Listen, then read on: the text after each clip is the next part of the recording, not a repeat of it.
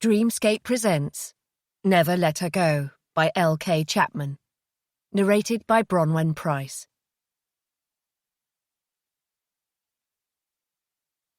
Felicity. 1. On some level, I knew I was dreaming. But still I tossed and turned, tangling myself up in my sheets, my vision filled with the image of the rose on my windscreen. Wake up, I told myself. Wake up now! I couldn't wake up, but my nightmare began to change, shifting to the memory of the house where Jay had kept me prisoner in Tatchley. I grabbed at my wrist, trying to free myself, listening intently for the sounds I knew would come next. Footsteps. Quiet at first, then louder as Jay approached the top of the stairs. My heart started to pound as he drew back the lock on the outside of my bedroom door.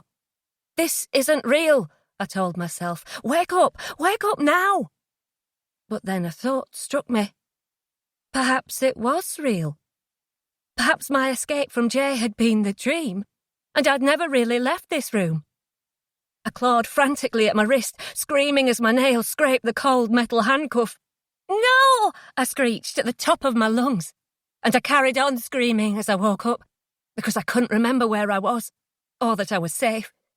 Felicity, a voice was saying. Felicity, stop. You're okay. You're okay. I was still making sounds. I was still scratching. The nightmare clung to me, and I couldn't get out of it. Fliss, the voice continued, its tone strong, yet soothing. Gentle hands touched my arms. But I still didn't understand, so I hit out wildly. It's me, the voice said. It's Scott. You're at home. You're safe. The children are safe.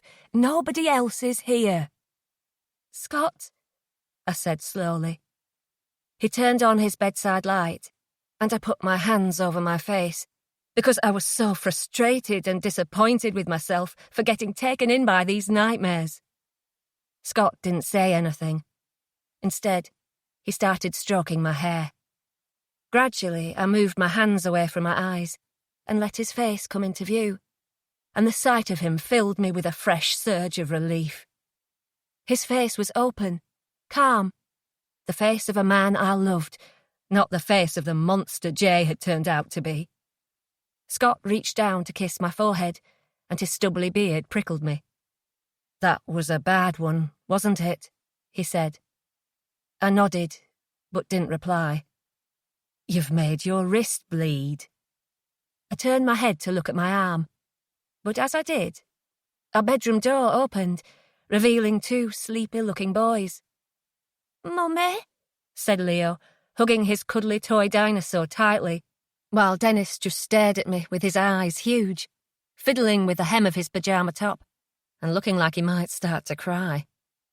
Scott was instantly out of bed, putting an arm around each of the boys. Mummy just had a bad dream, he told Leo.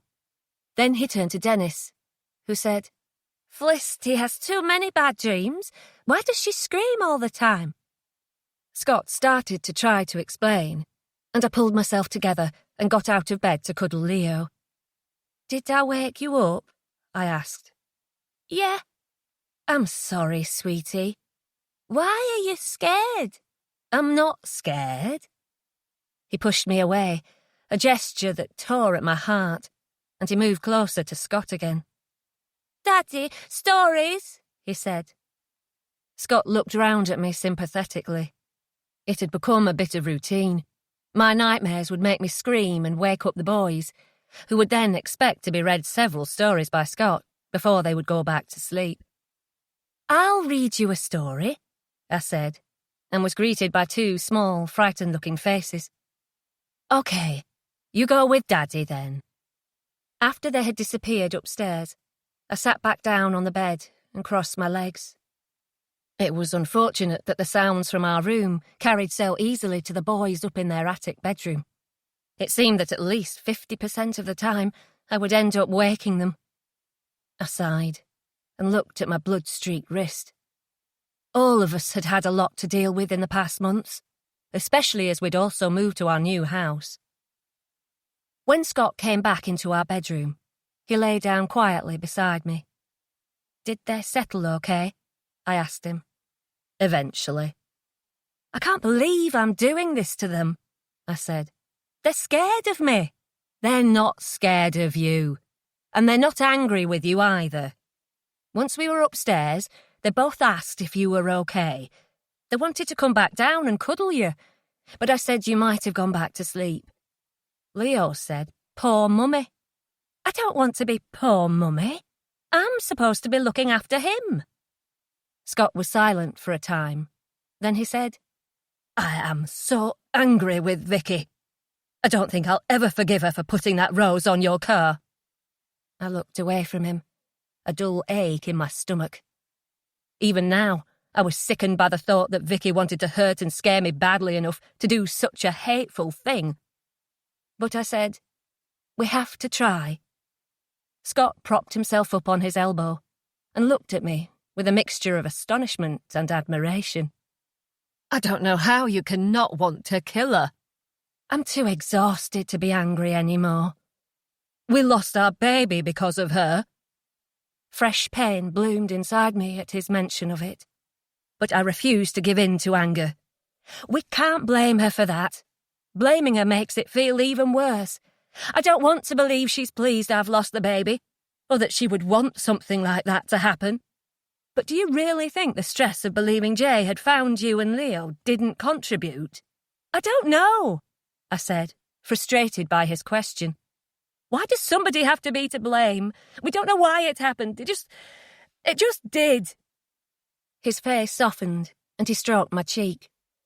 "I'm sorry. I didn't mean to go on at you. I'm sure you're right that what she did had no bearing on us losing the baby. I feel like this is my fault. You'd never have crossed paths with Vicky otherwise, would you?" "No, I wouldn't. But if it was a choice between having you and Dennis and putting up with Vicky, or being alone, you know which I would choose." He sighed. "You don't deserve all this. She doesn't even seem sorry for what she did. All she's sorry for is that she got caught." I didn't answer. I didn't want to think about it or talk about it. I wanted to forget it had ever happened. But Vicky's prank, as she'd called it to justify her actions, had cost me dearly. There was no doubt about that. I hated her for it. But despite my disgust at her actions, I had to admit, when the police had discovered it was her, relief had won out over anger. I was just so glad that it hadn't been Jay. Scott. 2. "How are you holding up?"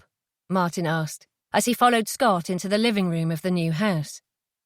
Although they'd been there a few months now, there was still a cardboard box in the corner yet to be unpacked, and squares of various paint samples on the wall. "Felicity's getting there," Scott said. "She's managing to go to work again now, but I have to drive her there and back. She's doing well, though. She's trying to come off her anxiety medication." "That's good," Martin said. "But I asked how you were doing." Scott was taken aback by the question. He never spent much time thinking about himself, just trying to stay strong for Felicity. After finding the rose, she'd had a complete breakdown, and though the police had quickly found a witness who'd seen Vicky placing the flower on Felicity's car, the damage had already been done. Felicity was crushed, and though she was beginning to show signs of recovery, he had to watch her struggle every day. He admired her courage in carrying on at all. Her efforts in trying to get through the day were like those of somebody trying to put together a broken glass with their bare hands. Everything she did looked painful, and the pieces never quite seemed to fit. Scott realized that Martin was still waiting for him to answer. What should he say? He didn't even know how he was doing. He just carried on and tried not to think at all. "Okay, I guess," he said weakly. "Really?" Martin said. "Because I've barely seen you recently. I know you've been doing up the house and that there's been a lot to deal with. But you've never even properly explained what happened that affected Felicity so badly. Scott quickly tried to summarise. The rose. Vicky. The fact he'd told Vicky that Tim was going to split up with her before he died. Do you think that's why she did it? Martin asked. She was trying to get revenge on you for telling her the truth about Tim? I think so. She's been weird about the thing with the rose. She says it was a prank, but, I mean, it's not the kind of thing you play a prank on somebody about. We did hide underwear under her and Tim's bed to try to split them up, remember? Scott sighed. He did remember. All too well. I know, he said. And believe me, she has brought that up more than once, saying that what she did with the rose was no worse than what we did with that stupid lacy underwear. And maybe she's right. I don't know. The thing with the rose, though, it just seems twisted. Sick. She said she didn't realise it would be so upsetting for Fliss, and I know she didn't realise the full extent of what Jay had done. But I told her Jay was a rapist. I said he was violent. How much worse did it have to be before she realised it wasn't an appropriate topic for a joke? Martin was silent.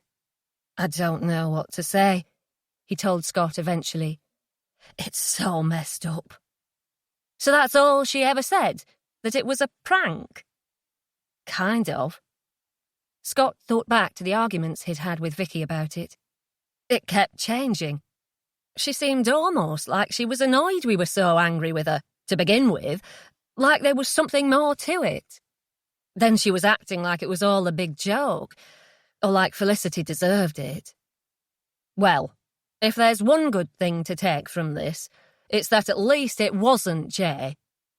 I still worry about him. A lot. Much more than I let on to Fliss. Perhaps you should get away from here for a day, Martin suggested. Get a change of scenery. Scott didn't answer straight away. It certainly sounded tempting. It had been a while since he'd done any rock climbing, and he was starting to miss it. I don't know, he said, when he finally spoke. I'm still concerned about Felicity. It's not that she needs me with her every second of the day, but I prefer to be somewhere close by, so that I can come quickly if anything happens. You can't do that for the rest of your life, Martin said, and Felicity wouldn't want you to either. She's not like Vicky. She doesn't want you to be at her beck and call. She might not want it to be like that, but even she admits she needs it at the moment. Look, I'll mention it to her, but I can't promise anything. What were you and Martin talking about? Felicity asked sleepily, woken up by him getting into bed. I was just telling him about Vicky and about how you are. She turned her lamp on, and Scott sat down beside her. What did you say about how I am?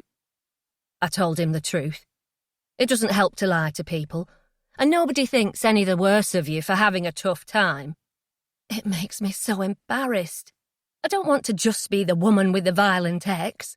I don't want everyone to think I'm nothing but a bag of nerves who jumps at every shadow, even though that is who I am half the time. He smiled at her reassuringly. Nobody thinks that. You don't have to be ashamed of how you're feeling at the moment. I just want things to be normal. Well, on that note, Scott said, Martin reckons I need a change of scenery.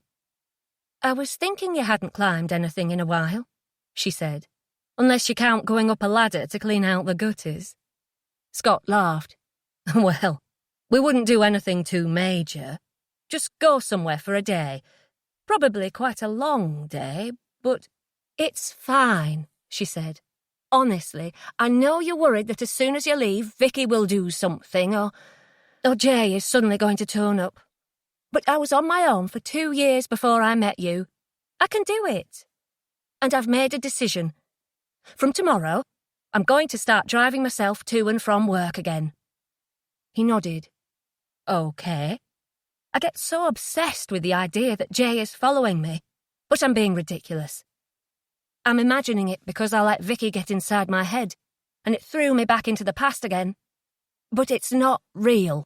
It's all in my head. Well, if you do want to talk any more about what went on with Jay, whether it's with me or with a professional, you know that you can. She gave a small smile, without warmth. I told you I tried that before. I can't talk about it. Not any more than I have already. Not any details. If you were able to say more of it out loud, perhaps those memories wouldn't have so much power. Perhaps they wouldn't come back to you as nightmares. I'm doing my best, she said. Maybe I'll be able to open up eventually. But in the meantime, of course you should get out of Ulstercombe for a day. Go and enjoy yourself. If I get in a pickle, I'll call Natasha. Scott was instantly reassured. His sister had been an absolute rock through their turbulent few months, looking after Leo and Dennis when necessary, bringing them meals straight after the Rose incident when they had both been too stressed to even think about food, let alone cook it. There's something else I've been thinking about too, Felicity said.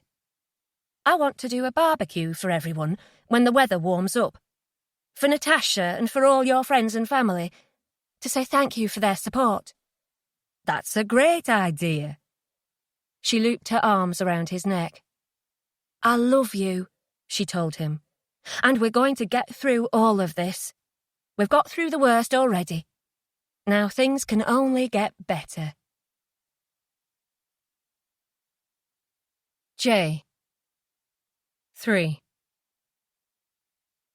Twisted uncomfortably on the sofa, his shoulders hunched, Jay swiped through picture after picture of Felicity and Leo on his phone. He had lots now, none of them very good, always taken from a distance, but he obsessed over them, staring at her face, agonizing over how to get her back. It had been months since he'd found her, since the day outside the dentist's when he had watched her. He'd been on such a high that day, but something had gone wrong since then. She'd stopped showing up to work, and he'd seen a police car parked outside the flat she shared with Scott. It had scared him off for weeks. And though he now felt safe enough to visit Ulstercombe regularly again, he was unnerved by the fact Scott drove her everywhere, and the way she looked when she made her way from his car into the dentist's, huddled into herself, sometimes glancing over her shoulder, like she was scared of the whole world. They'd moved house, too, though if they'd done it to throw him off the scent, it hadn't worked. All he'd had to do was follow her home from work one day to discover her new address. "What are you looking at?" Stephanie asked. He glanced up sharply. She was sitting in the armchair near the fireplace, watching TV, while he'd had his eyes glued to his phone for the last half hour or so. "Nothing," he told her. She watched him a moment longer. "I think I'm going to go to bed," she said. "I'll be up soon." She nodded and made her way slowly out of the room. He rolled his eyes. Stephanie and Felicity were both so fucking miserable all the time. It was draining just to look at them. Stephanie moping around the house like half her mind was missing. Felicity twitchy and nervous, like a frightened little mouse. "What made you so scared?" he whispered to her face on his phone screen. "Did you see me? Did somebody else see me?" A wave of anger swept through him. It was only after his meeting with Vicky that Felicity had started acting weird. He threw his phone down onto the sofa. Vicky. If that woman had done anything to jeopardize his chances of getting Felicity back, he'd break her fucking neck. Calm down. Keep a clear head. It was too risky to try to approach Vicky and ask her what she had done, though he'd been tempted many times. His best bet was to carry on with what he had been doing so far. Watching. Waiting. Being cautious. It was testing his patience to its limits. But if that's what he had to do, then that's what he had to do.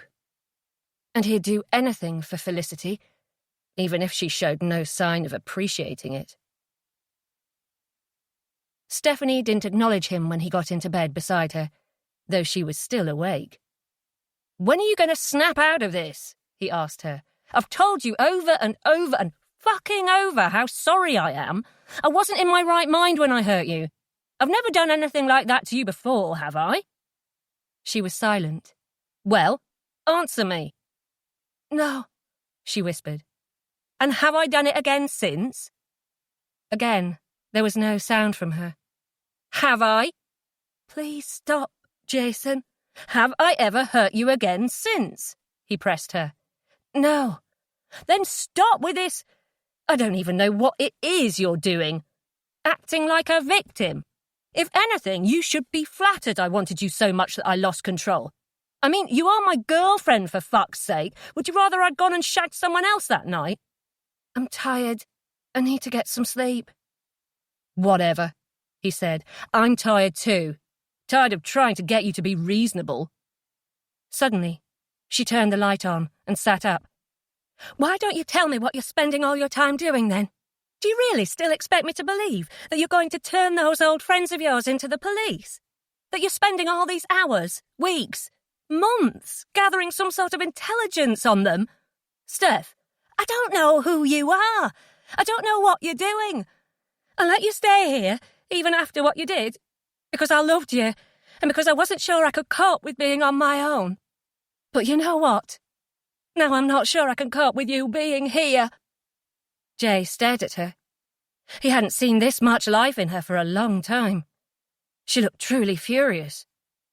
But if her anger had surprised him, her next words worried him deeply. "I don't love you anymore, Jason," she said. "I want you to get out of my house. I want you to leave." Stephanie. 4. Her heart was pounding. She'd taken a big risk confronting Jason like that, but she couldn't take any more. When he'd first come back to the house after he'd hurt her, handing her a huge bunch of flowers and telling her how much he loved her, part of her had wanted to let him back into her heart. He'd apologized over and over for what he'd done, for raping her. Not that he'd ever used that word.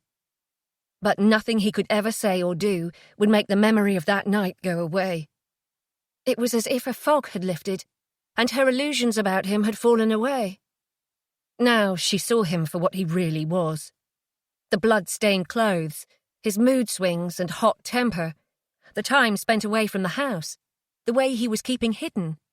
Even though she didn't know exactly what it was he was involved with, she simply couldn't keep fooling herself that he was a reformed character, and she couldn't let him drag her down with him.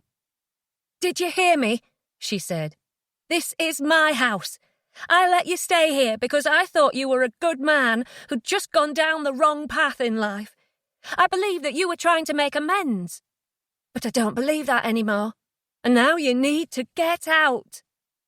"Where the fuck is this coming from?" he said. "You were fine 5 minutes ago." "I was not fine 5 minutes ago.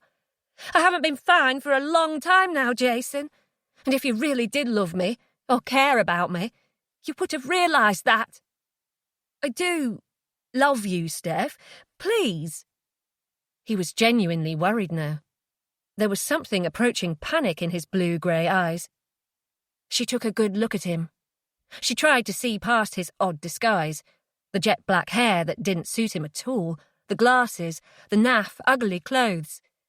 What a contrast to when she first saw him at the wildfowl reserve. He'd been a little dishevelled, but so charming. And he'd looked so good. His hair its natural sandy shade, his clothes fashionable, nicely fitted, and showing off the shape of his body. He'd smiled at her, listened to her, and she'd been so excited by the fact that he was showing interest, since no one had really seemed interested in her before. Now she could barely remember that man, or what she'd seen in him beyond his looks. "Why have you never let me take any photos of you?" she asked. "What?" "Photos. I've wanted to take pictures of you, of us together, like normal people do." "I told you why," Jason said. "I'm worried if stuff like that gets online, I'll be found. And anyway, why would I want you to have a picture of me when I look like such a twat?" "Don't try to distract me," she said. "And yes, I believe you don't want photos of you to turn up online. But I also think you're scared I'll do a reverse image search." He raised an eyebrow. "I don't even know what the hell you're talking about." Really? So if I did a search with a photo of your face, you wouldn't be worried about what might come up? He shifted his position a little, but he didn't appear overly concerned. Maybe it was all an act, though. Lying never came easily to her, but she had learnt by now that Jason was rather more skilled at it. I don't want to listen to this paranoid crap, he said. I'm not going to leave, and you need to stop this nonsense right now. Or what? He didn't reply, and she picked up her phone and opened the camera. What are you doing? She held her phone up, and he knocked it out of her hand. If you've nothing to hide, why not let me do it? I don't have to prove anything to you. Relationships should have trust. Don't give me that. You won't let me do it because you're not really who you say you are. Just tell me the truth. You know already. You know my name isn't really Jason. You know I'm not telling you certain things to protect you. If you don't trust me, that's your problem. I don't have anything to prove to you, and if you ever loved me, my word would be enough for you. Whose blood is on those clothes you've hidden in your bag? Now his face went pale. You've been looking through my stuff? Yes, I have. Why do you have clothes with blood on them? You know why. I used to deal with people who owed money or were causing problems. I used to go and scare them a bit. You know that. I never tried to pretend otherwise. Did you beat any of them to death? No, of course not. What use would that be anyway? They can't pay their debts back if they're dead. I just used to rough them up a bit. For God's sake, I've told you all this before. She shook her head. I'm not buying this. Why haven't you called the police then, if you're so sure about what I've done? She swallowed hard and didn't answer. Because you've been hiding me, he said. You've covered up for me for years. If I go down, you go down too. Stephanie nodded. I know, she said. That's why I'm not going to the police. But you need to leave. You need to leave tonight. He stared at her a moment longer. Then, to her horror, he laughed. Yeah, I'm not going to do that, he said, and I'd like to see you try and make me. In a fit of rage, she got up and tried to pull him from the bed. Get out! She screamed at him. Get out! Get out! She kept trying to move him without success, until he lashed out, using the arm she was grabbing hold of to give her a firm shove that sent her sprawling to the ground. He stood over her, pointing his finger in her face. You are nothing but a stupid little girl, he yelled at her, who let a stranger stay in her house because she'd only had sex once before in her miserable 23 years of life and wanted a man who was willing to shag her.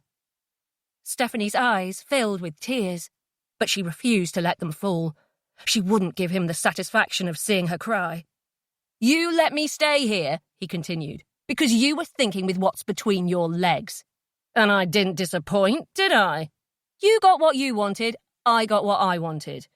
Let's face it, you weren't likely to get any action from anyone else, were you? Now, accept you brought this on yourself and let me carry on living here as long as I need to, or things are going to go very badly for you. Didn't you ever care for me? A little, he said. That's why I kept your dad's address. I could have destroyed that. You should be grateful I didn't. But you need to get real, Steph. Guys that look like me don't love girls that look like you. I'll admit that for a quick shag, you're better than nothing. But come on, you've been living in a fantasy world. What are you actually doing all the time? She asked shakily. Where do you go? Now he smiled. To spend time with a real woman, he said. The one I imagine I'm screwing to get me through a session with you. At this revelation, Stephanie did cry, though she hated herself for it. Jason left her on the floor, and not long after, she heard the front door close. But she stayed on the carpet, crying in huge, painful sobs. J. 5. He didn't have a plan, but somehow The van steered itself in the direction of Ulstercombe. It would be very late by the time he got there. Felicity would be in bed, so he stood no chance of seeing her, but he just wanted to be near her. He parked his van on her street, a good way away from her and Scott's dormer bungalow, the building silent, all its windows dark. Being close to Felicity soothed him briefly. But then the questions started. What was he going to do about Stephanie? He could still just about control her for the moment, but soon she was going to crack. If she got desperate enough that she decided to go to the police, it would ruin everything. He'd be caught. All the work he'd done to find Felicity would be for nothing. His life would be over. He drummed his fingers against his knee, trying to stay calm, but everything was turning into a nightmare. Finding Felicity had been amazing, but finding her was just one small step. Figuring out what the hell to do now, that was where it got really difficult, and he had to decide what to do soon before Stephanie snapped. Should he approach Vicky? He'd been reluctant, since he still wasn't entirely sure of her motivations. But what choice did he have? He knew where she lived. He'd followed her home one day after she dropped her little boy off at Scott and Felicity's house. He had to find out what had happened to scare Felicity, and if he could get Vicky to help him somehow, that would be even better. After all, she had been pretty keen for him to take Felicity and Leo away, so maybe she still would be. With a sigh, he started the engine and pulled out into the road. What he was planning could be suicidal, but if Vicky had gone to the police or told Felicity and Scott about him, she must not have given them much, or he would have been found. It was gone midnight when he arrived at Vicky's neat little house. It was at the end of a row of terraces on a new estate, and a light was still on in the downstairs window, though the blind was down and he couldn't see inside. He rang her doorbell, and when the door opened, he found himself face to face with a woman in black and pink leopard print pyjamas, red blonde hair loose around her shoulders, a confused expression on her face. Then she realised who he was, which happened about the same moment he accepted that this woman really was Vicky, because she'd looked a lot smarter when he'd met her before. "No," she said, and began to close the door. He put his foot in the way. "I just want to talk. I've got nothing to say to you." "I think you do. As you can see, I know where you live. I know where you work, and I figured out why you're so bothered about Scott, too. You have a son with him, don't you?" He flashed her a smile, pleased with himself, as he added, "Your boy goes to that nursery where you first met me. I know what he looks like. I've seen him plenty of times with Scott and Felicity." Her eyes widened in shock. Good. Those words had obviously hit home. "Are you threatening my son?" she asked, her voice unsteady. "Not if you let me in to talk to you for 5 minutes. Just 5 minutes, that's all I'm asking." "You need to get away from here. I am not talking to you. I am not letting you in my house." He gave the door an almighty shove, throwing her backwards and allowing him to force the door fully open and step inside. "I'm in now," he said, "so you can start talking." "You did what?" he asked, incredulous. It had taken several minutes, more threats from him, more protests from her, but finally she'd caved in and told him what she'd done. "You heard me," she said. "What did you think was going to happen? Putting a stupid flower on Felicity's car won't solve any of your problems. Or did you think it would make me get caught somehow?" She didn't reply. He looked at her closely. "That's it, isn't it? You wanted me caught, but you didn't want your name dragged into it. I would never have come to you if I'd known that you've killed. But you did. You did come to me. You still want Felicity gone, right? You want her out the way so you can get your hands on Scott?" She watched him, her expression unreadable. What did she really want? Well, whatever it was, it had been enough to make her approach him, and though she'd got cold feet, her original motivation probably hadn't vanished. "If you help me, no one need ever hear your name," he said. "But if I get caught, and I believe it's down to you—" He shook his head. "Everyone is going to know. Maybe you'll get that kid taken off you for helping somebody like me." Her eyes flashed with anger, though she spoke calmly. "I can't help you. Even if I wanted to, what could I actually do? I told you where she lives. She's moved now, but... Yeah, I know where she's moved to. Then I've already helped. You want to do something to her, you can go ahead and do it. It's nothing to do with me. I won't stand in your way, but I'm not going to help either." "You know, me and you aren't so different," he said. "Yeah, we are. We've both had partners screw us over. When did Scott leave you? After the baby was born or before?" "Before," she said, after a short pause. "He left you while you were pregnant?" She shrugged. "I would never do that to a woman," Jay said. "Whatever I might have done in the past, I've done it out of love. To protect people I care about, to keep them safe. Family is everything. I just want to be with mine. But it's not straightforward. I need a bit of help. I feel like perhaps you understand what that's like." Vicky didn't reply straight away. But was that a flash of emotion in her eyes? She hadn't immediately told him he was wrong. He smiled faintly, as a flicker of hope sprang to life inside him. Vicky. 4 years ago.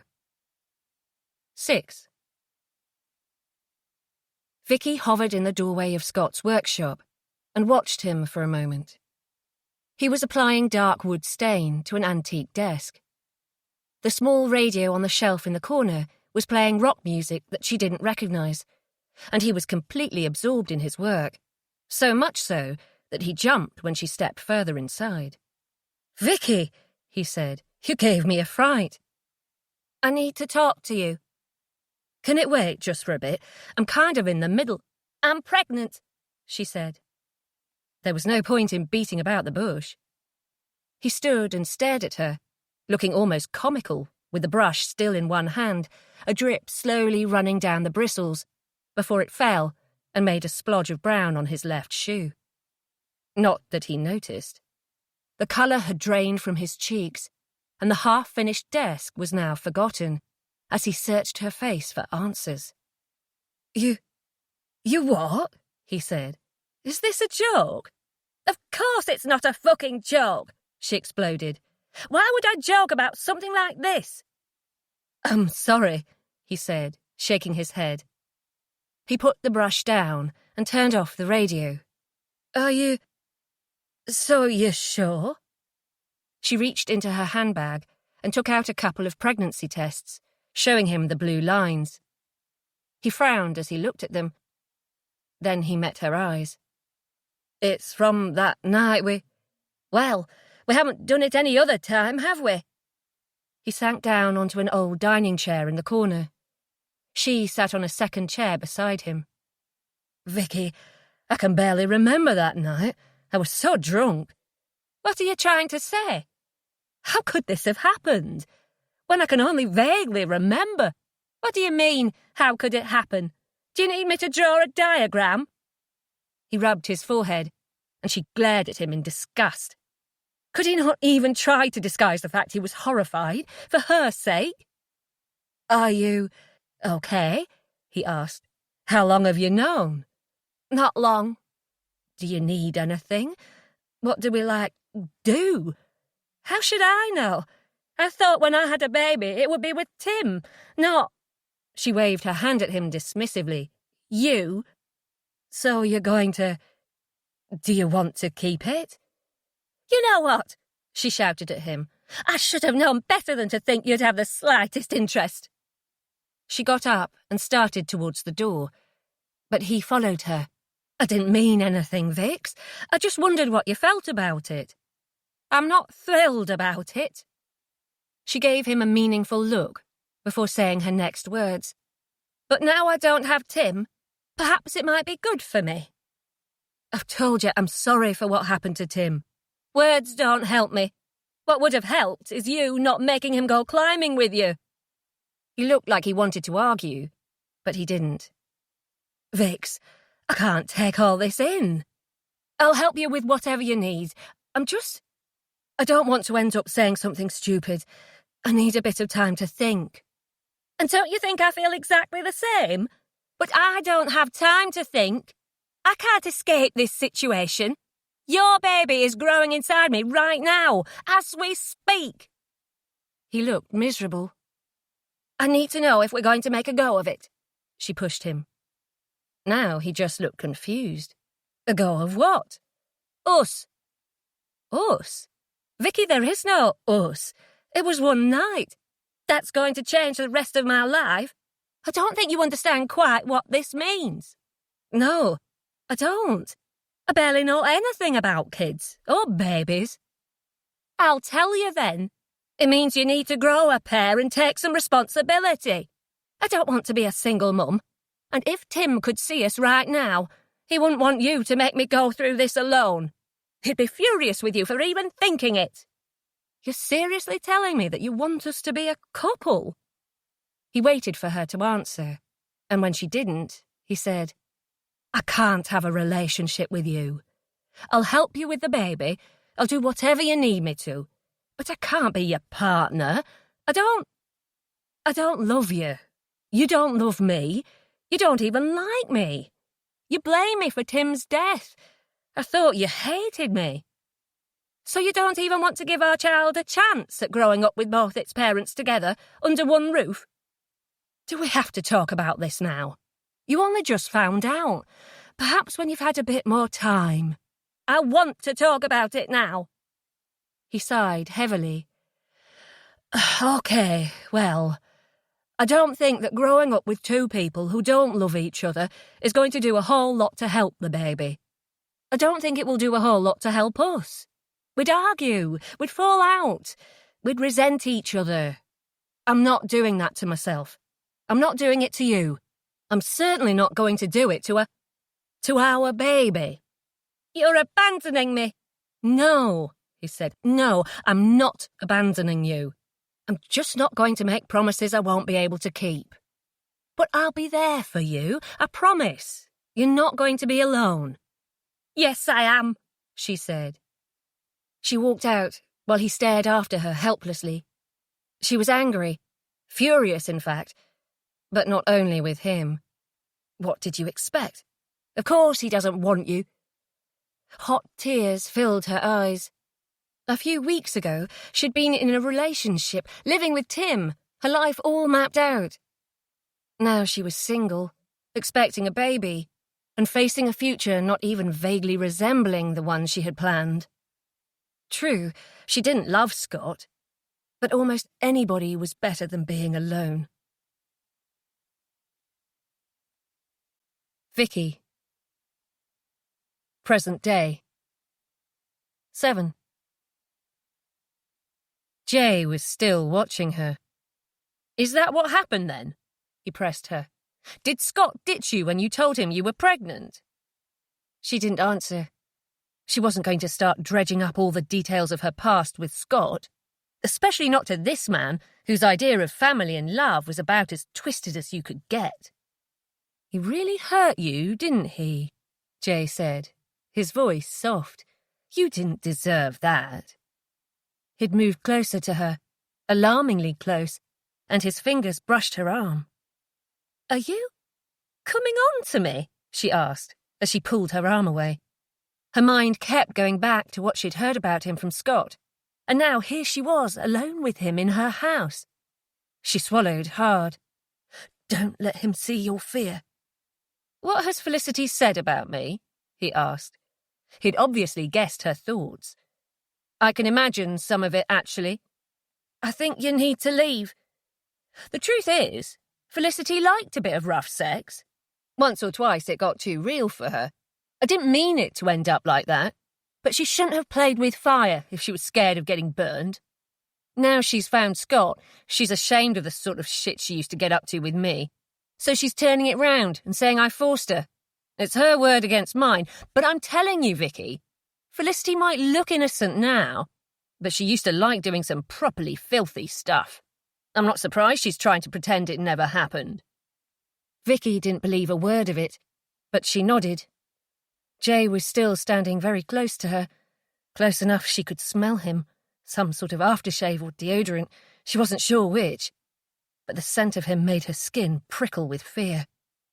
She remembered how quickly he'd grown angry when she met him in the pub and told him Felicity was pregnant. She waited for Jay to move away from her, but he didn't. He stayed claustrophobically close until she became so afraid he was going to touch her that she tried desperately to think of something, anything, to distract him and make him stop whatever game he was playing. The night in the pub, when she'd told him Felicity was pregnant. Of course! They probably still thought she was pregnant. "Did you know Felicity lost her baby?" she blurted out. "She's not pregnant anymore." She was sickened when Jay's face broke into a smile, yet equally as relieved when he took a step back from her. "Really?" he said. "That's good."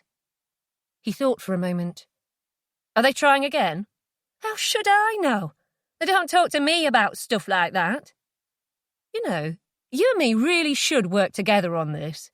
Scott and Felicity aren't meant to be together, we both agree." "You killed somebody," she said in a small voice. "No, not just somebody. I killed a man who was trying to ruin my relationship with Felicity. He'd ruined one of my previous relationships. He was hell-bent on stopping me from being happy. He was not a good man, Vicky. He was twisted, evil. He drove me to it. I don't think anyone could have taken the kind of shit he was giving me without lashing out." An image of the lacy underwear that Scott and Martin had planted in hers and Tim's bedroom filled her mind. They had been determined to break up her relationship. She'd never been so angry in her life. But could somebody ever make her so angry she could kill them? She thought of Felicity, her innocent blue eyes, her awful wishy-washy mumsy clothes, the way everyone treated her like the sun shone out of her bum when she was really just pathetic. She hated her. She hated her more than anyone she'd ever met. There had been times she'd wished Felicity was dead. She wouldn't kill her, though. Apart from anything else, the woman wasn't worth risking doing time over. If she'd fully understood who Jay was from the start, she wouldn't have considered approaching him worth the risk either. But she'd already gone a fair way down that path, too far to turn back now. "What is it you actually need, Jay?" she said. "What are you trying to do?" "I need a good opportunity to get hold of Felicity and Leo when I'm not likely to be seen, and it won't be discovered straight away. Then I need a place I can take them while I talk to her. It should only take me a day or two to talk around. I want her to want to be with me. Then everything will be okay. At the moment, she's always with Scott, or she's at work. She's barely ever on her own. Even when he's working at that chip shop, she goes down there with Leo. There's never an opportunity for me to do anything. It's always too big a risk." "Okay," she said. "I get it. Look, meet me at the White Hart again. In a couple of months. I'll see if I can figure something out." "Can't you just phone me if anything comes up?" "No." "Why?" "I don't want records that we've been calling each other." "My phone's not in my name, if that's what you're worried about. Or I can get a prepaid one. That's a thing, isn't it?" "I'll meet you at the White Hart," she said firmly. She grabbed some notepaper and a pen from the kitchen. "This date, this time. Don't come to my house again." He looked at her suspiciously. "How do I know this isn't some kind of setup?" Honestly, she wasn't even sure herself if her offer to meet him again and help him was genuine. She just wanted him to leave. She'd worry about the rest later. "You don't," she told him. "But I'm the best chance you have." He took the paper from her. "I'll be there." Stephanie. 8. Long after her sobs had died down, and she'd begun shivering with cold, Stephanie forced herself to get up from the floor. She wasn't going to let Jason do this to her. She dried her tears and found her laptop. First, she typed in, "What happens if you help someone hide from the police?" which didn't give very useful results. So she took a few deep breaths and tried, assisting an offender, and finally, assisting an offender sentencing guidelines UK. The words on the screen swam before her eyes. How had she ended up here, having to look up this sort of information? She hadn't known Jason had broken the law when she invited him into her house. He'd spoon-fed her information about himself, waiting until she couldn't get through a day without him, before he'd started telling her about his past. Even then, he'd confused her with stories about who he was hiding from, saying she could be in danger, making out that he was trying to do the right thing. She saw the words 3 to 10 years, and she dropped the laptop down on the bed and ran into the bathroom to be sick.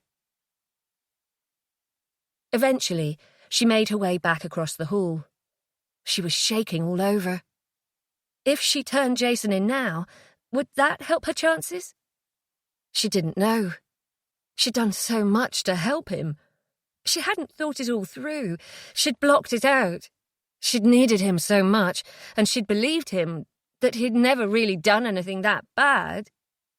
But now she was no longer sure. He's killed somebody. The words swirled around in her mind. You know it in your heart. She shook her head.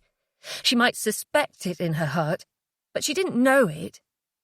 Even so, a war was going on inside her brain. Should she come clean to the police, or should she try again to get Jason to leave? It was almost 2 o'clock in the morning. Jason was still out, and Stephanie had no chance of sleeping now. Grabbing his backpack from the wardrobe, she made her decision. It was always better to tell the truth. Adults had always said that when she was a kid. They always said you'd be in less trouble if you owned up. Once she'd put her coat on, she slipped the backpack straps over her shoulders, a shiver of disgust passing through her body as she thought of the bloodied clothes inside. She was too shaky and panicky to drive. She'd walked to the police station. It was about 25 minutes away, in the centre of Rexton. Plenty of time for the cold air to clear her head and give her a chance to think about what she was going to say. She opened the front door. But before she'd taken 10 steps from the house, Jason's van came around the corner. She froze. Had he seen her? Should she try to run back inside the house or continue towards the police station? Jason was driving fast, and when he saw her, he slammed on the brakes, as if he knew what she was trying to do. But how could he? I'll just say I was going for a walk. Keeping her eyes fixed dead ahead, she heard the driver's door slam. He'd left his van in the middle of the road in his haste, and he grabbed her by one of the straps over her shoulder. "Where are you going with this?" he hissed at her. "The backpack." She couldn't answer. There was no reasonable explanation as to why she had it. She stared blankly at his face, so different now from the man she'd fallen in love with. And not just because of his dyed hair and glasses, but because he'd used to be kind and thoughtful. And now he was full of nothing but hate and anger. "Get inside the house," he said. He released his grip on her, and she ran inside, locking the door behind her and putting the security chain across, while he went over to his van to park it properly. She ran upstairs for her phone to call the police, just as she heard him struggling and failing to open the front door. She glanced hurriedly around the bedroom. Shit! Where was her phone? She was still searching as the back door screeched open and Jason's feet pounded up the stairs. No phone! It must be downstairs. But before she could do anything, Jason had burst in through the bedroom door. "I hope you weren't going where I think you were going with that bag," he said. J. 9. "Please don't hurt me," Stephanie said. She held her hands up as if expecting a physical attack. Jay paused. Why did women always assume he was going to hurt them? Vicky had been afraid of him, now Stephanie. What the hell did she think he was going to do? He had no interest in hurting her. He was more scared than angry. "If this is about what I said earlier, Steph, then I'm sorry," he told her softly. "I didn't mean a word of it. You know I didn't." She lowered her hands, and he took a look at her face, which was red and blotchy, her eyes puffy from crying. Could he smell sick? What the hell had been going on since he left? Her laptop was open on the bed. The screen was dark, but he pressed a key and it woke up. He quickly scanned the words. "Why on earth are you looking at this?" he asked. "Steph, you're not going to go to prison." "Yes, I am," she cried. "You said yourself how stupid I am, and I am, aren't I? I can't do this anymore. I can't hide you here." Jay's skin prickled with fear. "If I ever do get caught, and that's a big if, I'll make sure you don't get in trouble." "They will work it out, Jason. Please, you have to go. I'll give you a head start, but I have to call the police. I can't just wait for them to find me." He stepped closer to her and held her face in his hands. Stop it. You're making yourself ill." He let go of her and she sank down onto the bed. "Please try to forget what I said to you earlier," he said. "I do care about you. It's not all been a lie, and I don't think you're stupid." "It's not about that." "You're angry with me, and you have every right to be. But I'll be leaving soon." You will? I don't want to hurt you anymore." He kissed her on the forehead. "You've done so much to help me. I don't want you to be unhappy." An idea occurred to him, one that would make him a little less reliant on Vicky. He smiled, pleased with himself. "There's just one last thing I need you to do to help me." Stephanie's eyes searched his face. She still looked terrified. "What is it you need me to do?" she asked, her voice barely above a whisper. "I need to use the house. Just for a day or two, maybe a week. I don't know exactly when yet." "You need to do what?" "So you'll have to go on a little holiday. Will you be able to do that?" Stephanie stared at him. "I'm not leaving you alone in my house," she said. "How do I know you won't change all the locks and throw me out?" "You don't. But you want me gone, don't you?" "I'm not letting you use the house." "Stephanie, I just want to stay here a few more months, have the house to myself for a little while, and then I'll leave. As long as you don't do anything to spoil my plans, none of this will ever come back to you. You'll never get in trouble. You can have your life back." "It's too late for that." "What do you mean?" "I might get my life back, but I'll never have my conscience back. I can't keep turning a blind eye. I don't know why I let this go on so long." "Well, I do. I did it because I loved you. But that's not an excuse. I've broken the law. You don't even know what I actually did. I've never told you. You don't know my name. All you're guilty of is being gullible and naive." Her eyes glittered darkly. "And you say you don't want to hurt me anymore?" "I'm reassuring you. That's all anyone would think. You're not a criminal. No one in their right mind would see you like that." She shook her head. "I can't live like this. I'll move out of the bedroom if that helps. I'll sleep in your granddad's old room, and I'll stay out of your way." She looked utterly defeated. He sat down beside her and put his hand over hers, but she snatched it away. "Stephanie, listen. When we argued earlier, I was hurt because you said you don't love me anymore. I lashed out. I know our relationship isn't quite what you once thought it was, but I truly am fond of you. And although I don't love you, it meant a lot to me that you loved me. I didn't even realise how much. I didn't like it when you said you don't love me, and I guess I was trying to bring you down to my level." Stephanie was clasping her hands in her lap, her face pale. But at these words, she turned to him. "If your self-esteem is so low that you have to say hateful things to make yourself feel better, then you need help," she told him. "That's probably true." "That blood on the clothes," she said slowly. "Is it a woman's blood? Tell me the truth, Jason. Did you attack a woman?" "No," he said, as an image of Mark cowering on the ground in the woods, face bloodied and terrified, flashed through his mind. "It was a man. What sort of person do you think I am?" She backed away from him on the bed. "I'm not going to get taken in by you again. You've always been this way. You say these spiteful little things. Then you say you're sorry. You say worse things, and then you say you're sorry. Then it isn't just words anymore, is it? It stopped being just words with me last year. Last year when you forced me... I don't want to talk about what happened last year, he snapped. That was your fault as much as mine.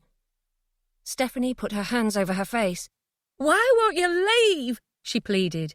Why won't you just leave? Stop it, he said. Stop it now. She didn't stop. She was crying, caught up in some wave of horror, obsessed with the idea that he'd hurt other women. How could she think that about him? She didn't understand. No one ever understood. They didn't know what it was like inside his head, how much everything hurt. How lashing out was sometimes all he could do to make it stop, even for just a second. He grabbed her. Stop it! He yelled into her face. Just calm down and go to bed. He released her, and she fell back onto the bed, curling up into a ball. Do as I say, and everything will be okay, he told her. Don't concern yourself with anything else. Everything else is my business. Felicity. 2 months later. 10. I woke with a start. My heart was hammering, and I was desperately sucking in air. I opened my eyes and tried to make out familiar shapes in the near darkness. The outline of our wardrobe, the chest of drawers with framed photos of me and Scott and the children on top of it, the metal stand shaped like a tree that I hung my necklaces and earrings on. Scott, thank goodness, was fast asleep beside me, and none the wiser. I must not have made any sounds as I dreamt. Gently I slipped out from under the covers and made my way up the staircase to the attic room, putting my feet down ever so gently on the steps to try not to make a sound. The door to the boys' bedroom was slightly ajar, and I pushed it open, peeking in. Leo was curled up in his bed on the left-hand side of the room, under the sloping ceiling. Although they were dim now, the ceiling was covered all over with glow-in-the-dark stars that he liked to look at before he fell asleep. My eyes travelled over the mass of brightly coloured train track that sat permanently in the middle of the room, and I looked at Den, asleep peacefully in his bed. I hugged my arms around myself. Being part of a family gave me such a sense of well-being, though the feeling was always tainted. I felt like a cuckoo, enjoying its nest, but really having no business being in it. It was Jay who had made me feel this way, making me doubt myself at every turn. But no matter how much I told myself not to let his poison get to me, some days it felt like it had seeped right into my bones. Nevertheless, as the days lengthened and we found ourselves in a surprisingly warm and sunny May, I felt ready to have the housewarming barbecue, to thank all of Scott's family and friends for the support they had shown us. I threw myself into preparations with such zeal that when Scott found me preparing marinades at 10 p.m. the night before, he put his arm around me and said, "If you put this much effort into a barbecue, what will you be like if we get married?" I stopped what I was doing and looked at him. Had he said that by mistake? Was it a hint? Was he waiting to see my reaction? I laughed, not unkindly, but perhaps a little nervously. "What are you talking about?"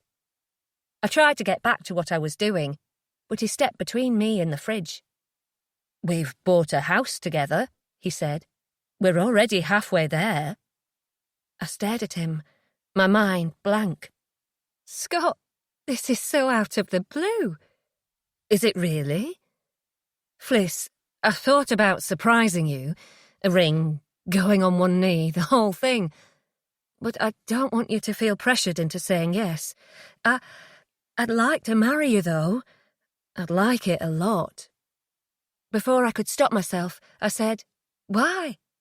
"Because I love you, you donut." I closed my eyes for a second, and then I looked at him properly, the way he was smiling at me, though I could tell he was nervous, and I thought of how much he made me laugh, how I felt safe when we were together, how much I enjoyed being with him, even if I found it difficult to show it sometimes. The word popped out of my mouth before I was truly conscious of it. "Yes," I said. Yes, what? Yes, I'll marry you. I gave him a little push out of the way to the fridge. You donut, I added. The next day, when all our friends arrived, it was as if Scott and I were inside our own happy little bubble. Nobody knew about our engagement yet, and little flutters of excitement filled my stomach when I thought about our secret. After we'd eaten, Scott whispered, "Can we tell everybody?" And in the heat of the moment, I agreed. The afternoon passed in a hazy blur of hugs, congratulations, and well-wishing that left me overwhelmed, and my mood began to turn. What had I been thinking? Did I really want to be bound to Scott this way? I'd thought so earlier, but now the idea was scary, and doubts crowded in. I got through the rest of the night, but I woke very early and walked down to the beach, sitting on my own, while Scott and Leo were still sleeping. It was a still day, the air mild, and the sea and sky were both the palest milky blue, so that I could barely tell where the water ended and the sky began. I took out my phone and looked at one of my favourite pictures of Scott with Leo, a complicated mixture of feelings fighting away inside me. In the end, once it got past 8 a.m, I called Leanne. She sounded a bit groggy, but listened as I tried to explain how I felt. And then she said, "I'll come and see you.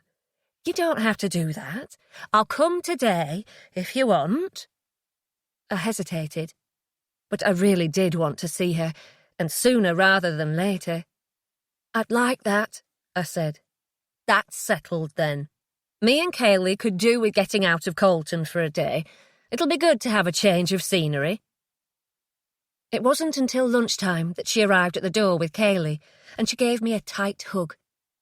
"Sorry it's a bit of a drive," I said. She shrugged. "Can't blame you for wanting to put some serious miles between you and Colton." Once she and Kaylee had been introduced to Scott, she said, "So, I hear congratulations are in order." She didn't wait for us to reply before saying, "I bet he did something really romantic. Did he?" "We were just here at the house. I was marinating chicken." She laughed. "Oh," she said, "well, I guess that's as good a time as any." We spent a pleasant afternoon together, walking along the beach, and while Scott and Kaylee went on ahead with Leo, Leanne and I hung back and talked. "Scott seems very genuine," she said. "Nice, kind, honest, funny, all the things—" She stopped herself, but then, having started the sentence, decided she should carry on. "All the things that Jay isn't." I looked round at her briefly. "I'm being stupid to worry, aren't I?" "No, you're not being stupid. You've been through a hell of a lot. You probably haven't even processed everything that happened to you. And now you're engaged. And even though you haven't heard from Jay, this whole thing is bound to shake you up. Are you scared somehow he'll find out?" "Yes," I said. "And no. Sometimes I feel like I'm going mad. I don't feel at home anywhere. Sometimes I look at Scott, and even though I love him, it's like looking at a stranger." "But you said yes when he asked you," she said. "Yeah, without even thinking properly." "And you felt happy when he asked?" I thought about it. Yes, I suppose I did. Surprised, but yeah, happy.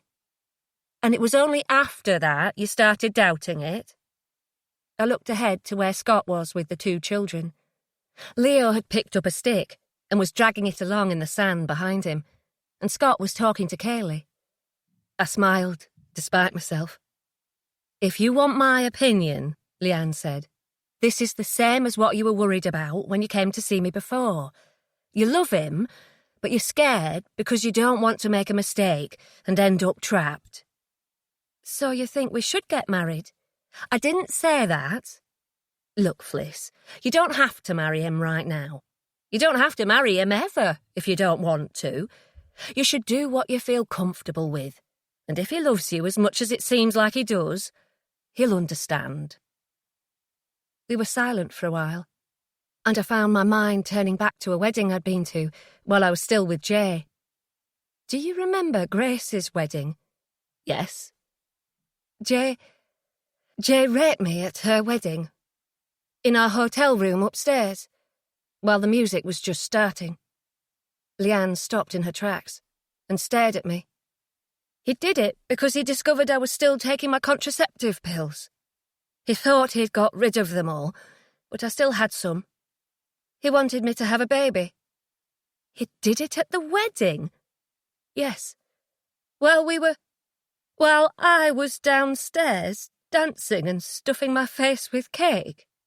I guess so, if that's what you were doing down there. She looked at me a while longer, and then she hugged me fiercely. I'm so sorry, she said. I'm so sorry, Fliss. It wasn't your fault. She loosened her grip on me to look at me squarely. I let it happen, though.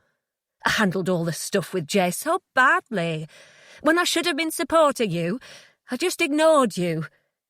I wanted to say how sorry I was when you came to see me last year, but I couldn't find the words. It's okay. It's not okay, she said.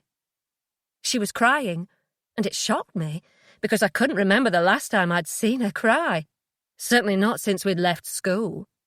That bastard was hurting you, really hurting you, she said through her tears.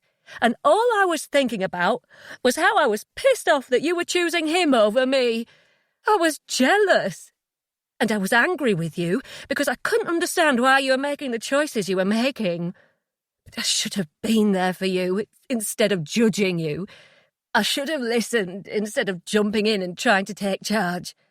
I made it so you couldn't talk to me. I don't think I'll ever forgive myself. I looked at her.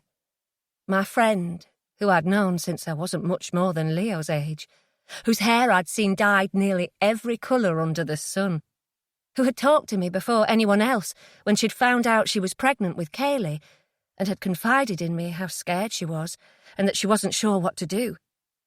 As I looked at her, suddenly all I wanted was to forget the rift that had formed between us over Jay, to close it up and never talk about it again. I could see she wanted me to say something, so I said, "What sort of cake was it?" "What?" "At Grace's wedding. What sort of cake did she have?" "I never had any." "Fliss, why on earth—" "I don't want to talk about the bad stuff anymore." She was silent, and then she nodded. "It was, let me think." She screwed her face up. "Lemon. That was it. Lovely and light. Summery." I said. "If I was to marry Scott, I'd have one of those cheesecakes. You know, where they stack the cheeses up like a wedding cake. And some little cupcakes for the kids. Dennis loves cheese, though. The stronger the better. But Leo's more of a cake and icing fan."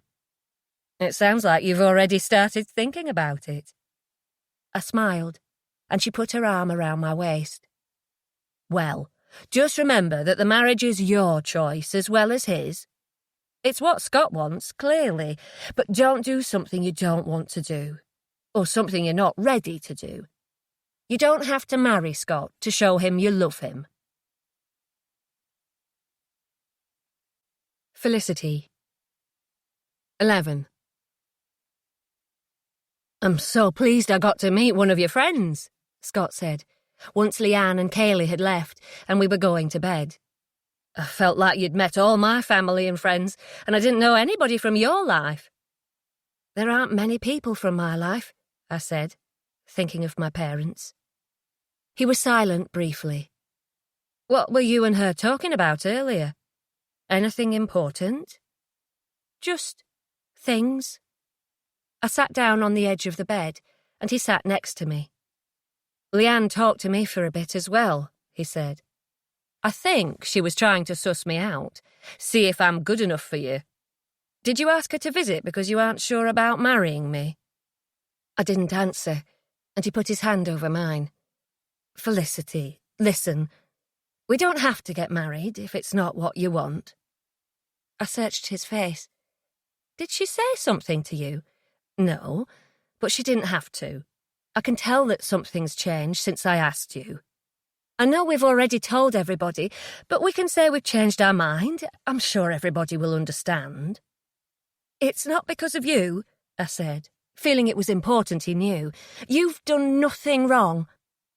So is it because of him? I couldn't work out how to reply, and Scott gave my hand a squeeze. Fliss, I didn't ask you to marry me to trap you, if that's what you're scared of. I know that. But I understand why you're nervous. After what happened with Jay, I get it if you don't want to be in a situation that you feel you can't walk away from. I don't want to walk away from you. You might not want to, but if it's important for you to feel that you can, if that's what makes you feel safe, then that's okay. What about what you feel? You must want to get married, or you wouldn't have asked me. I asked you because I want to share my life with you and Leo, and I want to say in front of all the people we care about that I love you. That's why I asked you. I didn't ask you because I want you to feel like you're mine, or to make it so that you can't leave without it being messy and complicated, or so that I can start telling you what to do, or anything like that. I shook my head as a wave of sadness washed over me. What is it? He said. You shouldn't have to tell me that. I should know that. I should know you. And I do know you. But we won't do it then. It's too soon. We know how we feel about each other. That's all that matters. Not a piece of paper. I smiled, though my eyes had filled with tears. I hated that Scott had to keep reassuring me and reminding me he wasn't like Jay. It wasn't fair. That's pretty much what Leanne said, I told him. She said I don't have to marry you to show you I love you.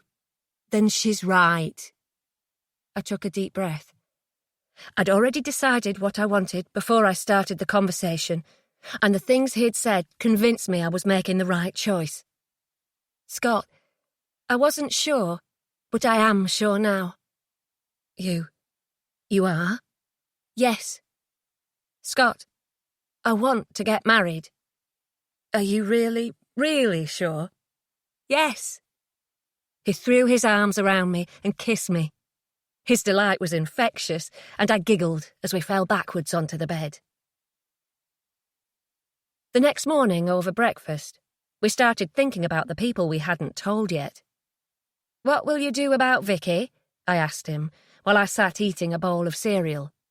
Leo was by my side with his own breakfast, fishing out cornflakes with his fingers and ignoring my encouragement to use a spoon. I'll have to tell her today, he said. She needs to hear it from me, not from anybody else. I nodded. She's going to flip, I said. Scott sat down with a mug of coffee. Yeah, I know. He watched what Leo was doing with his breakfast, and Leo switched to using his spoon nicely. I don't know how you do it, I said quietly to Scott. He'll do anything to make you happy. Not always. Did I tell you he buried my phone in the garden last week? He wouldn't tell me where he'd put it. I had to go digging about in the flower bed for 15 minutes. And he lay down on the floor and screamed when I said we had to leave the soft play the other day. I stifled a laugh. Seriously, though, what on earth will you say to Vicky? I'll just have to say it like it is. There's no way of sugarcoating it, and she must realise that me and you getting married was always on the cards. He drank some of his coffee, then he looked at me.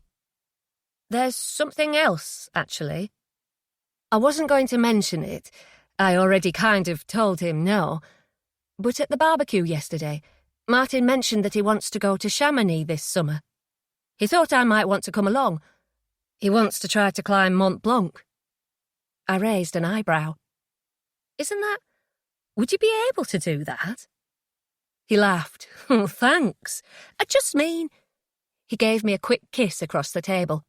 I know what you meant. I reckon we could do it. We'd just need to make sure we got ourselves acclimatised well. Maybe start on some smaller peaks around Chamonix. Besides, there's a few different routes up Mont Blanc, so we could always just see how we get on nearer the time. I thought about it, and then I realised why he was asking me, and why he'd said no to Martin at first. So you'd want to go away for a while then? A week? 2? That's why it's not really an option. I met his eyes. You should do it, I told him firmly. Honestly, it'll be okay.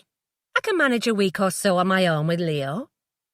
Well, I don't need an answer right now. We can take a few weeks to think about it. There's no rush. We fell into silence. But as he finished his coffee, he said, I told Vicky I'd be a bit early to pick Den up this morning. It'll give me more of a chance to talk to her, so I'd better go. Will you be okay dropping Leo off at nursery before work? I nodded and watched as he left. And then I smiled at Leo, who grinned back. We love Daddy, don't we? I said. He held his spoon up in the air and said, Daddy, which I took as a yes. Vicky. 12. Grabbing a vase from the mantelpiece, Vicky hurled it across the room, where it smashed into pieces against the wall. Then she sank down to her knees and cried brokenly into her hands for a minute or two, before getting her breath back. How could Scott do this to her? It was bad enough he'd abandoned her, that he'd never said sorry for Tim's death. Not properly, since he maintained it wasn't his fault. And now he was making their son live with a woman with a violent, dangerous ex-boyfriend. An ex Felicity was so scared of that she would scream in the middle of the night and terrify Dennis and Leo. Why did Scott put up with it? The idea of how much Scott must love Felicity to be able to overlook all these things filled her with a fresh wave of anger. All she could be grateful for was that the meeting she'd arranged with Jay was now only a week away. She'd tell him about the engagement and see what he made of it. No doubt he wouldn't be too pleased. The week passed far too slowly for Vicky's liking, but finally, the following Monday, she sat down at a table with Jay in a secluded corner of the White Hart pub. She swirled her red wine around in its glass, scared now he was in front of her to say the words. What is it? Jay asked. I could see there's something. She delayed a moment longer. There's been a development. Jay narrowed his eyes. She's not pregnant again, is she? Not that I know of. Then what? She couldn't put him off any longer. She wanted him to know, but she had to admit she was scared of his reaction. They're engaged, she said finally. He was silent for a long time.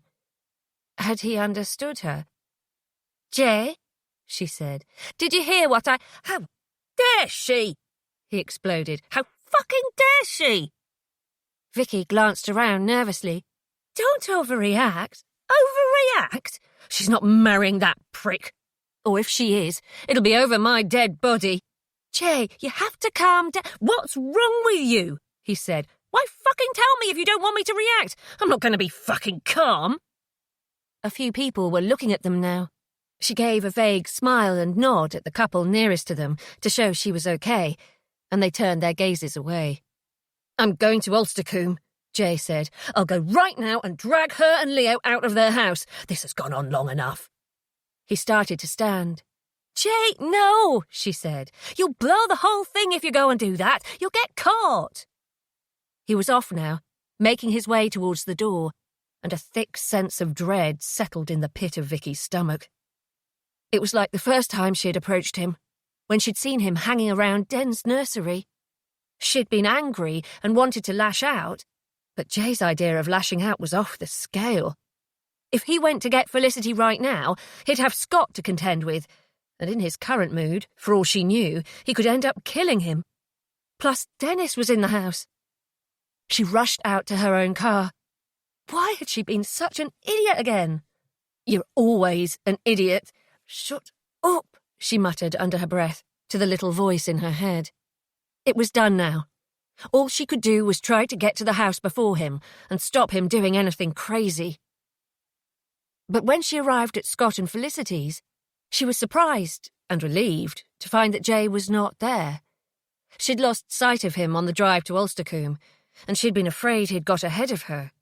But instead, he must have been held up. She sat in her car, stewing for a while. What could she do? Maybe the best thing was to go inside the house.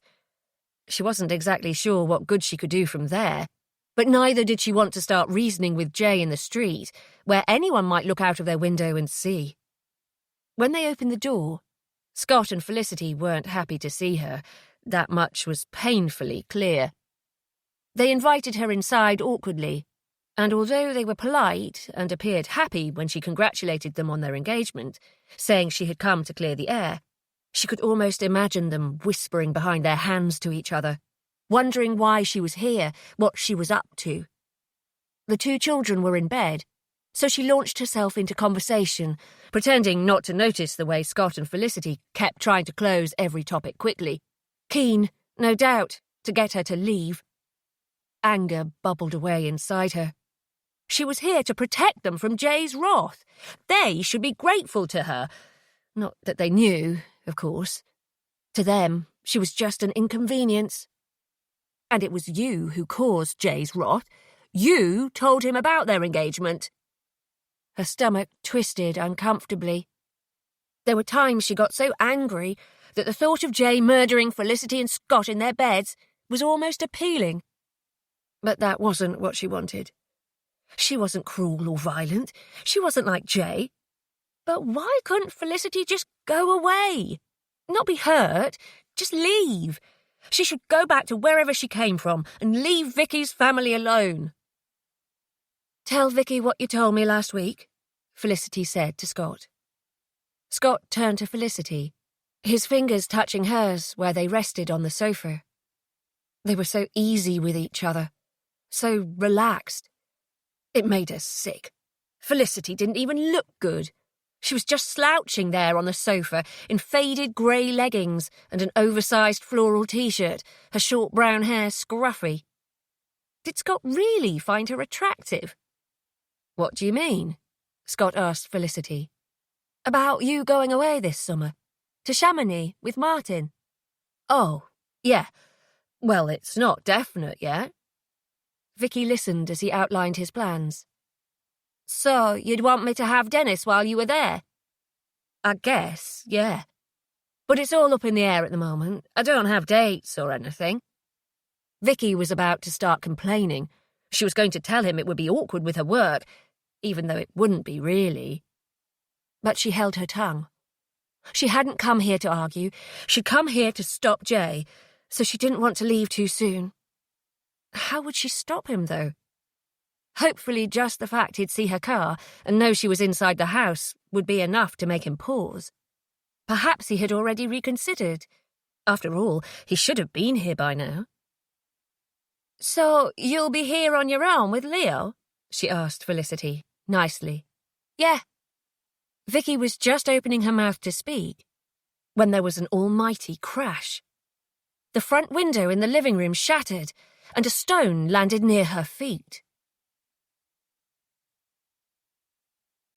Vicky, 13. In the aftermath of the smashing glass, the room seemed to ring and reverberate with the sound. Scott and Felicity hadn't seen where the stone landed. They were still looking around. They probably hadn't realised yet that anything definitely had come through the window. Scott's attention soon turned to Felicity, who was now frozen with shock. "Are you hurt?" he asked her. Vicky's skin prickled with irritation. The glass had gone nowhere near Felicity. Vicky bent down to take a closer look at the stone. On closer inspection, it was in fact a garden ornament. A frog. A grotesque-looking thing, which Vicky vaguely remembered having spotted in Scott and Felicity's front garden. There was a note taped to the frog, which she tore off and stuffed into her jeans pocket. Scott was on his feet now, striding across the room to the window. "It's here," she told him. "It's this ornament." She held it up, and he said, "Don't touch it. Put it back down where it was." He was still looking out of the window, trying to see who had thrown it. She did as he asked, placing the ornament on the carpet by her feet, and Scott considered it for a moment, his brow furrowed. Then he looked up at Vicky. "Please tell me this wasn't you." She leapt to her feet, immediately seeing red. "I'm inside your fucking house! How the hell—" "And why are you inside our house? Coming here to wish us well? Let's face it, it's not really your style, is it? And I know full well that you hate Felicity after that rose." "That rose? That rose? That fucking rose?" Vicky yelled. "Stop going on about it. I've apologised." "Yes, I know. But if you were twisted enough to do that, God knows what else you'd do. Did you get a kick out of it? Telling someone to come and throw this thing while you were in the house so that you could watch Felicity's reaction? Is that it?"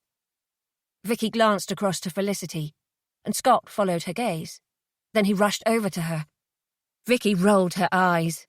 Felicity had fainted, and now Scott was all over her. It was pathetic. Vicky began to shake with anger. How could they just assume it was her?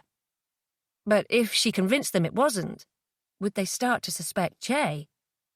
A plan had started to hatch in the back of her mind, and if she wanted it to work, Scott and Felicity definitely needed to be unaware that Jay was on the scene.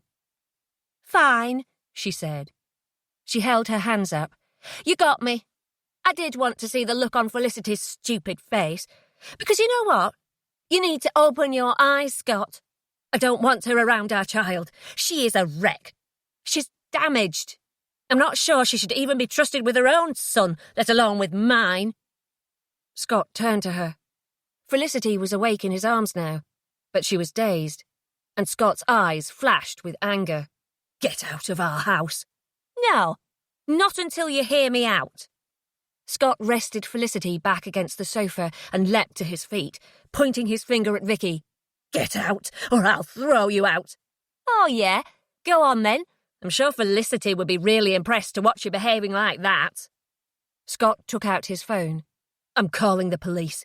You've harassed us enough, and if you won't stop because I ask you to, maybe you will when they tell you to." "Go on, then. That's really fair, isn't it? You did plenty to harass me and Tim, but nothing ever happened to you, did it? The police didn't give you a hard time about that underwear. And yet, what do I get when I leave a rose on your stupid fiancé's car? The police at my door. People looking at me like I'm something on the bottom of their shoe." "I am sorry," Scott said, through gritted teeth, "for that business with the underwear. I'm sorry for trying to interfere with you and Tim. I'm sorry you got stabbed. I'm sorry about the agoraphobia. I'm sorry Tim died. I'm sorry you have this fixation on me. But perhaps you need to take a look at yourself, rather than blaming me for every single thing that has gone wrong in your life." A sly tingle of pleasure ran through her. His punishment was only just beginning. When he went on his trip with Martin, she would make sure Jay paid Felicity a little visit, and then he would really be sorry. "If you don't leave her," she said, savouring the words, "something terrible is going to end up happening. You mark my words." "Are you threatening us?" "You're making a mistake." Vicky pointed her finger at Felicity. "She is not worth all this." "All of what? You are causing all these problems. And if anyone's a wreck, Vicky, it's not her. It's you. And right now, I'd trust her with Dennis far more than I would trust you." She was stung. "You don't mean that." "I do." He took a deep breath. "Vicky, I know you're hurting. I know you don't want me to be with Fliss, but this is how it is. For God's sake, please, this is your last chance. If you do one more thing like this—" He trailed off, and she stepped closer to him. "Go on, then. What?" "It doesn't matter. Just go away. Please, just leave us alone." "I want to know what you were going to say." He sighed. "All right, fine. If you threaten or scare my family like this again, not only will I go to the police, but I will make sure that Dennis lives here full time." She gaped at him, the silence heavy in the room. She felt like she'd been punched in the stomach. "Just try it," she screamed at him. "You wouldn't be able to. No one would agree that he was better here with your nutcase fiancée than with his own mother. And you're not as much of a father to him as you think you are.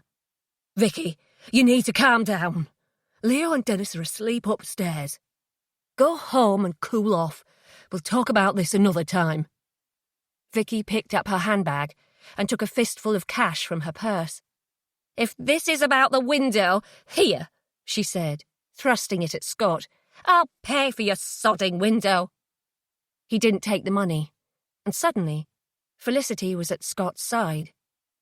"I thought my ex was going to kill me," she said quietly. "Do you think that's a joke?" Vicky couldn't contain herself. She gave Felicity a shove, but to her surprise, Felicity shoved her straight back. Vicky flew at her, enraged, and Scott caught her. "Stop. Now," he said. Vicky fixed her eyes on Felicity. "You're pathetic," she said. "You're such a wet blanket. I'm not surprised you let your ex walk all over you. If a man started knocking me around, I'd cut his balls off." Felicity didn't reply straight away, but she kept eye contact. The woman obviously did have some sort of backbone after all. Vicky paused, feeling a twinge of guilt at the things she'd just said, but then she quickly shoved those feelings aside. "You," Felicity said slowly, "you have no idea what you're talking about." Vicky shook her head. "Whatever." She pushed Scott away from her. "I'm going. And if you even think about trying to take Dennis away from me, you're going to get one hell of a nasty surprise." She waited until she was inside her car and out of sight of the house before she took out the note that had been attached to the ornament. "You fucking bitch. I'll kill you before I let you marry someone else." In the past, that note would have sickened her, but after Scott's threats to take Dennis away from her mouth twisted into a smile. Once she was a couple of streets away, Vicky was surprised to spot Jay's van parked at the side of the road. She pulled over behind the van and found him sat inside, his head in his hands, so lost in his thoughts that he didn't notice her approaching. When she knocked on the window, he jumped out of his skin and only opened it when he was sure she was alone. "I'm fucked, aren't I?" he said. "If you thought that, why the hell are you hanging around here? Shouldn't you be trying to get away?" He shook his head despondently. Christ, he could be as pathetic as Felicity. As far as she was concerned, they both needed a good slap. If it wasn't for the fact that the things Jay did were genuinely scary, she'd liken him to Dennis, having a temper tantrum one minute and wanting a cuddle the next. "Scott is going away this summer. Climbing, in the Alps," she said quickly. Jay's eyes widened. "On his own?" "With a friend. But if you mean, is he going with Felicity, then no. Her and Leo will be home, alone." "So that's when you think I should—" "Yes," she said, exasperated. "Why wouldn't he just get a grip? Write your phone number down. I'll get a second phone, and I will call you, okay?" "What about the window?" "I said I got one of my friends to do it. They believe me. I took your little note." She thrust it through the window. "Here, have it back." He took it and screwed it into a ball. Was she scared? "She fainted." Jay nodded grimly. "I shall be able to tell her how stupid she is to her cheating little face, not sneak around like I'm the one who's done something to be ashamed of." Vicky tried not to raise her eyebrows. Jay was completely delusional. Still, she didn't care. "You'll get plenty of time to talk to her face to face soon." He smiled as he scribbled his phone number down for her, and her heart chilled. Her resolve didn't weaken, though. Scott had gone too far this time, threatening to take Dennis away. He'd pushed her into this. It was his own fault. Felicity. 14. I turned Vicky's words over and over in my mind for the next few days. Not so much how she told me I let Jay walk all over me, I wasn't going to let her hurt me with spiteful, ignorant words like that. But what she said when Scott had threatened to go for full custody of Dennis. 2 things had struck me as odd. The first was when she said Scott wasn't as much of a father to Dennis as he thought he was. And the second was when she said that if he tried to take Dennis away, Scott would get one hell of a nasty surprise. Of course, the first statement could be a criticism of his parenting, the second an idle threat.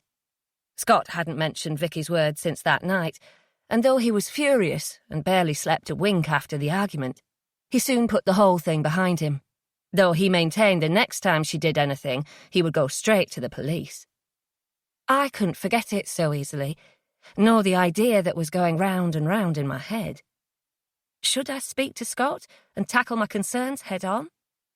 In the end, I couldn't face doing it to him, not without more evidence. So one evening, when Scott was helping out at Driver's place and Leo was fast asleep upstairs, I phoned Martin and asked him to come round to see me. He arrived quickly and followed me through to the kitchen. "I didn't expect to get your call," he said, concerned. "Is everything all right?" I smiled reassuringly at him as he took off his jacket. "Yes, and no," I told him. "Do you want some tea? I just boiled the kettle." He nodded, and I made us each a mug. "Let's talk in the lounge." "So," he said, once we'd sat down, "what's this all about? I don't know whether to be worried or intrigued." I took a sip of tea. I was nervous now. Did I really want to start asking about this? "It's kind of delicate." "Okay." "It's about Scott and Vicky." "Oh, man," Martin said. "What's happened now? Scott told me about that big argument you all had when she got someone to break your window." "Nothing new has happened. It just made me start to question something." I took a deep breath. I couldn't keep beating about the bush. "There's no easy way of saying this, so I'm just going to come out with it." "Go ahead." "Okay, here it is. Do you think there's a chance Scott isn't Dennis's biological father?" Martin raised his eyebrows. "Wow, okay. I wasn't expecting that." Am I really the only person who has ever wondered? I mean, just look at the dates. It was so soon after Tim died that Vicky and Scott slept together. I can't help but question. I trailed off. Was it an appalling thing to ask? Was Martin disgusted with me for thinking Vicky would lie about such a thing? "You're not the first person to wonder about it," he said. "When he told me she was pregnant, it was the first thing I asked him." "And?" "Well, I thought he was just going to say that she wouldn't deceive him about something like that. You know what he's like. He doesn't want to think badly of anyone until they prove otherwise. He's like an eternal optimist about stuff like that." "So what did he actually say?" "He came up with a pretty convincing reason why he was sure Vicky was telling the truth." I leaned forwards, as though being closer to Martin would make the answer come sooner. "It's obvious when you really think about it. You know how Vicky talks about Tim and about the life she had with him. She wasn't all that great a partner to him when he was alive, but she idolises him now. She goes on about how he was the love of her life and Scott took him away from her. If Dennis was Tim's, she wouldn't hide it, she'd shout it from the rooftops. Because then she could say that Scott hadn't only taken Tim from her, but that he'd also left Dennis without his dad." I let Martin's words sink in. They made a lot of sense. "On top of that," he went on, "Tim was going to end things with her. If their relationship was as rocky as he was making it out to be, I can't imagine they were exactly ripping each other's clothes off by the end. I think it's quite likely they weren't sleeping together much, if at all, by that point, no matter what Vicky says now about how happy they were together." I nodded. "I've let my imagination run away with me," I said. "You know, I'm so glad I was wrong. I've been worried sick about how Scott would react if I ended up having to talk to him about this. I didn't want to hurt him." Martin was quiet for a time. He normally had a lightness to him, an air of not taking anything too seriously. But now he looked decidedly like something was dragging him down. "What is it?" I asked.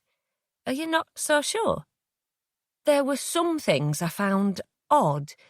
Things to do with the pregnancy and the birth." I looked at Martin closely, nerves fluttering in my stomach. "What things?" Felicity. 15. Martin finished the rest of his tea, the small flowery mug I'd given him looking slightly ridiculous in his hands, which were large and always looked a bit rough and dry, presumably from the amount of time he spent outside in his work as a landscape gardener. I waited impatiently for him to answer, beginning to feel nauseous. I'd been so glad when it had appeared my fears were unfounded. I didn't want Martin to cast doubt over Dennis's parentage again. But I'd brought him here to get to the truth, so I had to face it, whatever it was. "It's nothing particularly big or obvious," he said eventually. "It was little things. She was a bit secretive, like she wanted Scott at arm's length until Dennis was born." "Did he ever go to any appointments with her? Her midwife appointments or her scans?" "No. But then they weren't in a relationship. They weren't a couple, so I can understand her not wanting him there." I frowned as I thought about it. "Was Dennis born on time?" "No, he was early. A few weeks, I think." My pulse quickened. "But Scott wasn't at the birth, presumably?" "No. He didn't even see her in the hospital. She wouldn't let him. He only saw Dennis once Vicky had gone home with him." "Do you think she didn't want Scott to see Dennis when he was first born?" "I have no idea." "When Leo was first born, he looked so much like Jay, it used to take my breath away," I said. "Babies often look just like their dads right at the start. It's like it gives them an evolutionary advantage or something." "Is that really true?" "Well, whether it is or not, that could be what happened, couldn't it?" "Maybe. It's hard to say. I saw Dennis when he was small, and to be honest, I'll admit he didn't look much like Scott, aside from the dark hair. But actually, he didn't look like Tim either." "I should stop thinking about this," I said, trying to calm down. "I'm winding myself up. She said some pretty vile things to me, and now I've started believing all sorts. But this speculation could really hurt Scott. It's not worth it." "Yeah, I think this could be an ignorance is bliss situation," Martin said. "Scott loves being a dad. I think it's possible that he may have suspected at some point. Perhaps he still does now, but he's choosing not to question it, because he loves Dennis, and as far as he's concerned, he's his dad, no matter what." "You're right," I said. "Except—" "What is it?" I sighed. "It's beginning to look like we might get into a custody battle with Vicky. She's getting more and more threatening towards us, and it may end up impossible to carry on the way we are. It's not good for Dennis either, when there's so much bad feeling. Scott threatened her about going for full custody, and that's when she said something that made me start wondering about all this." "Ah." "I don't know if the parentage thing would even affect that, though, would it? Scott's been there for Dennis all his life. And if Dennis ended up being Tim's biologically, then, I mean, Tim's not here. So surely Scott wouldn't really be at risk of losing Dennis, would he?" At that moment, a sound made us both look up. Scott had got home and was standing in the doorway, but we'd been so intent on our conversation that until now we hadn't heard him. "Scott," I said, "did you hear what we—" He nodded and came to sit beside me, so I tried to explain. "I didn't mean to go behind your back. I just wanted to talk to Martin first. I thought it would be unkind to ask you about something so upsetting if I was just being stupid. And I probably am just being stupid." "It's extremely unlikely Dennis could be Tim's," Scott said, quietly. I looked across at Martin, who gave a small shrug. "I'm sure you're right," I said.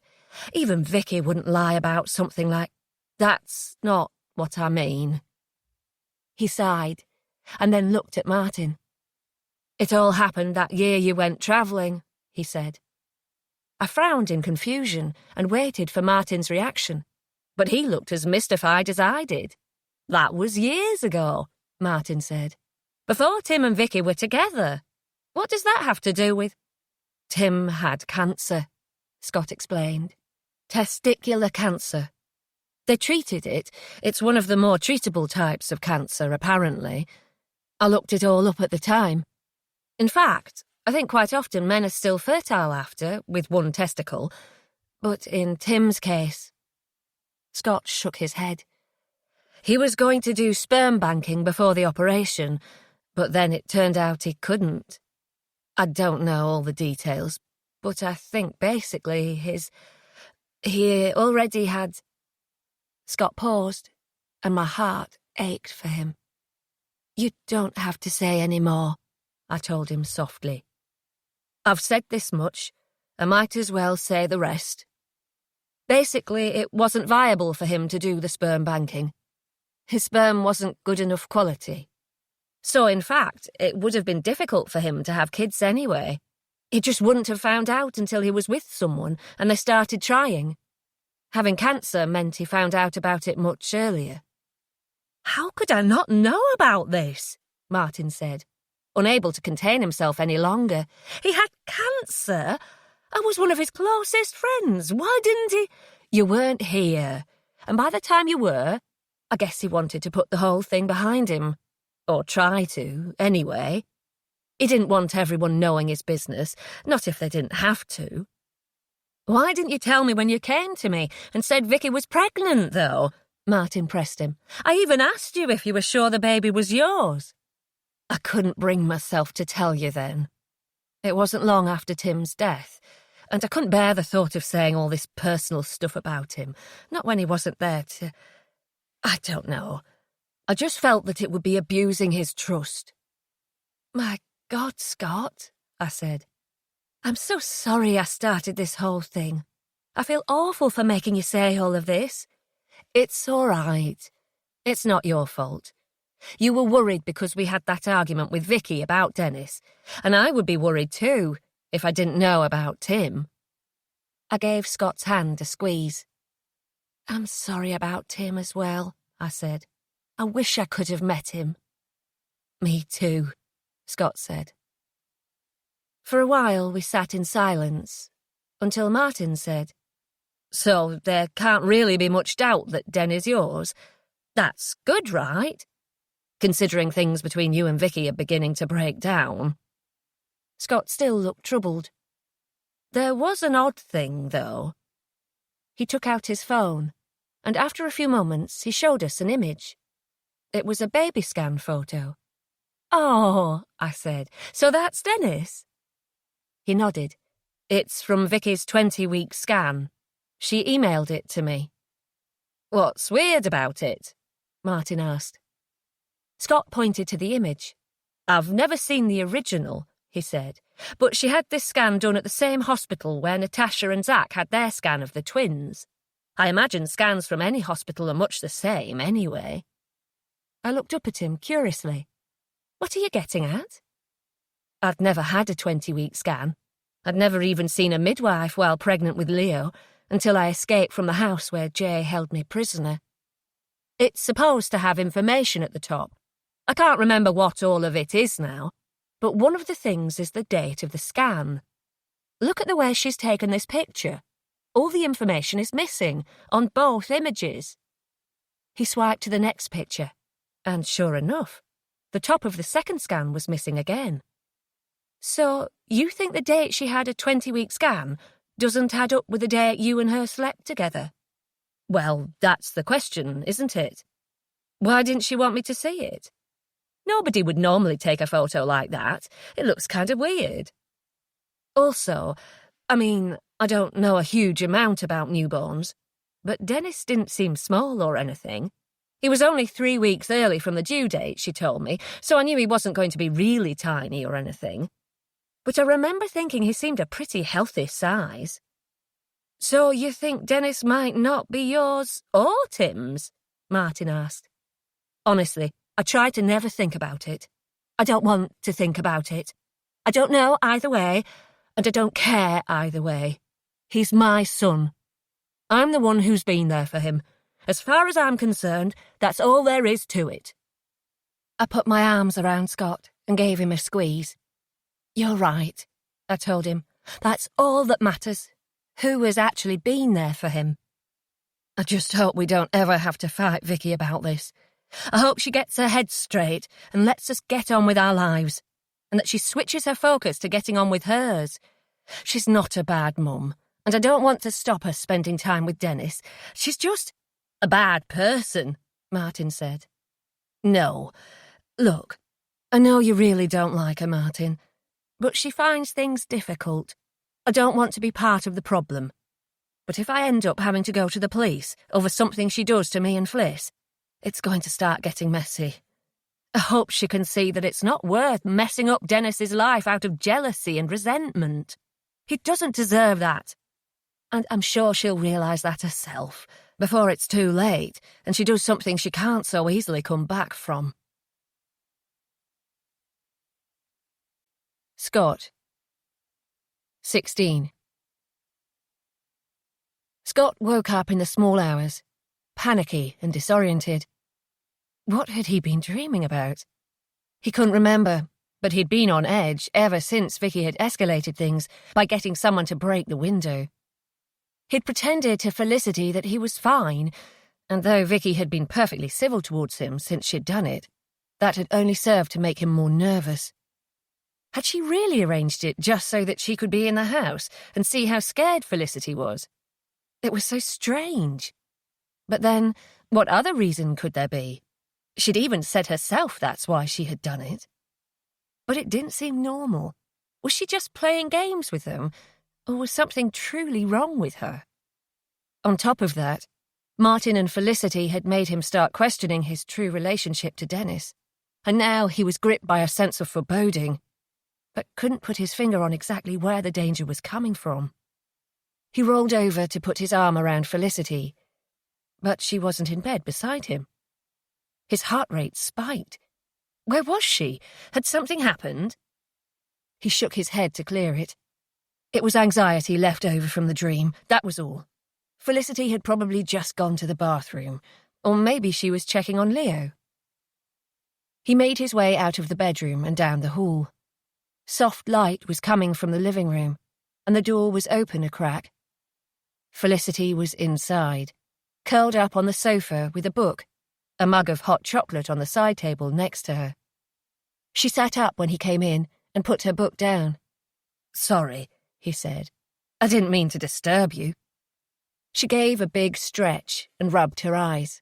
"I wasn't concentrating on it anyway. My head's all over the place tonight. I don't know what's wrong with me." He sat down beside her. "I've been feeling uneasy too. This stuff with Vicky, I don't know. I feel like there's something badly wrong, but I can't put my finger on it."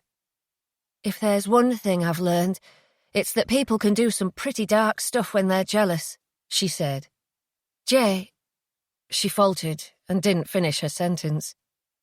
"Is that what's keeping you awake?" he asked.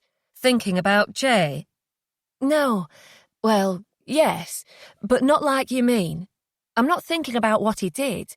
I'm thinking about me. When Vicky was here, don't listen to anything Vicky says. At the time I didn't. I've tried not to since. But tonight, I started asking myself if she had a point. Her words keep going round and round, what she said about me being a wet blanket, and that I let Jay walk all over me. She has no idea what she's talking about. You told her that at the time. You shouldn't give it a second thought." Felicity turned to him. "I have to, though, Scott. I'm trying to work out whether I could have seen it coming, if there was anything different I could have done." "Look, it's easy for her to judge. She has no idea what it was like. Nobody wants to be in a situation like you were in with Jay. Nobody asks for it. Nobody deserves it. The first time he—" She paused and took a deep breath. The first time he did anything violent, it was like it came out of nowhere. He was always moody, clingy, and he got in fights, well, picked fights. When we went out, he'd go looking for trouble, but he'd never made me feel scared before.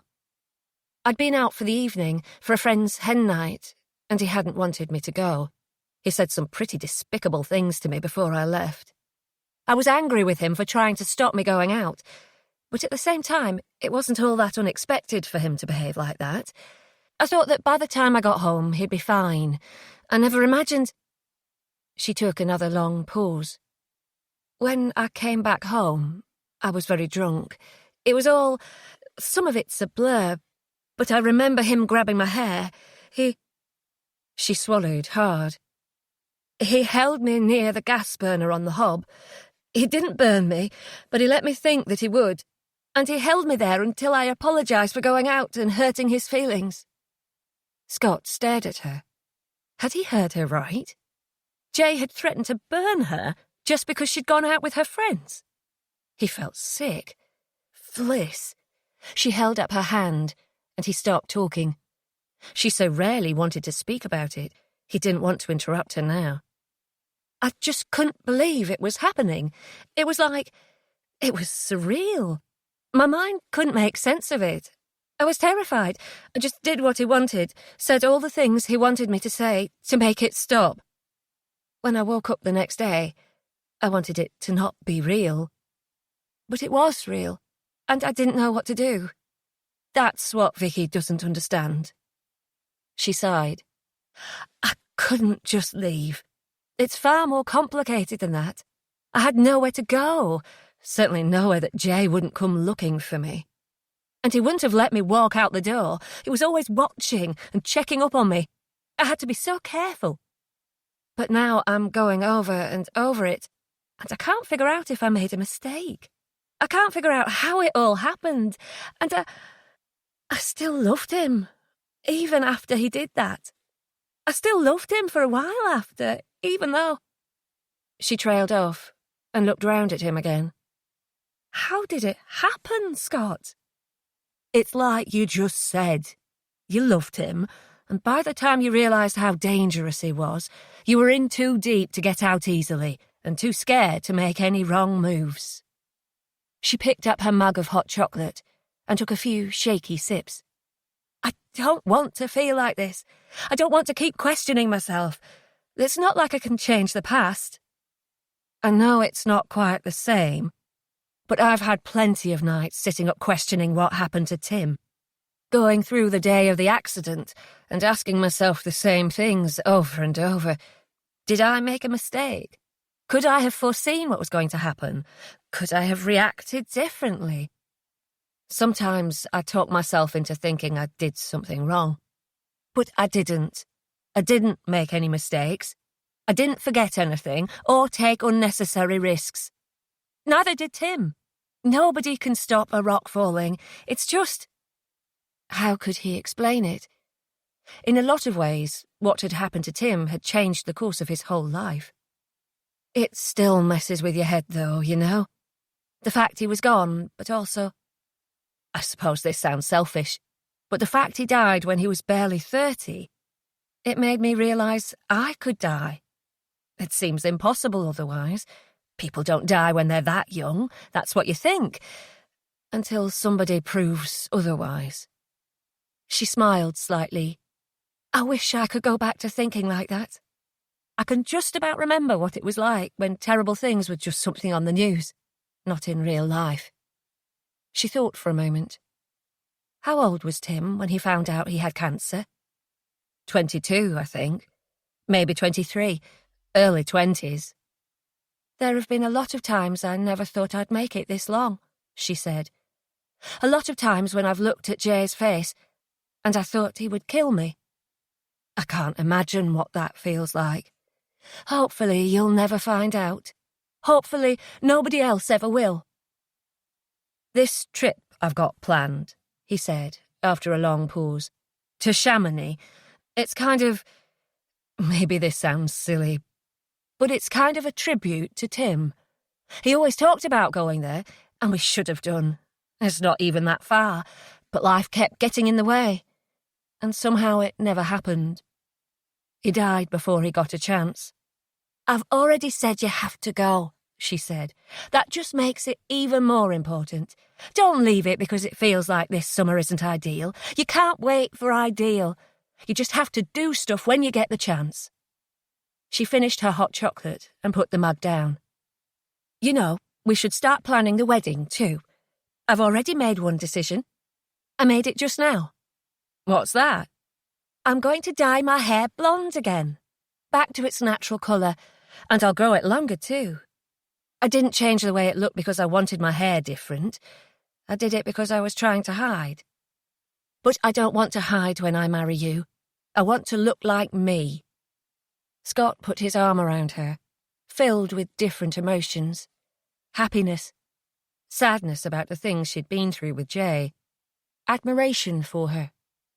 He didn't say anything, but it seemed Felicity understood how he felt, because she snuggled against him and closed her eyes. Felicity, 17. Though I tried to bury my feelings of unease, and Scott tried to do the same, neither of us could manage it, especially as Scott's trip to Chamonix drew closer. I grew so frustrated with myself. After all, surely there was no real risk from Jay now. The more time that passed since I escaped, the more likely it became that he would have moved on. Looking for me would put him in danger. He wouldn't risk it. But it was as though, deep down, I believed the opposite. I constantly imagined there were eyes on me, and one warm day in early summer, when I took a picnic down to the beach with Leo, my fears were brought home to me in a terrifying way. Leo was in his element. We'd finished eating, and he was filling up his bucket with sand and tipping it out again while I sat nearby, occasionally looking around at the path and the road behind us. Nowadays, I couldn't go more than a couple of minutes without doing a quick visual sweep of my surroundings. If I tried to ignore the compulsion to check all around me, anxiety would build, until I had to give in to it, sure that something dreadful would happen if my attention was elsewhere. Today, my eyes settled on the small cafe, not far from the shore. Really, it was more of a shack, which only opened in the summer. There were a few people sat on picnic benches outside, some small children running around. Then, I did a double take. There was a man, on his own, with a coffee in front of him on the table. I couldn't see him very clearly, I was too far away, but something about him made me stare. It wasn't like the times when I saw Jay in the street, those waking hallucinations that convinced me some random man looked exactly like Jay, and then I'd snap out of it and he'd morph back into an innocent stranger. This man didn't look exactly like Jay. He was wearing a baseball cap and he had glasses. But he was looking right at me and Leo. I stared closer, and when he realised he'd been spotted, he turned away quickly. Too quickly. I stood up. My heart was pounding. The man was facing away from me now, drinking his drink, looking at his phone. I rubbed my eyes. Was I going mad? It couldn't be him. It didn't really look much like him, not superficially. His clothes, his glasses, the hat, everything was all wrong. And besides, would he be so brazen as to come and watch me playing on the beach with Leo? I looked down at Leo, who was still playing happily. And when I turned towards the cafe again, the man was gone. All my composure suddenly left me. I ducked down beside Leo, holding him close. Where had the man gone? Was he coming down to the beach? "Mummy?" Leo said. He started to climb into my lap, but it was as though he thought better of it, and he tried instead to get away. "Stay here," I said, clutching hold of him. "Stay down here." Leo pulled away from me. "You're being scary. I don't like it." He started to run across the beach, and I leapt up and grabbed him. "Stay here," I said, my voice rising. "He might be coming for us. He might be coming for us." It must not have been him, I said quietly. It was evening. I was home with Scott, having called him to come and rescue me from the beach. If I'd been completely sure, I would have just called the police straight away, not waited until I got back here. I must have known in my heart it wasn't really him, and that's why I phoned you instead. It was just me panicking. I was being stupid. You weren't, Scott said. D.I. Miller said you did the right thing to let them know. After all, you knew Jay very well, if you thought the man looked like him. But he didn't. Not really. And I see things. You know I do. I thought back to my conversation with D.I. Miller. She'd been perfectly friendly and understanding. She always was. But did she secretly think I was losing the plot? I couldn't blame her if she did. That night, my nightmares woke the whole house. Scott calmed the boys down and got them back to sleep. But the next morning, Vicky came back, mere moments after picking Dennis up to look after him for the weekend. I was in the living room with Leo, and Scott went to answer the door.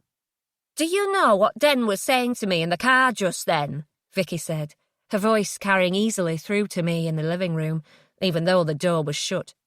"He was talking about Felicity again, about her nightmares and her panic attacks or whatever." "Please, not now," Scott said. "Not now? What could possibly be more important?" I got up and went to the window. Den was sitting in the back of Vicky's car outside the house. He spotted me through the window and waved, and I waved back. But then I quickly sat down again. I didn't want to hear the conversation, so I turned on the TV. But I still managed to catch some of the words during a quiet part of the programme. "I can't believe you're putting that woman above the well-being of your own son," Vicky was shouting. "Either she gets her head together, or you can only see Den when she's not around." "Are you serious?" Scott said. "Are you seriously saying that to me, when you were the one who got someone to come and smash our window?" I couldn't stand any more of it. I opened the door, and immediately their eyes fell on me. "You might be able to wrap Scott around your little finger with all your crying and hysterics," Vicky spat at me. "but I am not letting you terrify my son. You have no idea," I yelled at her abruptly. "You have no idea what you've done." She stood there, looking like I'd slapped her, and I went back into the living room. "Why is everyone shouting?" Leo asked, looking up from a book he was flicking through on the carpet. "Don't worry about it," I said. I kissed the top of his head. Scott and Vicky's raised voices carried through to me, though I couldn't make out the words. And then they went quiet. The front door closed. They must have decided to talk outside where I couldn't overhear them. Either that, or Vicky had decided to leave. "You know, there's nothing to be scared of, don't you?" I said to Leo. "Just so long as you stay near Mummy and Daddy, or somebody you know very well, like Natasha. Do you understand?" "Yes, Mummy." I held him close. "And don't ever talk to or go anywhere with somebody you don't know, okay? Even if they say they know you. Like if a man said he was your daddy or something. Especially if they say something like that." "Why would someone say they're daddy if they're not?" "Because sometimes people do strange things." "Like how you were scared of white vans and men in the street?" "I'm not scared of white vans or men who go past in the street." "Yes, you are." I sighed. Scott hadn't returned. "The important thing is that we have each other," I told Leo. "You'll always have me, and I'll always look after you." "And Daddy," he said. "Yes, and Daddy." "Why does Vicky not like Daddy?" "That's hard to explain." Leo frowned intensely. "It's nothing to worry about. Sometimes these things just happen. But we're safe here, I promise." I closed my eyes, and the image of the man I'd seen yesterday filled my mind. It wasn't him. There's just no way. Even the police didn't take it seriously. Jay. 18. Jay drove home in a panic. He'd become complacent, sitting in a cafe in broad daylight watching Felicity and Leo on the beach. She'd looked right at him. Right at him. Had she recognised him?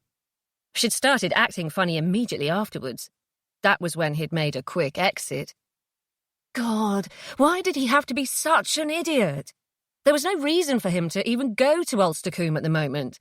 Vicky had called and given him the date in July when Scott would be going away, so the best thing he could do would be to lay low. But it was as if Felicity and Leo kept calling to him subconsciously, so that he'd find himself in his van on his way to Ulstercombe before he'd had a chance to think about it rationally. You're obsessed. It's not healthy. Well, if he was, it was all Felicity's doing. The pregnancy, the engagement, the house move, all of it pushed Jay's buttons. It's so soon now. Just hold it together. He pulled over and spent a few minutes flicking through pictures of her and Leo on his phone until he became more composed. Felicity wouldn't have recognised him. He looked too different now, and she had been too far away. It would be fine. But perhaps he really should lie low for a couple of weeks. It wasn't that big a sacrifice, when it was so soon that he'd have her with him again. He'd be able to touch her, kiss her, hold her, and fuck her. He put his phone away. That wasn't a good thing to think about right now. He needed to calm down, not work himself up. He started the engine. Going home and looking at Stephanie would be the equivalent of a cold shower. He smirked, but then the smile faded as he thought about how things had ended up with Steph. She had been so subdued, practically lifeless, after he'd caught her trying to take his backpack to the police station. She looked pale and ill, and she'd lost weight.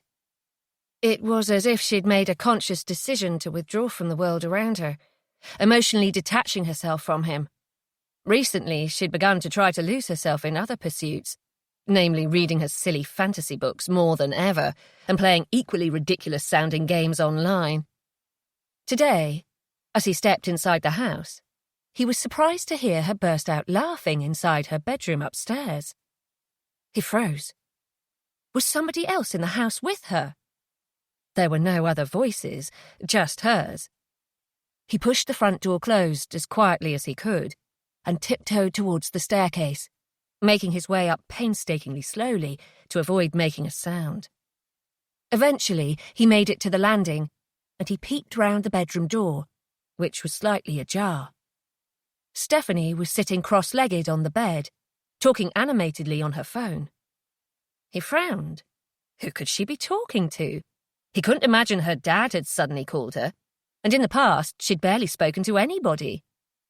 But she was chatting away to this person like she'd known them for years. Laughing like that, it was what you'd do if you were talking to a close friend, or somebody you loved. Jay shook his head. Where could she possibly have met anybody? Nevertheless, he waited until she was asleep that night, picked up her phone, and took it into his own room. She'd never had a password on it in the past, but he was shocked to find that now it did. He frowned down at the screen, his anger building. What the fuck was this all about? He had enough on his plate without dealing with some bloody Stephanie drama, too. He was tempted to throw her phone across the room. Let's see her try to talk to her new friend with her phone smashed to pieces. She'd think twice about keeping secrets from him then. He didn't love Steph, but the idea of her betraying him made his insides tie themselves in knots. How dare she? Should he pull her out of her bed, force her to explain herself? No, that would be a mistake.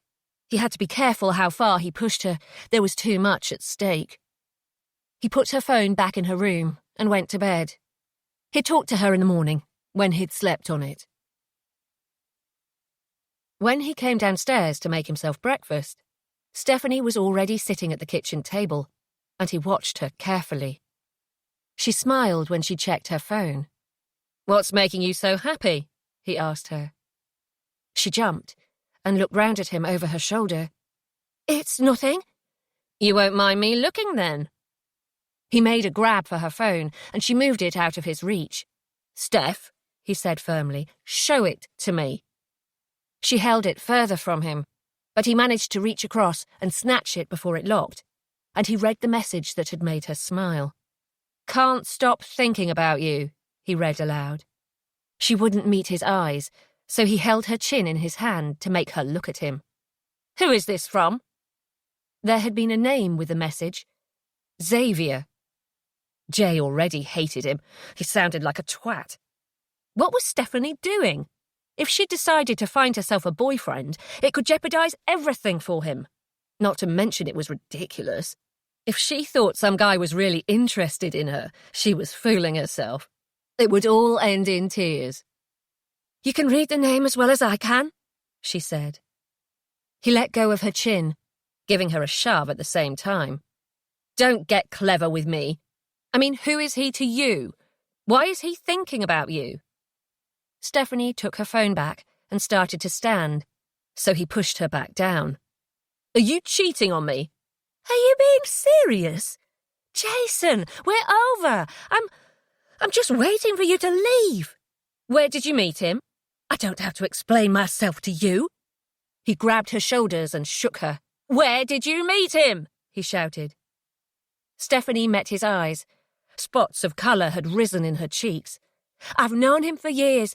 He's just somebody I've played games with online. I've never really talked to him before, not until recently." "So he's never seen you?" "Not in person. No." "What about a photo?" "Well, no. What's that got to do with anything?" Jay started to smile. If this guy saw what Stephanie looked like, he'd probably lose interest pretty quick. Stephanie, 19. "How dare you?" Stephanie said. She had pretended not to know what Jason was getting at when he'd asked if Xavier knew what she looked like. Why give him the satisfaction of seeing she was hurt? But suddenly, she was overwhelmed with anger, and she couldn't hold her tongue any longer. "How dare you judge me like this and treat me like this when I've done so much for you, when I loved you?" She stopped. Tears were threatening, but she swallowed them back down. "Why don't you have the decency to get out of my life? I helped you. Can't you do this one thing to help me? Don't you have any compassion?" Jason rolled his eyes. "Have you finished?" She paused. "Yes." "Good. Because I don't want to talk about this crap. And this Xavier is only talking to you because he wants to get in your pants. But once he catches sight of you, all he'll want is for you to keep your clothes firmly on your body." Stephanie was silent for a moment. "Don't react. He's not worth your anger. It'll just encourage him." It was no use. She let out her rage in a screech and lunged at Jason. "I hate you!" she yelled. "Why won't you just go? Just get out of my house! Get out of my house!" "No, I'm not ready yet." "Well, I am. You need to leave. Now." Jason just watched her silently. If anything, he looked mildly amused. She took a deep breath. "When will you go?" she asked, as calmly as she could. "When will you be ready?" "Soon." "How soon?" "July. Just a few weeks away. Then I will go, I promise. But remember, I want to use the house for a few days first." Stephanie fixed her eyes on him, and he held her gaze. "Steph, you can trust me. Don't fight me on this. If you fight me, I won't be able to do what I need to do, and I'll have to stay here longer." She couldn't bring herself to answer. But when she got to work, she wrote a hasty message to Xavier. "I know this is sudden. I need to be out of my house for a few days in July, and I don't know where to go. Can I come and see you? XX." As July approached, the house filled with tension. Stephanie watched Jason closely. He could barely sit still. He kept checking his phone, restless and unsettled. Xavier had told her he was happy for her to come and stay. Despite Jason's insistence that seeing what she looked like would put him off, she had had several video calls with Xavier, and he was as keen as ever. Butterflies of excitement filled her stomach when she thought about going to visit him, but they were quickly smothered by fear. Dread. What was Jason going to do in her house? What if whatever it was went wrong and he was caught? What if he was planning on doing something truly awful, like hurting somebody? How could she come back to her house, knowing that she had helped him to do it? She felt sick near constantly as the days slipped by, until she could only manage to eat a few mouthfuls at mealtimes. Her nights were sleepless, her days filled with anxiety. Jason was surely planning to do something bad in her house, which would make her into an accomplice, and she couldn't let him. She wouldn't let him. She set about searching the house for clues about who Jason really was and what he was planning. She looked again in the backpack. She went through his wardrobe, drawers, his coat and trouser pockets, but found nothing. Could he have got rid of everything from his life before he came to Rexton? Everything apart from those bloodied clothes, anyway. It would probably be sensible for him to have done that, but somehow she couldn't bring herself to believe he had. When she'd met him, he hadn't had much with him, just the backpack and the clothes he stood up in. He'd had a wallet, though. He'd bought drinks for them both that first morning when they met. She hadn't seen inside, and he'd paid with cash, but it must have cards in it. Even if there was no driver's license or any sort of ID, surely he had a bank card at least. Would he have kept it? It would be difficult to just discard everything you owned, wouldn't it? Or maybe it wouldn't. Jason told her often enough that she was over-sentimental. She'd kept all sorts of things of her granddad's. It was different for Jason. She'd often seen him glaring at various ornaments and treasured things in her house, like he wished he could throw the whole lot away. Probably he didn't form much attachment to his own possessions either. Eventually, she had to admit defeat. Just a week before the date he'd told her he needed the house, Stephanie sat quietly in the kitchen as Jason made himself spinach and poached eggs for breakfast, lost in thought until he looked at her and said, "What?" "Nothing." "You daydreaming about bloody Xavier or something?" "No." He shrugged and lifted the eggs out of the pan with a slotted spoon to place them on a plate. One of them skidded across the china before coming to a halt near the edge. "You shouldn't look back so negatively on the time we had together," he said, as he moved the egg back to the middle of the plate. "We had some good times. It's not my fault you're suddenly getting so hung up about my past. You were happy enough not to give it too much thought in the beginning." "I believed you in the beginning." "Yes. Well, I think it's really yourself you're angry at, not me." Stephanie tried to ignore him as she poured herself a bowl of chocolate-flavoured cereal. Jason raised an eyebrow at her meal choice, but didn't say anything. Before long, he'd finished eating, and after meticulously washing up his plate, pan, cutlery and utensils, he made his way down the hall to the door, taking his keys from his jeans pocket. Then, an idea hit her with such force that her breath caught in her throat. The van! If there was anything he didn't want her to see, he was probably hiding it in there.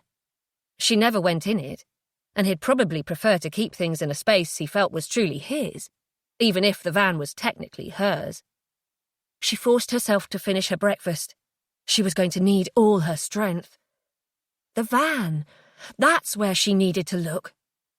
She'd wait until that night when he was asleep, and then she'd take his keys and find out what he was hiding from her. Felicity. 20. "So you're absolutely sure you're happy with me going?" Scott asked me, for probably the 100th time. "Yes," I said, determined to convince him. "You're scared. I can see it in your face." Reluctantly, I nodded. "Okay, I am scared. I'm not going to deny it, but we have to work around it."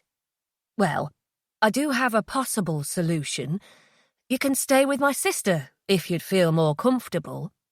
"With Natasha?" "Yeah, I thought about it. I had to admit, staying with Natasha, Zach and the twins held a lot of appeal." "Are you sure they're okay with it? Do they have enough room for me and Leo?" "It'll be a bit of a squeeze, but she says they can manage. She knows how much this trip means to me." I cut him off. "That's why you have to go. I want you to go. He smiled. I know. But listen, you and Leo come first. And Den, of course, but he's going to be at Vicky's. I want you to feel safe, and be safe, too. I will be. And I will stay at Natasha's, I think. Leo will love it. And I'd prefer not to be in an empty house. I glanced down at the engagement ring sparkling on my finger. Scott and I had chosen it together, and I was still getting used to wearing it. Maybe Natasha and I could sort out some wedding stuff together. I need to go dress shopping soon if we're getting married later this year. That's settled then. He paused briefly, and then said, Vicky will be pleased. Vicky? Yeah, she's pretty keen for me to go. I think she really wants to make things right. I guess she's looking forward to a week with Dennis. Yeah, but I don't have to go anywhere for her to do that. She's gone on holiday with him before, when I've just been here at home. It's not like I'd ever stop her spending time with him. I frowned. Why else would she want you to go? She never usually wants you to be happy. Well, if she has decided to start now, I'm not complaining. I laughed, and he gave me a hug. I won't be away for long, he said. Not really. And it's still a week away yet. Just promise me you'll be careful. When you're out there, I mean. Don't take any risks. It's always a risk, Fliss. Just be as careful as you can. He grinned. I will be. Honestly, I'm not going to take any silly risks. I'll stay within my comfort zone as much as I can, I promise. I snuggled into him. Good. I won't be happy unless you tell me you're having a thoroughly thrill-free time, okay? I teased him. Zero excitement. I'll do my best, he said, and kissed my hair. You know, I hope we really have turned a corner with Vicky. It'll be so much better for everybody if we can get along, her included. We'll just have to wait and see. I'm cautiously optimistic, though. She does seem different. People can't carry on fighting forever. I think she always hoped I'd break up with you, to save myself the grief. But perhaps now that she's realised I'm not going to do that, she can't see the point in trying to make problems for us anymore. Maybe she just got tired of it all. Stephanie. 21. Try as she might, Stephanie could never find a good opportunity to get the keys to the van. Jason always kept them with him, as if he suspected her. In the past, he would hang them on a hook in the small cupboard in the hallway, but even though she kept checking, hoping that one day he'd let his guard down and follow his usual habit, he never did. He had to be keeping them in his pocket and taking them into his room when he went to bed at night. The problem was, the deadline for her departure from the house was fast approaching. Every night she steeled herself to go into his room and take the keys, but she was always too afraid. Until the night before she was supposed to be leaving, when desperation forced her to act. She waited for a good amount of time after Jason went to bed, enough time for him to have fallen soundly asleep, before tiptoeing out of her room and making her way slowly across the landing to his door. She took several deep breaths. There were no sounds from inside. She turned the handle slowly and slipped into his room, glancing around quickly. The keys weren't immediately obvious, and her heart sank. Would she have to scrabble around in the dark? The chance of her waking him if she had to go looking through drawers or inside cupboards was so high she almost turned around to leave. No, you have to do this. You have to. She stepped further inside.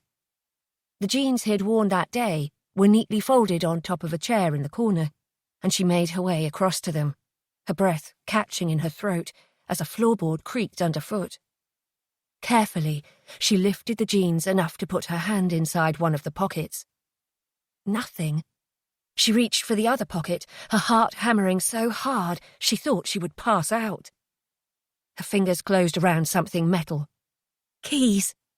She quickly snatched them from the pocket, wincing when they made a soft jingling noise, and darted back out of his room again, closing the door softly behind her. Every hair on her body stood on end as she began her search through the van. It must have been about 10 minutes, and she still hadn't found anything, when a small envelope caught her eye, tucked inside an innocuous-looking takeaway menu inside the glove box.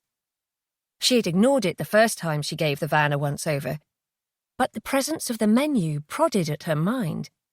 Jason didn't eat takeaways. The envelope wasn't sealed shut, and inside was a photo and a folded page from a newspaper. She set the newspaper aside while she stared at the photo. It showed 3 teenagers. One she recognized as Jason, a second boy with messy dark hair, and a blonde girl with blue eyes and a happy smile. Jason had his arm around the girl's shoulders, and all 3 were wearing school uniform. Stephanie turned the photo over in case anything was written on the back, but it was blank. She turned her attention to the newspaper article, engrossed now in what she was doing, so that when the front door of her house opened, she wasn't quick enough to react. In a panic, she tried to fold up the newspaper clipping again, having only looked at it long enough to see the words "missing girl" and a name, Samantha Harrigan. But Jason had already reached the van. He opened the door and grabbed the photo in the article, his face contorted with anger.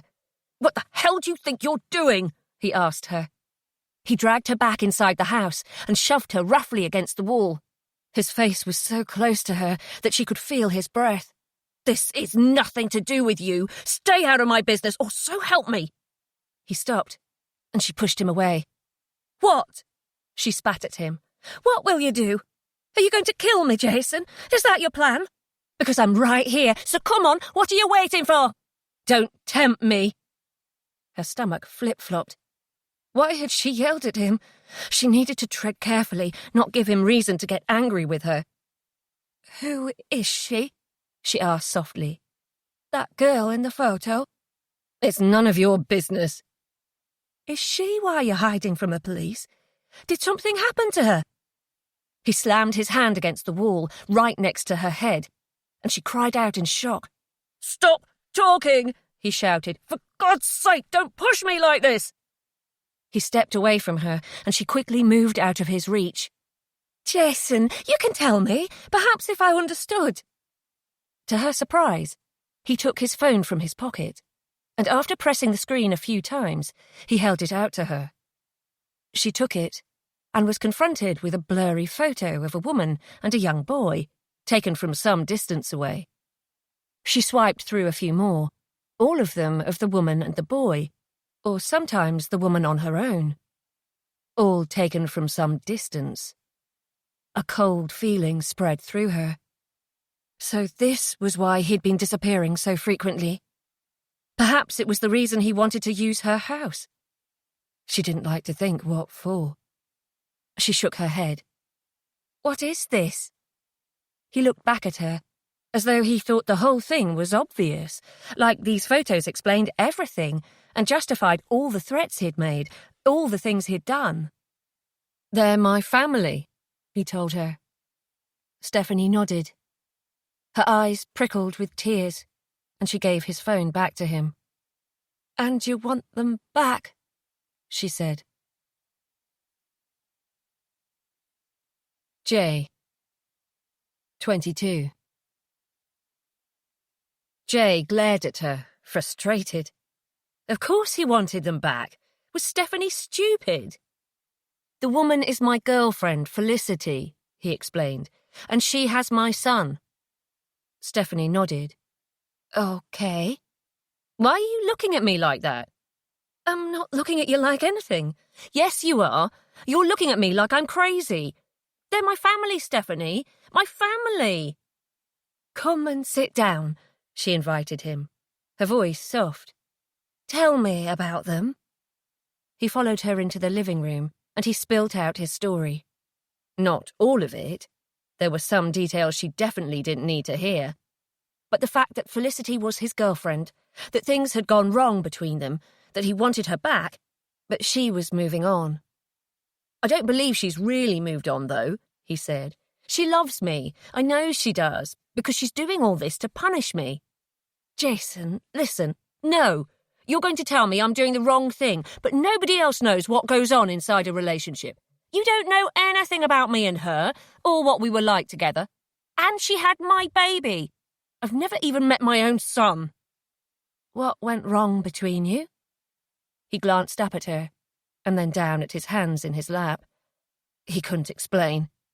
If he told her any of the things he'd done to Felicity, then Stephanie would think he was a monster. People never understood that Felicity drove him to it herself by constantly pushing him, testing him, betraying him. Then, after he'd hurt her, she'd drive him even crazier when she looked so scared, when she sat there or lay there with her cuts and bruises, making him sick with guilt about what he'd done, never realising it had been all her own fault. Jay caught himself. This train of thought never went anywhere good. She cheated on me, he said. But I forgive her.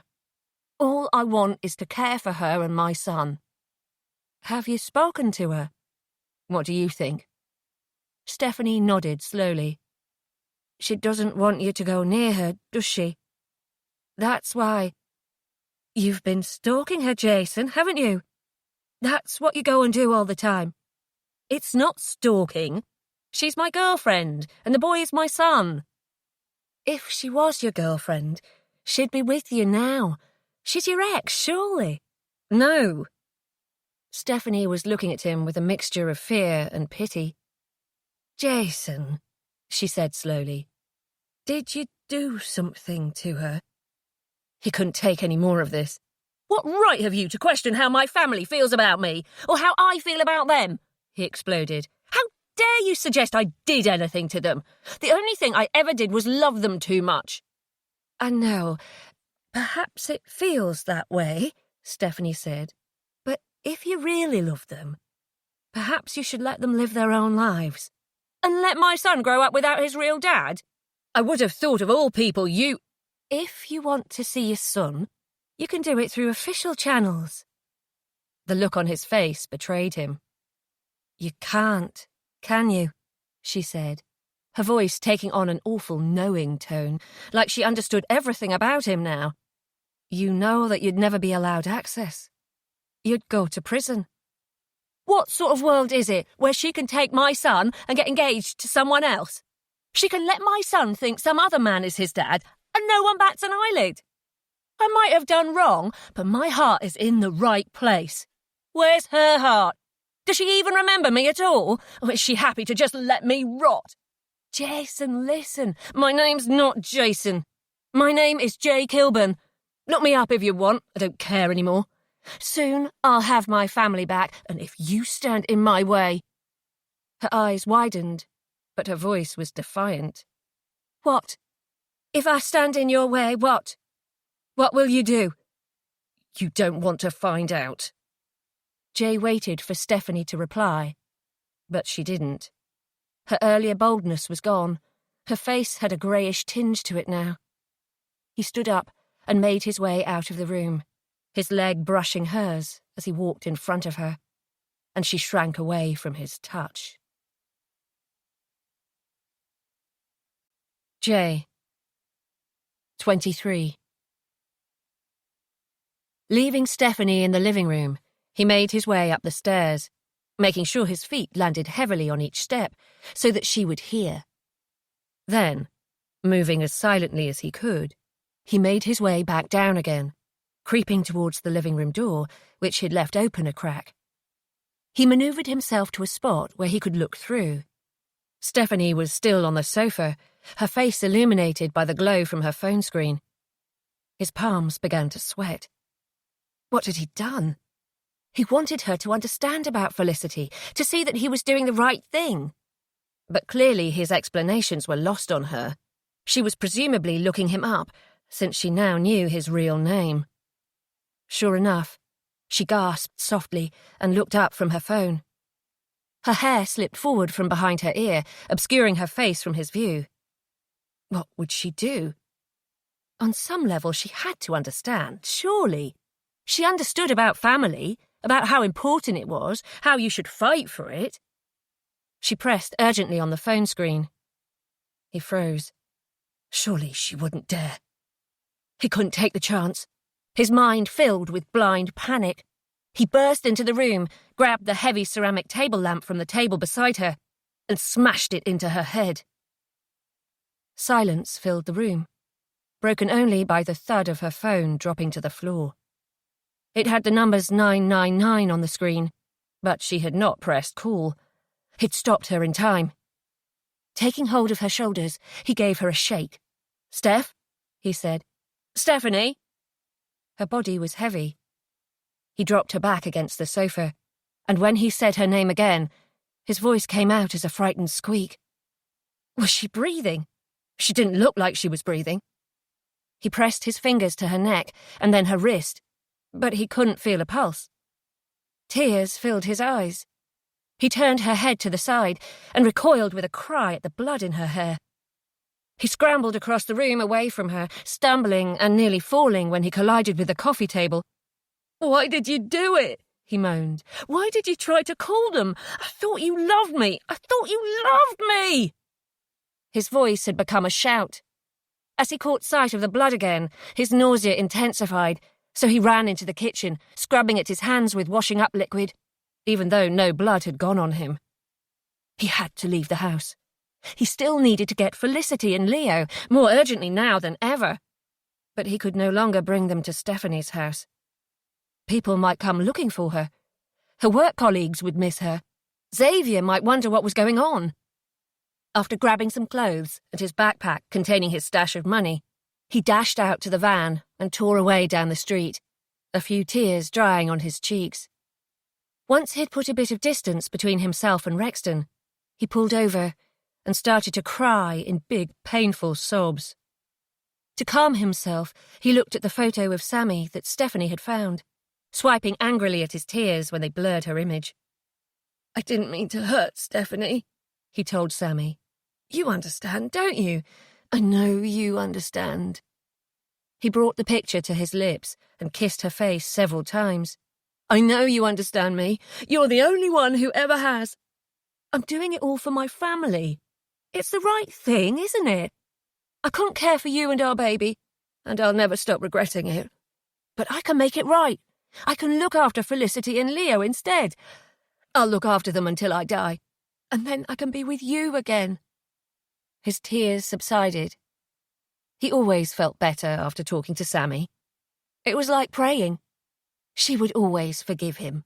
She was sweet and innocent and perfect, and she knew he had a good heart, despite the world's constant attempts to turn him bad. J. 24. It was hard to focus on the drive to Ulstercombe. Worries filled Jay's mind. Should he still use the van? Once the police found Stephanie, and they would sooner or later, perhaps they would start looking for the person she'd been living with. They'd realise Stephanie owned a van and that it was missing. His palms began to sweat, slipping on the steering wheel. He was getting ahead of himself. The police wouldn't figure it all out instantly, and besides, somebody would have to realise Stephanie was missing first and care enough to do something about it.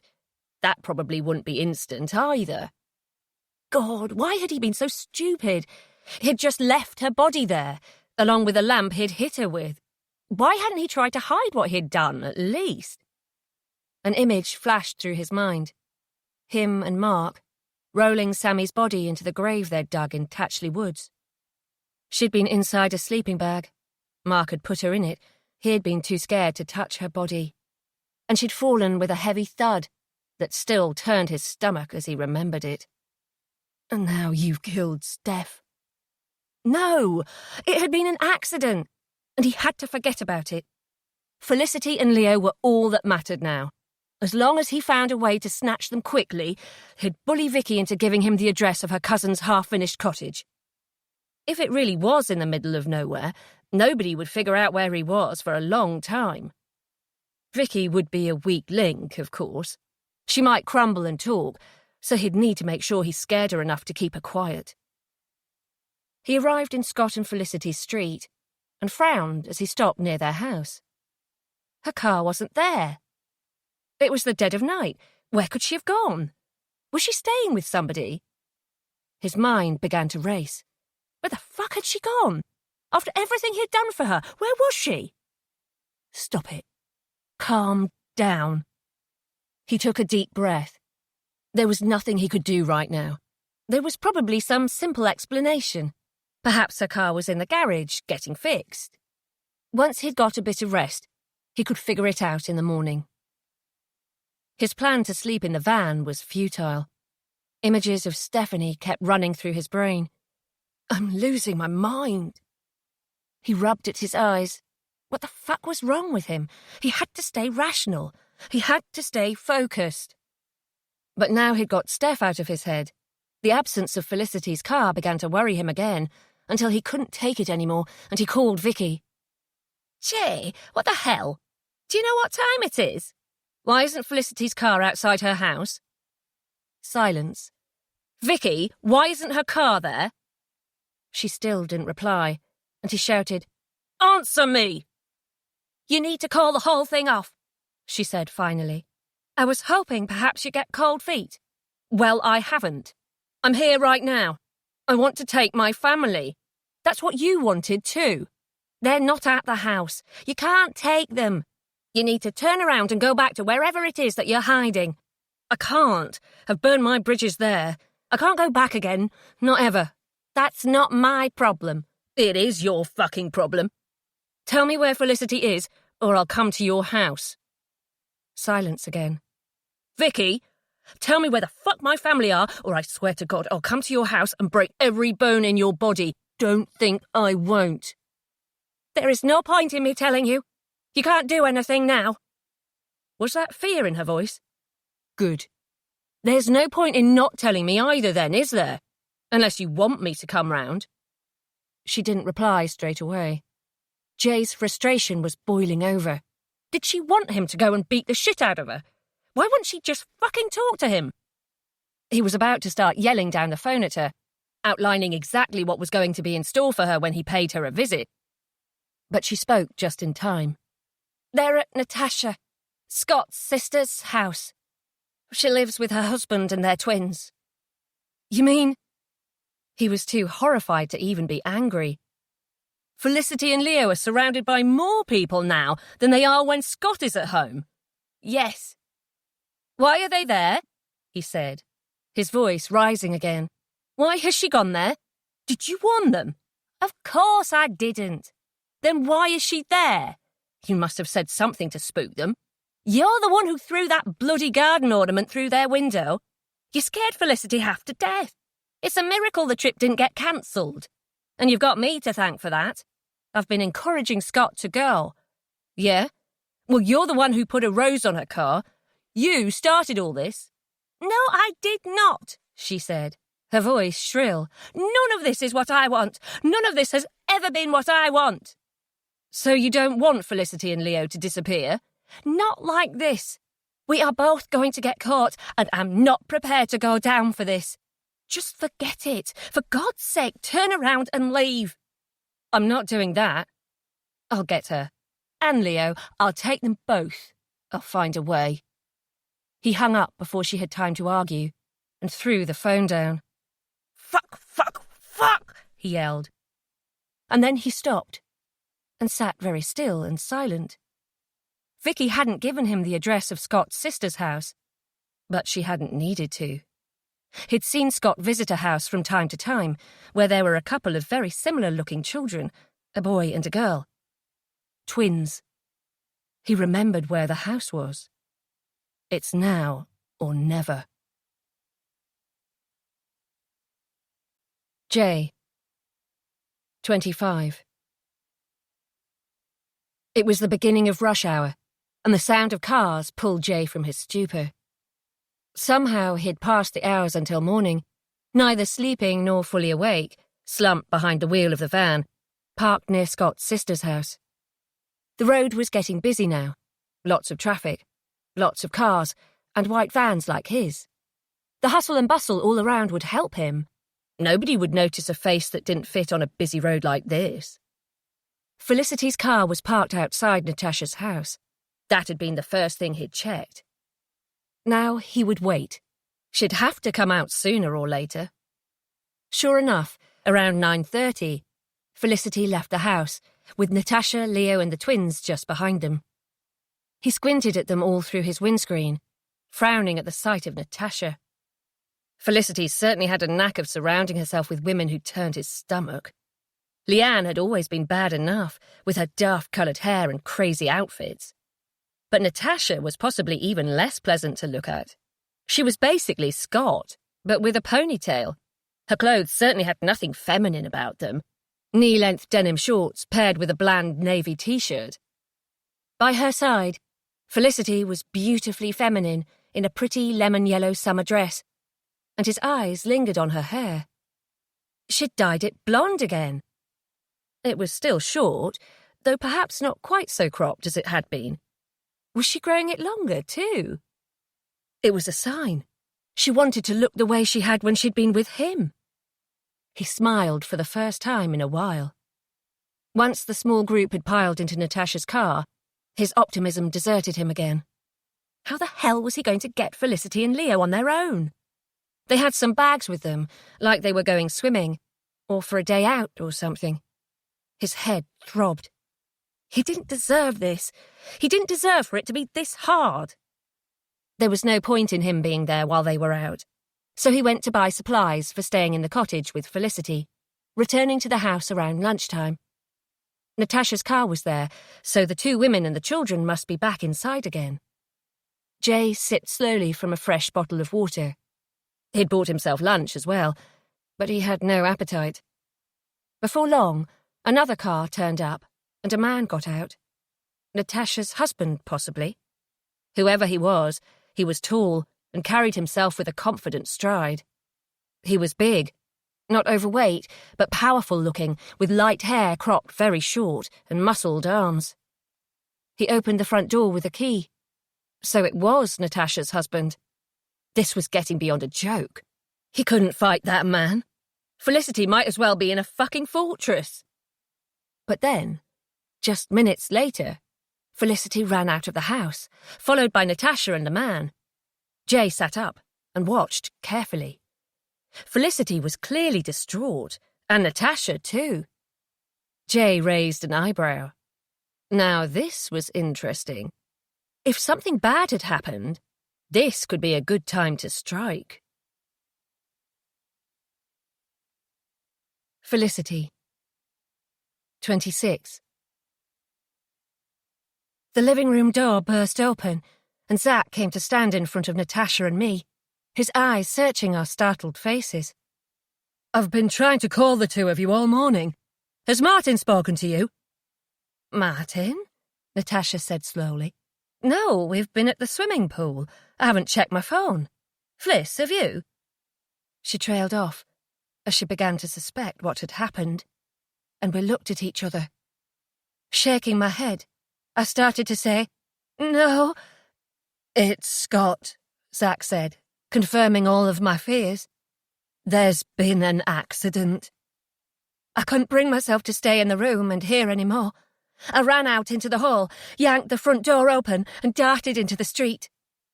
The afternoon sun beat down on me, making me dizzy.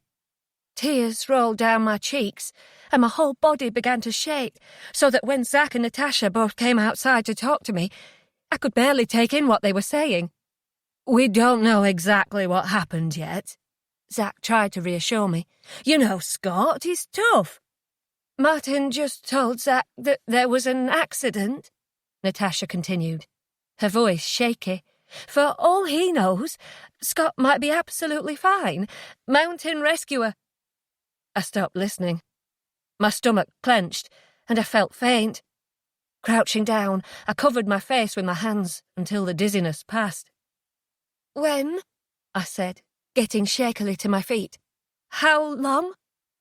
They seemed to understand what I was trying to ask.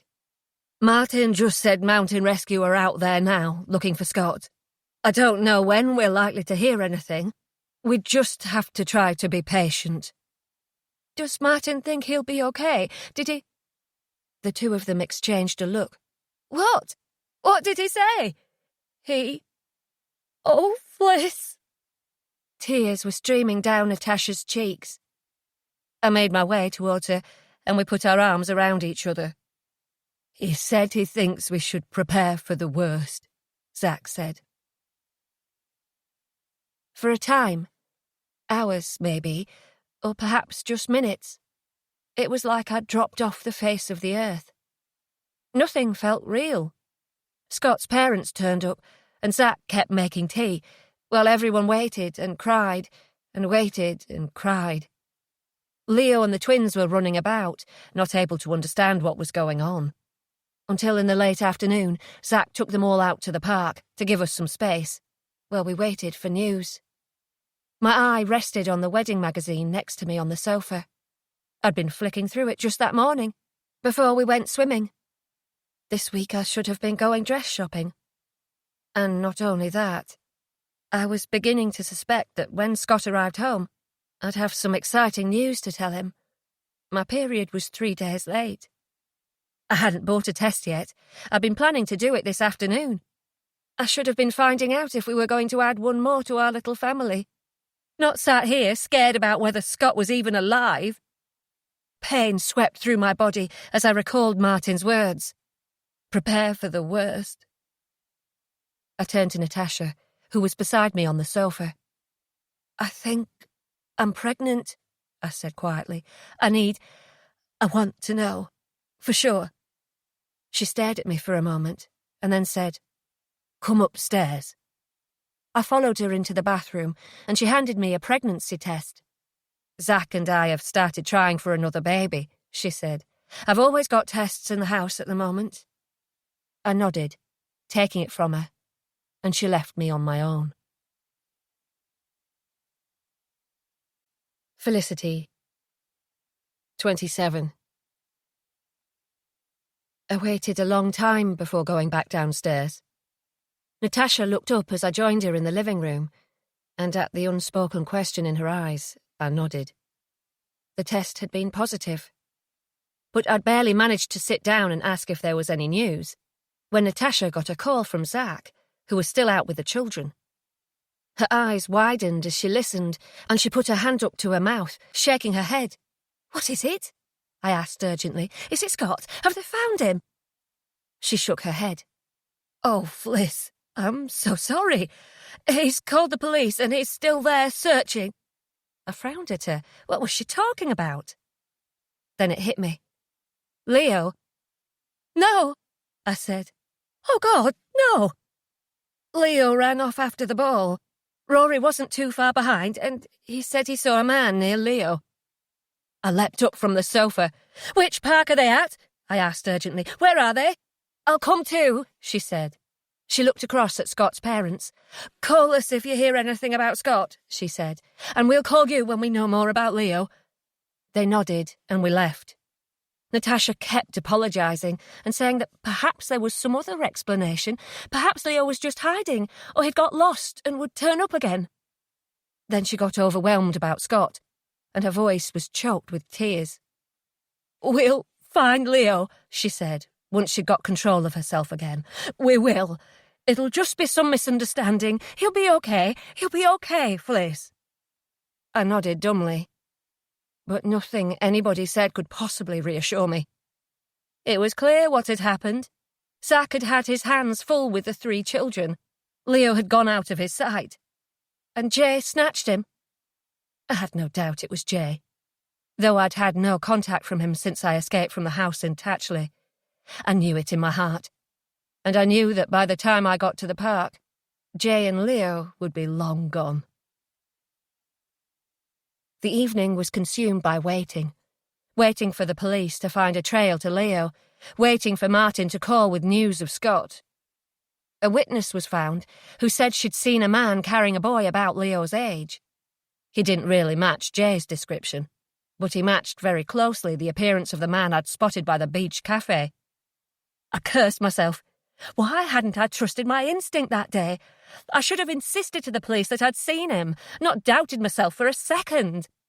Jay had been watching me for weeks, months, for all I knew, maybe even years. Hours passed. Scott and Leo remained missing.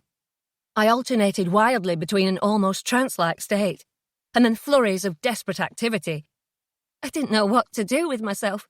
I started scratching at my wrist again, but this time while I was awake, scratching and scratching and scratching.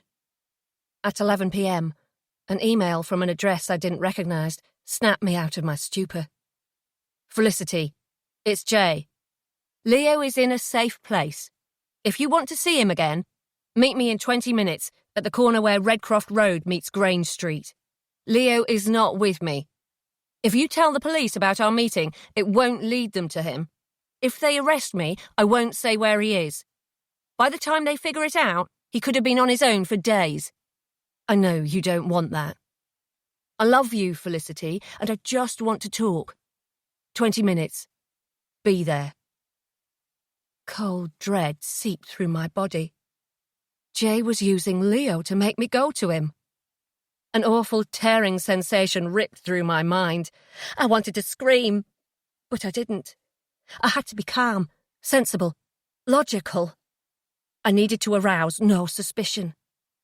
After taking a couple of minutes to clear my head, I changed out of my summer dress into jeans and a t-shirt and slipped a cardigan over my arms. I wasn't sure exactly where everybody was, as I'd spent the last hour or so in Natasha and Zach's spare room, where I'd been sleeping the past couple of nights. Scott's parents had probably returned to their own house. The twins had gone to bed, and Natasha and Zach might be either in their bedroom or downstairs in the living room or kitchen. I peeked out from behind the curtain in my bedroom.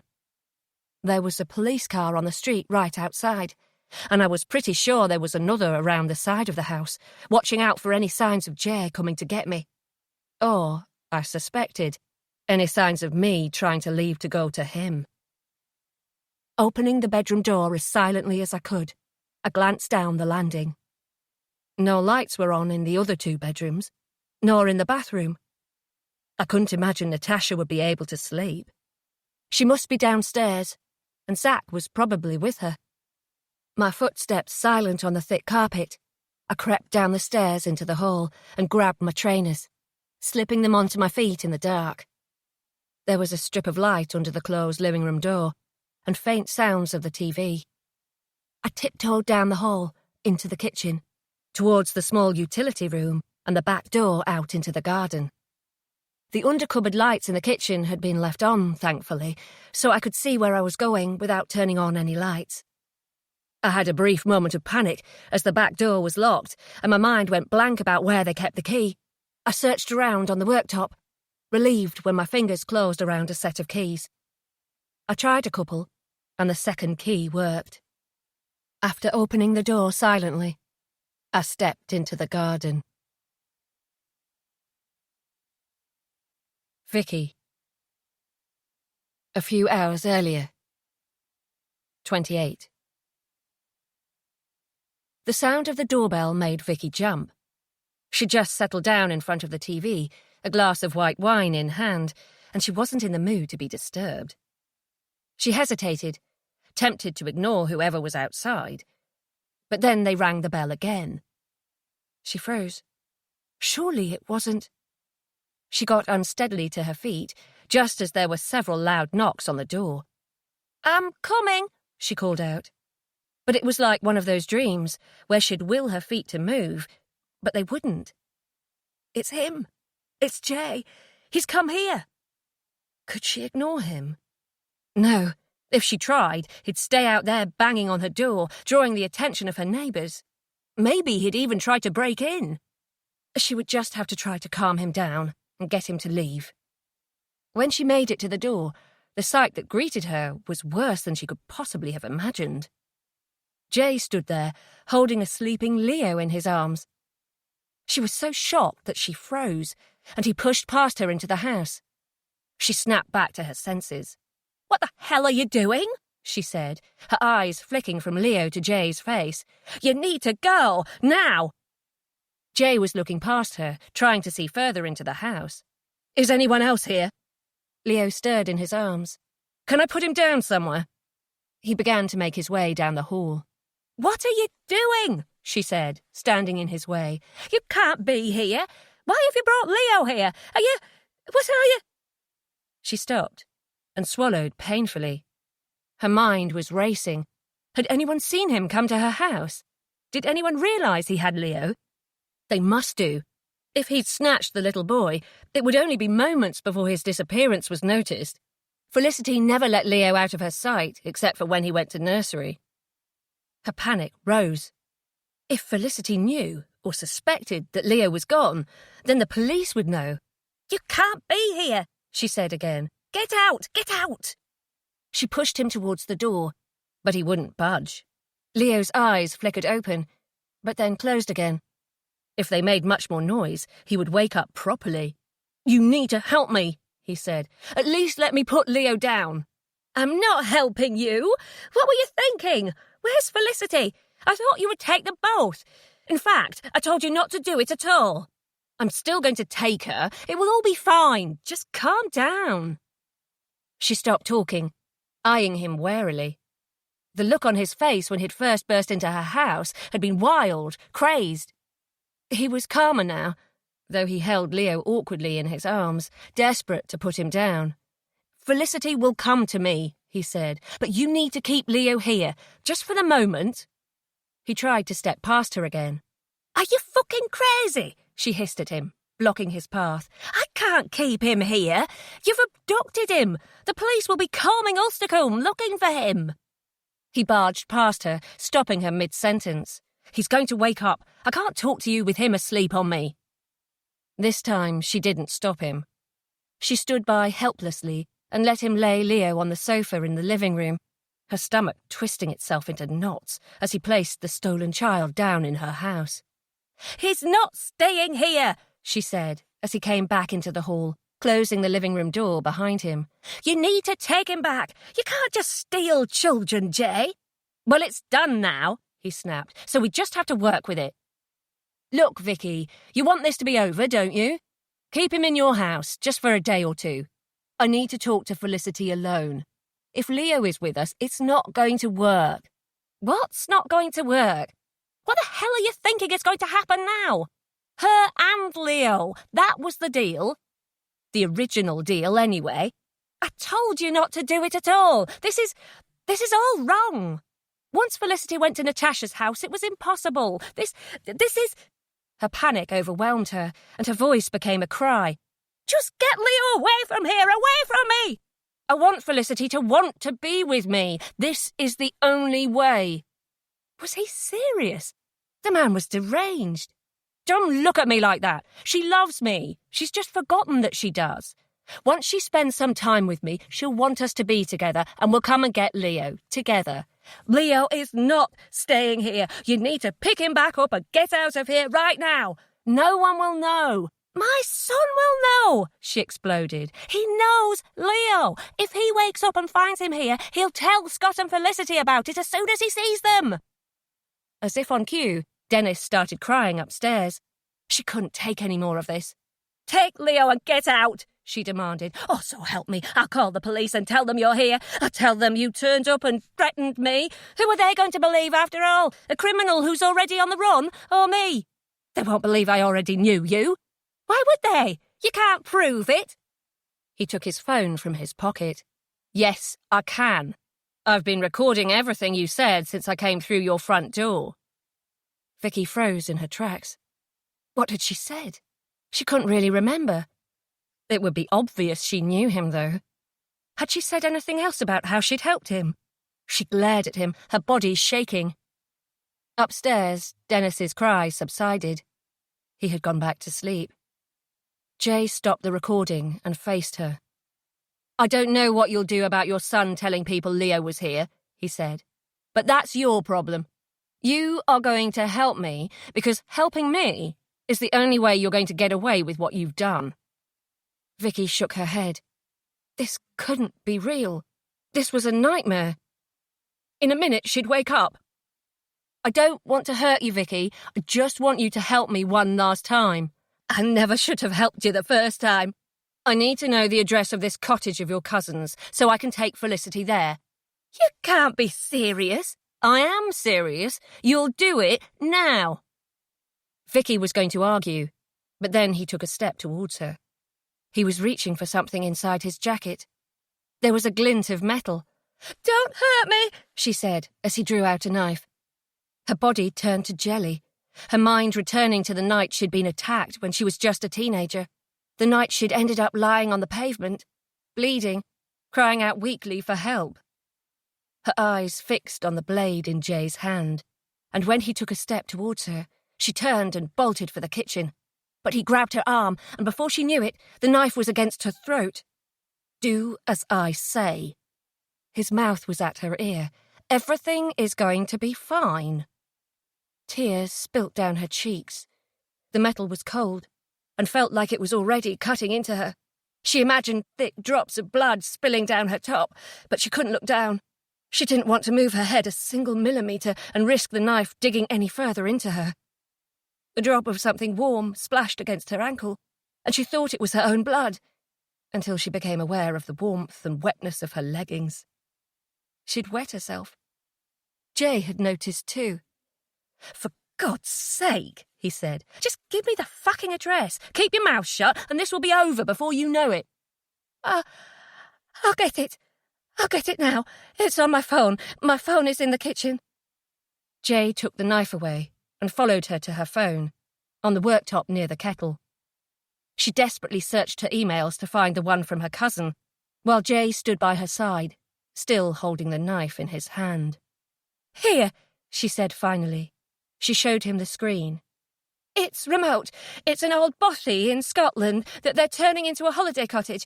It doesn't even have mains water. It has its own supply. I don't know if it has any electricity yet. It's not really habitable. It's all looked up, half finished."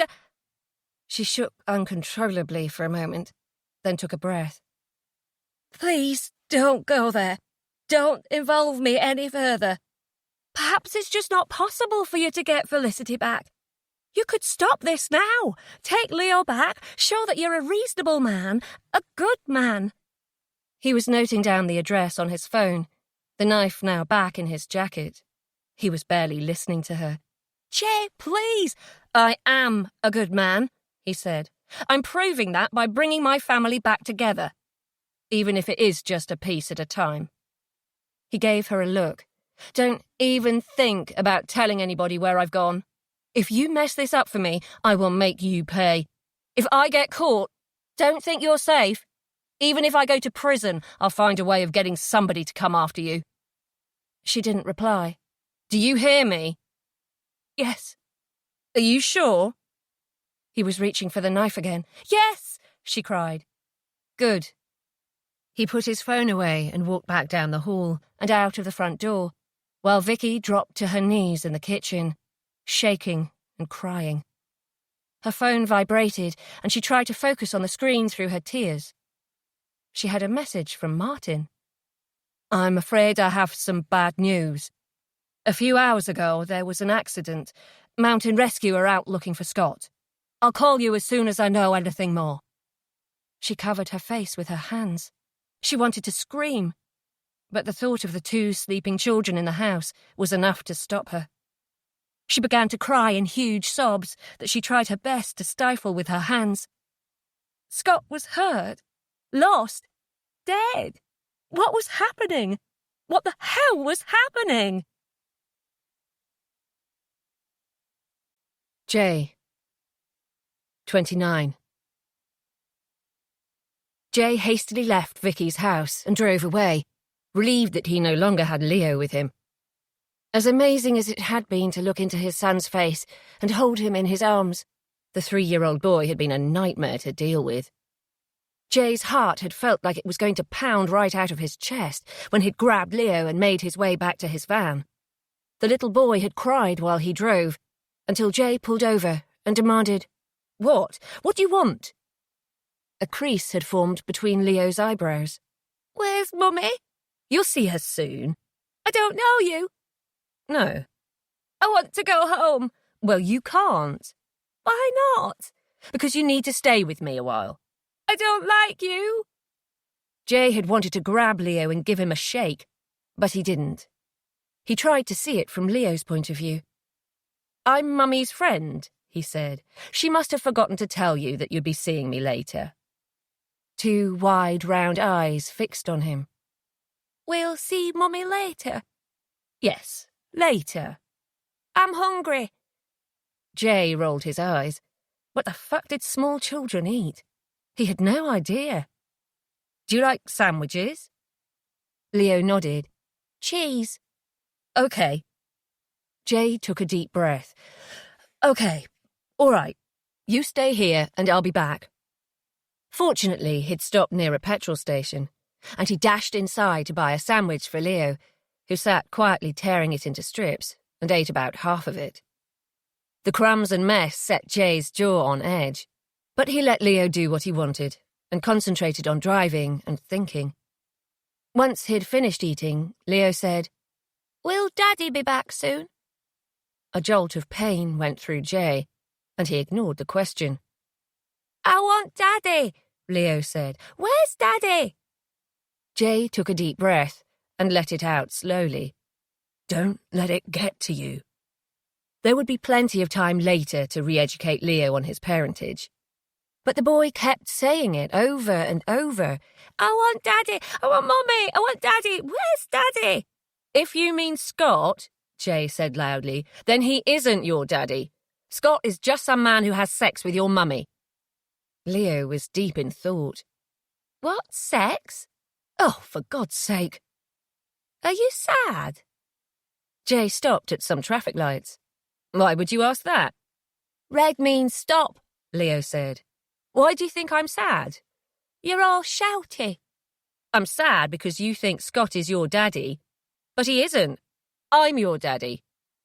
At this, Leo screwed his face up with concentration.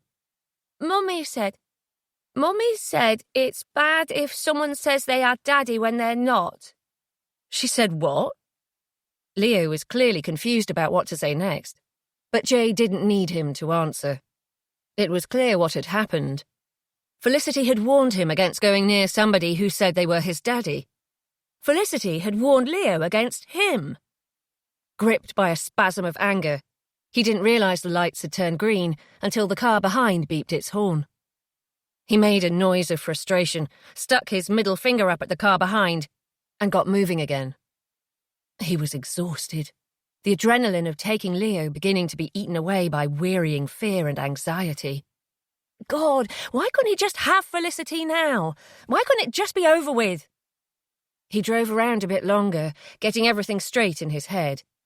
And to his immense relief, the driving eventually lulled Leo to sleep. By the time he left Vicky's, his mind had turned into one big checklist. Get Leo, done. Get Vicky to take him, done. Get the address, done. Trusting Vicky was a risk.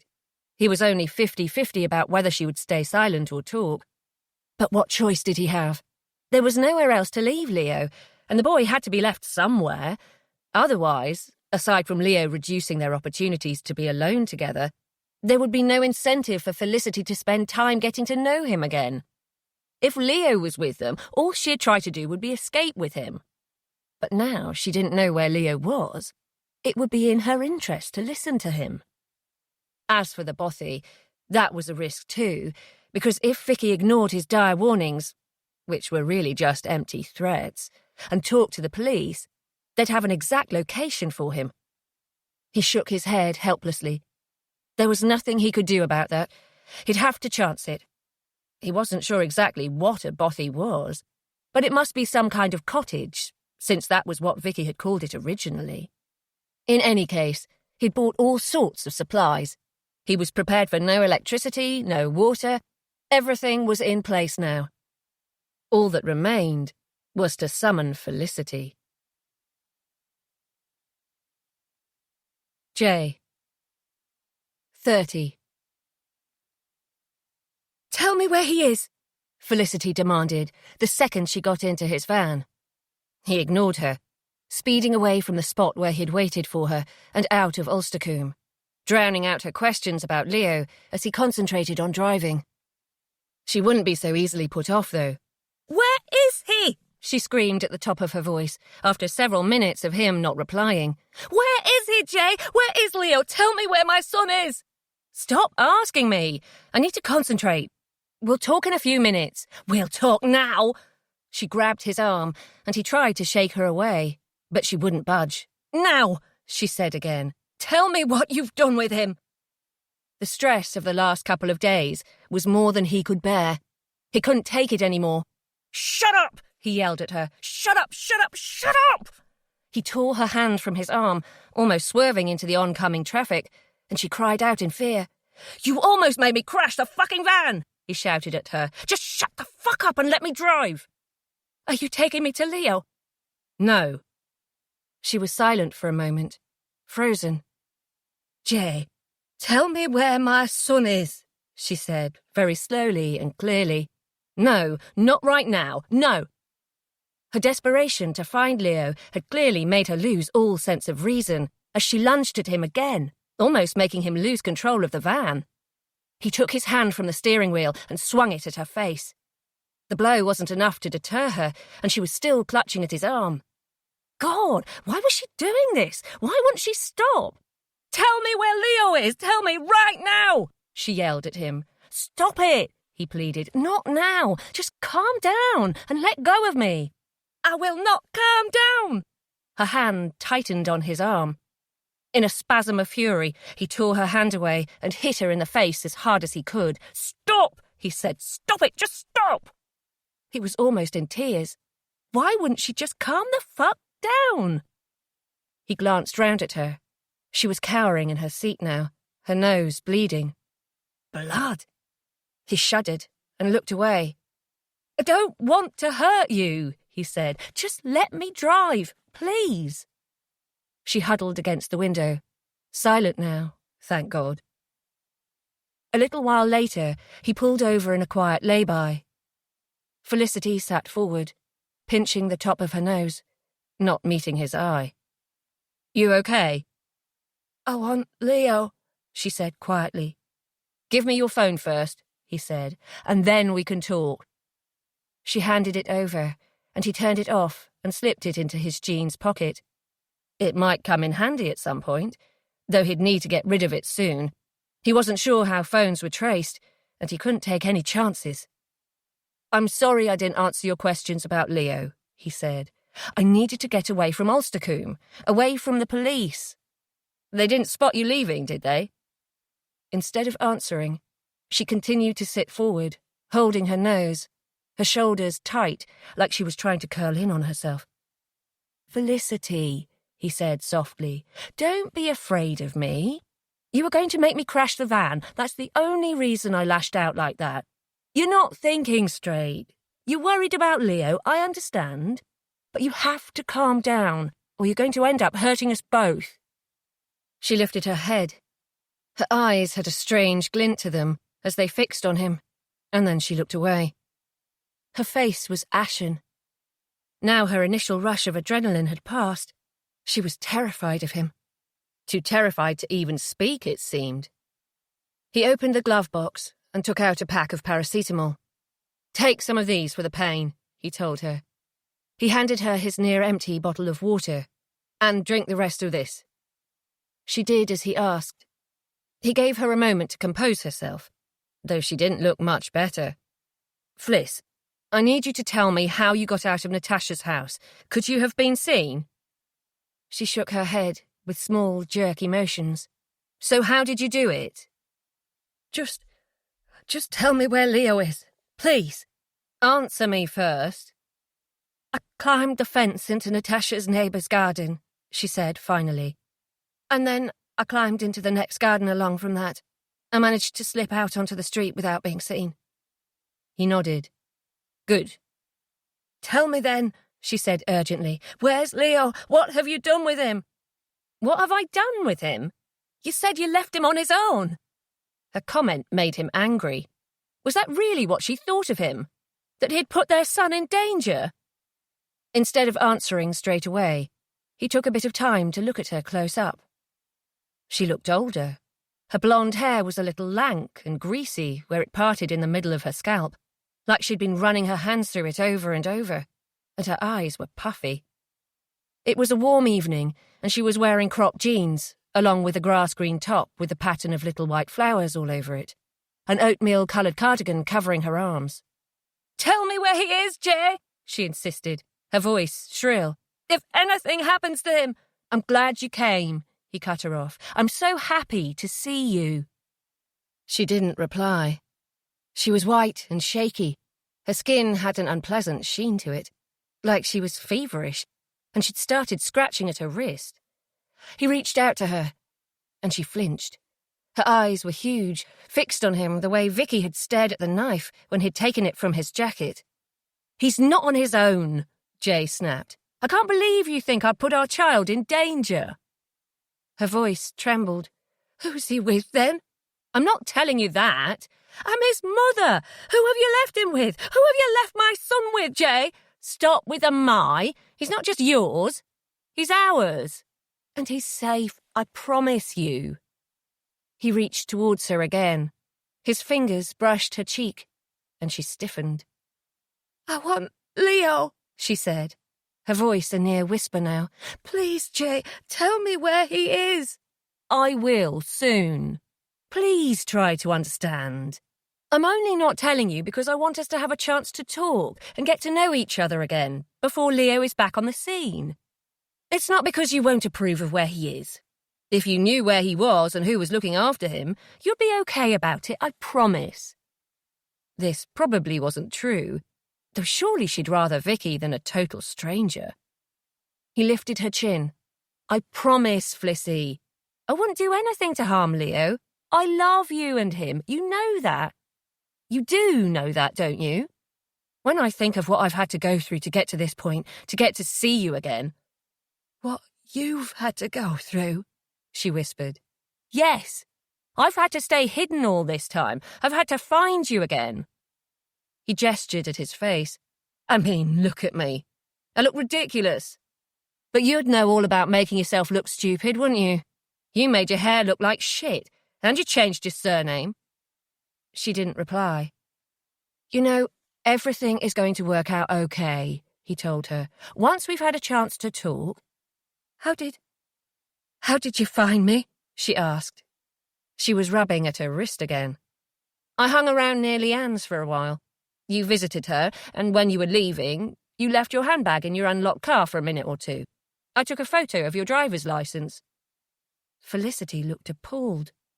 Her eyes glistened. But then she pulled herself together, her voice hard. "I saw you. You watched me on the beach with Leo one day. You were in the cafe. I told myself I was seeing things." "Yes, I was there. I've been watching you for a while. This thing with Scott, I forgive you. I know it's not real. You're using him to get back at me." She didn't respond, so he pressed her. "I know you still love me, Fliss." She was silent, and he looked around at the road. He'd put some distance between them and Ulstercombe, but they were still a bit close for his liking. He started the engine. "We'll talk," he said. "I'll explain everything. I'm not trying to hurt you, Felicity. You know that." "I want my son," she said. "I need to know Leo is safe." He didn't answer, though the temptation to shout at her was almost overwhelming. She had said "my" again, "my son," as if Leo was nothing to do with him. Instead of shouting, he drove and hoped she would start being more rational. But when he glanced back at her a few moments later, she was huddled in her seat. Her skin, if anything, was even paler, and her hands were trembling where they rested in her lap. He turned his attention to the road again. It was fucking ridiculous the way she was behaving. She'd better stop her rabbit-in-the-headlights act soon, or he was going to seriously lose his patience with her. J. 31. "What are you going to do to me?" Her voice startled him. It came out of nowhere after she had spent so long in silence. "What?" he asked, appalled by her question. What did she think he was going to do to her, for God's sake? He'd told her how much he loved her, yet she still expected the worst. "I'm not going to do anything to you. I just want to show you I've changed. I want us to spend some time together." "And then you'll let me have Leo?" Christ, Leo, Leo, Leo. Yes, the boy was important, but he was just one part of the whole picture. Why didn't she understand? Yes, he said, unconvincingly. Once we've got to know each other again. She watched him, eyes glittering. We need to be a couple again before we can be a family. You need to put in some effort with me. You need to earn Leo back. You bastard! She screamed, her face wild now, desperate. She flew at him again, and her nails scratched his face. I don't need to earn my own son. He tried to fight her off with one arm, while keeping control of the van with his other hand. Not this again. Had she gone crazy? Stop, he said. Stop it. Stop, stop. He gave her an almighty shove, and she fell back against her seat. The stupid bitch. He should have shoved her even harder, or given her another smack. Anything to make sure she properly shut up and gave him some space for a few minutes. How could she be so selfish and ungrateful? Didn't she realise what he was trying to do for her, for all of them? Tears were pouring down her cheeks, and she brought her knees up and hugged them to her chest. I want my son, she told him. I want Leo, I want Leo. Jay's knuckles were white on the steering wheel. He had hoped that their exchange in the car would be more pleasant than this. One of her nails had caught his face quite badly, and he was bleeding, and there would be no talking to her while she was in this state. Fortunately, he had made some preparations for this. When they neared a service station, he stopped and said, I'll get you a coffee. It'll help. I don't want anything from you. Or one of those fancy fruit things blended with ice. It's a warm evening. It'll make you feel better. I bet you haven't eaten or had a drink for ages. Or I could get you a nice coffee. You used to love those. Do whatever you want. Jay gave up and got out of the van. He'd get her a drink anyway. He locked the van and started walking across the car park. Then he paused. Felicity's phone was still in his pocket. It might be worth having a look at it now. He turned it on and found she had a missed call from Natasha, Scott's sister. He glanced over at the van, but Felicity wasn't watching him. She was staring out of her window, so he listened to the voicemail message.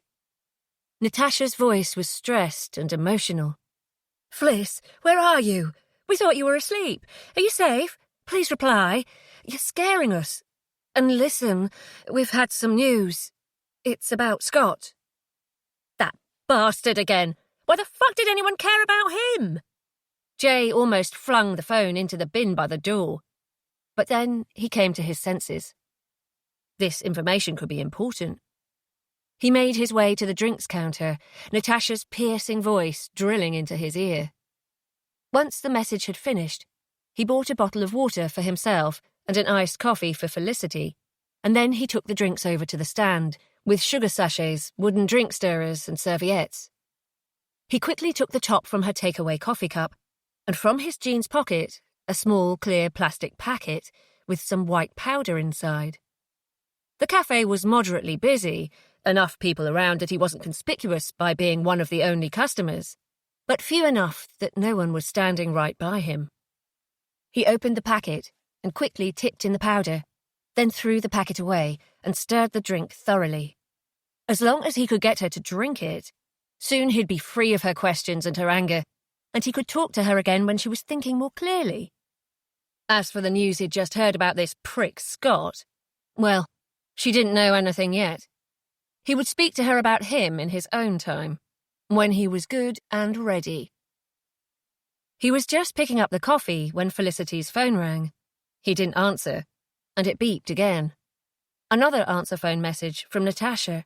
The woman's voice was urgent, frantic. Fliss, where are you? Leo is back. The police found him in the street. He's safe and well.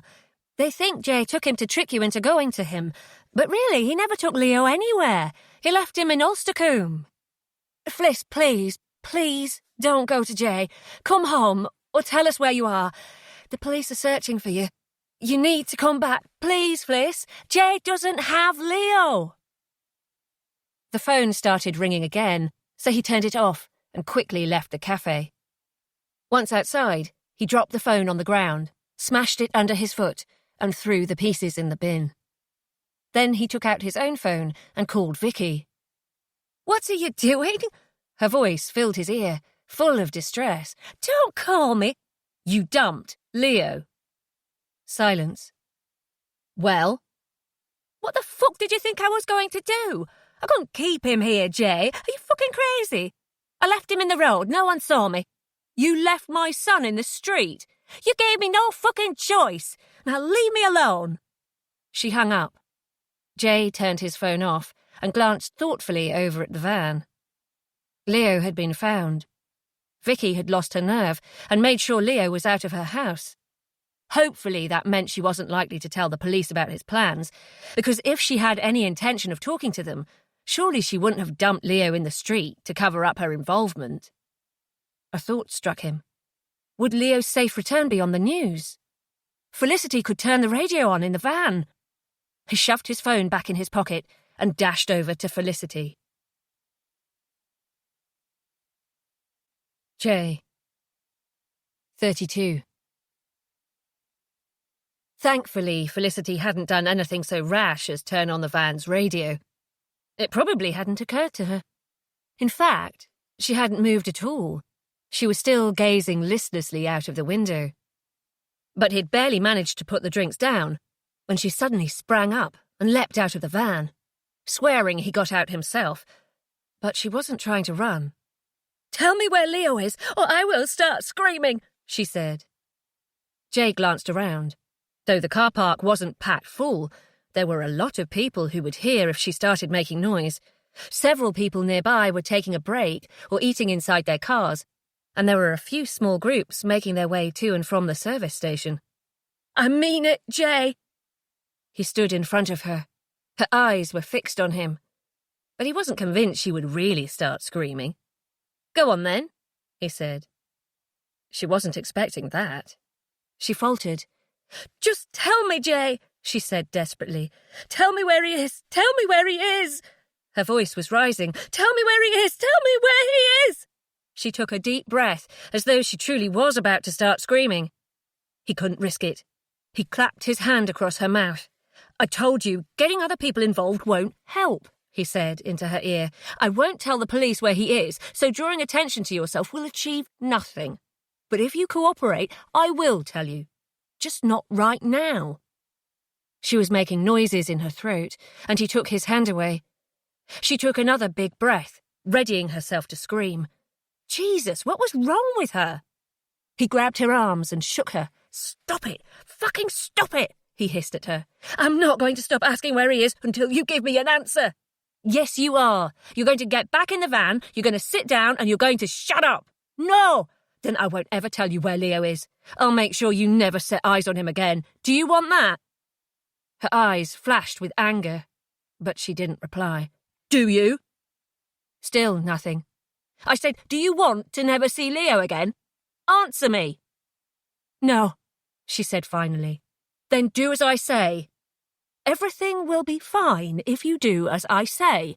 But if you start screaming, I will have to leave you here. And if I leave you here, you won't get Leo." It was a lie, but she didn't know that. She still believed Leo was in danger. Reluctantly, she made her way towards the van. She took the iced coffee from him without a word, and he started driving again, watching her out of the corner of his eye to see if she drank any of it. Just as he was beginning to lose hope, she took a sip, then another. He sighed inwardly with relief. Soon he wouldn't have to worry about her.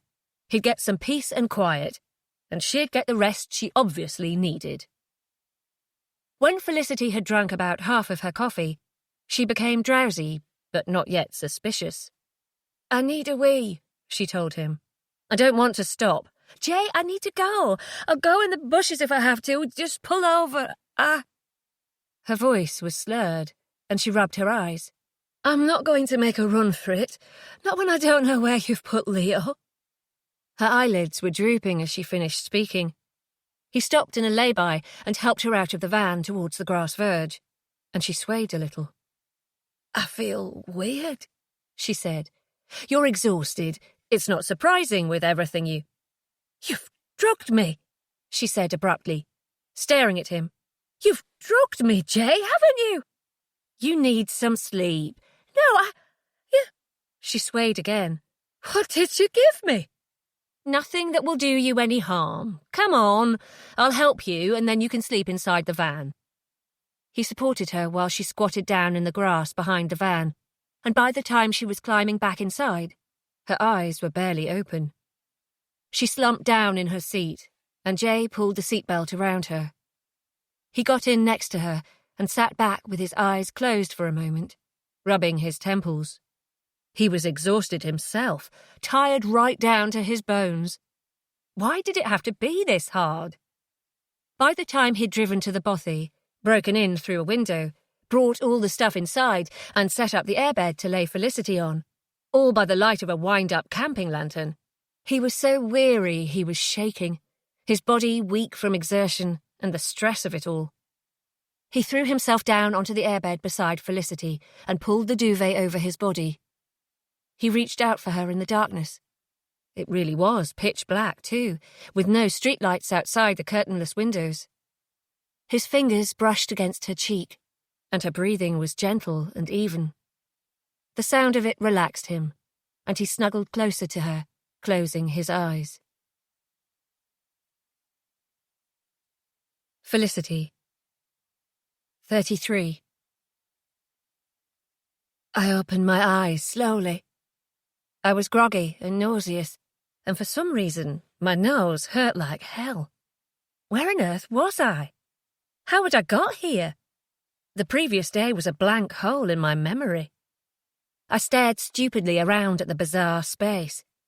It seemed to be some sort of building site, with bare pinky-brown plaster on the walls and electrical cables sticking out, but no sockets or fixtures. The air was cold. Early morning sunlight spilt in through a small window, and I sat up, rubbing my eyes. I was on an airbed in the middle of a dusty floor. Although it was just an airbed, it had proper bedding on it, a duvet and pillows, and by my side, a camping lantern. I frowned. What was going on? Where was this place? Then, the memories hit me with such awful force that I curled up into a ball as if I was wrapping my body around all the hurt and trying to squeeze it away. Leo was gone. Scott was gone. I was with Jay. I started to cry, and it was a while before I could stop. Then I wiped my eyes with a duvet cover and sat up again. I couldn't fall apart. I had to find Leo. And I had to keep believing that Scott was alive and would be found. After all, nobody had told me otherwise. But you're here with Jay. Jay! I put my hand up to my chest, where a pain had started. Already my body was growing tense, my mind starting to freeze up with terror. Where was he? What had he done to me? He'd drugged me, and I couldn't remember anything that had happened since. Had he spent the night in here with me? Had he raped me? I began to shake, and I swallowed hard. I pulled the duvet aside and looked down at myself. My cardigan was gone, but I was still dressed in the same green top and jeans I'd put on the night before. That brought me a small amount of reassurance. I moved my feet tentatively over the side of the airbed and stood up slowly, my legs weak. Wherever this place was, it certainly wasn't lived in. This couldn't be where Jay had been hiding all this time. I walked over to the window and was so astonished by the view that I took a step backwards. We were somewhere very remote.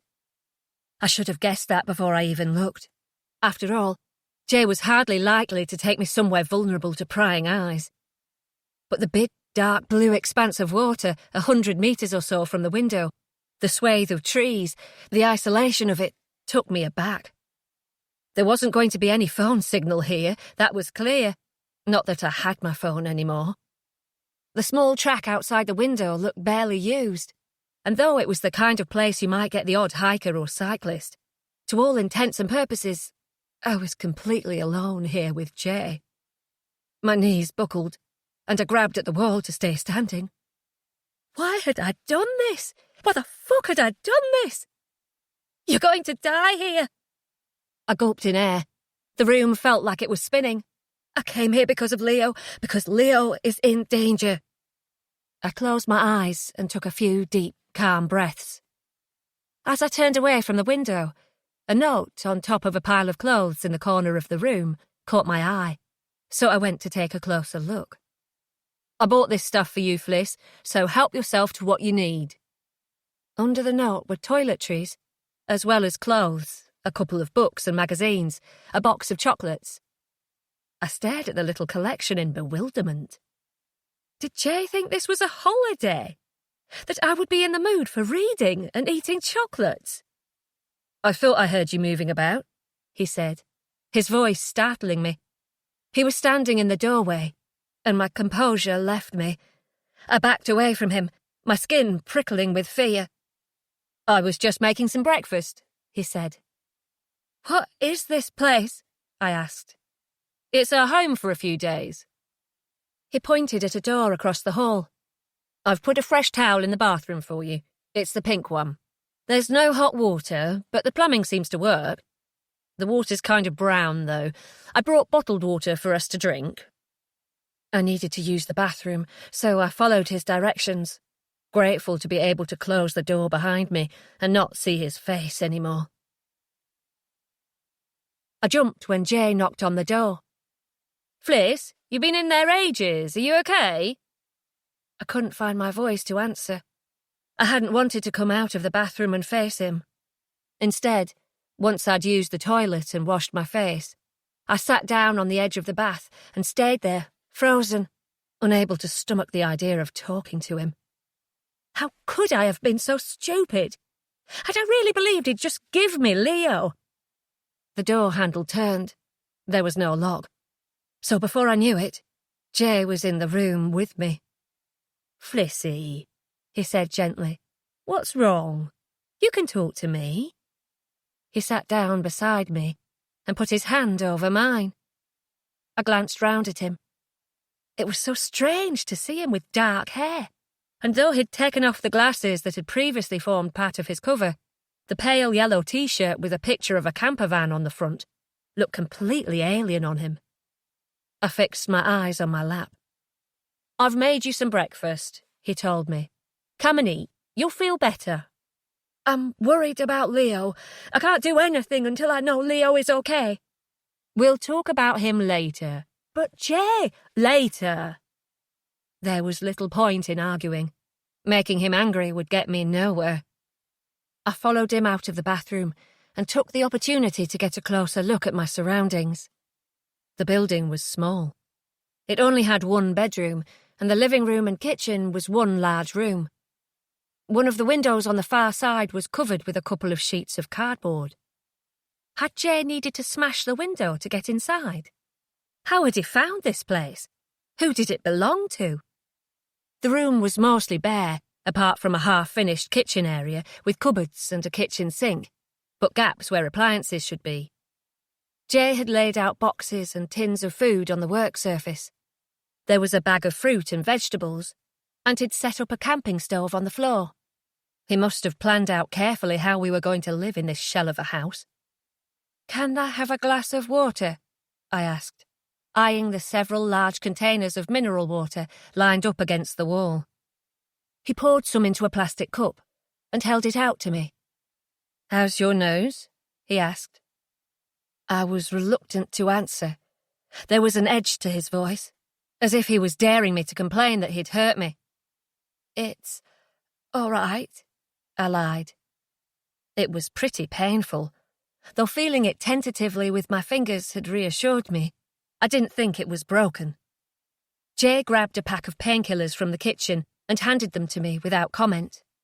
I've thought of pretty much everything, he continued. It's not going to be luxurious, but it's quite romantic, don't you think? Have you looked out of the window? I nodded. Where are we? Never mind about that. I've made some porridge. Here. He held out a bowl, and I took it from him. I forgot to get any folding chairs, though, he said. We'll have to sit on the floor. I did as he suggested, and sat cross-legged, a good distance away from him. After taking the painkillers, I forced the bowl of porridge down. though I didn't feel hungry. I had to keep my strength up. I needed to do everything I could to stay strong. "I want to know how Leo is," I said to Jay as soon as I finished my breakfast. "I told you we'd talk about him later." "No," I said. "Now." Jay ignored me as he polished off the last of his breakfast. Then he met my gaze, squarely. "We need to talk first," he said.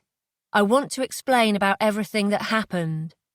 "Let me speak to Leo first, Jay, please," I said. I was taking a risk by pushing him, but I was desperate. "You said he's being looked after by somebody. You can phone them and I can speak to him." Jay was silent. "Jay," I insisted. "There's no phone signal here," he said. "Surely you realise that?" I had realised, but I didn't want to budge. I wanted him to make it happen somehow. "Then I'm not going to talk to you. I'm not going to say another word until I know Leo is safe." "Don't be childish. We're going to be here too long for you to not say a word to me." I was silent for a moment, and then I lost my temper. "Let me tell you something," I said. "You think you're a dad to Leo? That we're a loving, happy family? If I hadn't got out of that house in Tatchley when I did, I would have died giving birth to Leo. You would have lost us both because you were keeping us prisoner. That's what would have happened to your family." "I would have taken you to hospital." "No, you wouldn't," I cried. "Not in enough time. Maybe right at the last moment, but by then it would have been too late. I had all sorts of complications. Leo was early. I had to have an emergency caesarean, and Leo was in hospital for a while afterwards." Jay shook his head. He looked genuinely upset. "Fliss, I wouldn't have. I didn't mean—" As abruptly as my anger had started, it left me. I gulped down the rest of my cup of water, my mouth suddenly dry, and stared down at my lap. What was I thinking, winding Jay up like this? He couldn't handle his emotions. He might be upset and sorry now, but how long until that turned to anger?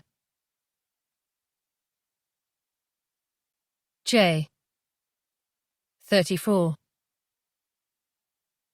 "Let's go for a walk," he said. "I think we both need some fresh air." "Yes, okay," Felicity said, her voice subdued. After breakfast, she'd got changed into the clothes he had bought for her, grey jeans and a pink t-shirt. The clothes weren't a perfect fit, but they were good enough, and once she'd brushed her hair, she looked a bit more like herself. But she was rubbing at her wrist again. "Why do you do that?" he asked her. "Do what?" "Your wrist." She tried to hide her wrist in her lap, covering it with her other hand, so he grabbed her arm and drew in his breath sharply as his eyes fell on the scratches and scars. "What is this?" he asked her, recoiling. "Are you cutting yourself?" She snatched her arm back and shook her head. "I do it in my sleep," she said. "What are you talking about?" She clearly didn't want to give him a straight answer. Why wouldn't she just tell him, rather than turning it into a fucking riddle? "Fliss, tell me why you have those scratches." "I don't think we should talk about it." "Well, I do. Tell me. What are they?" "Jay, please drop it." He grabbed her hands, and she stiffened, her eyes bulging with fear. He wanted to give her a shake. Why was she so afraid? He wasn't a monster.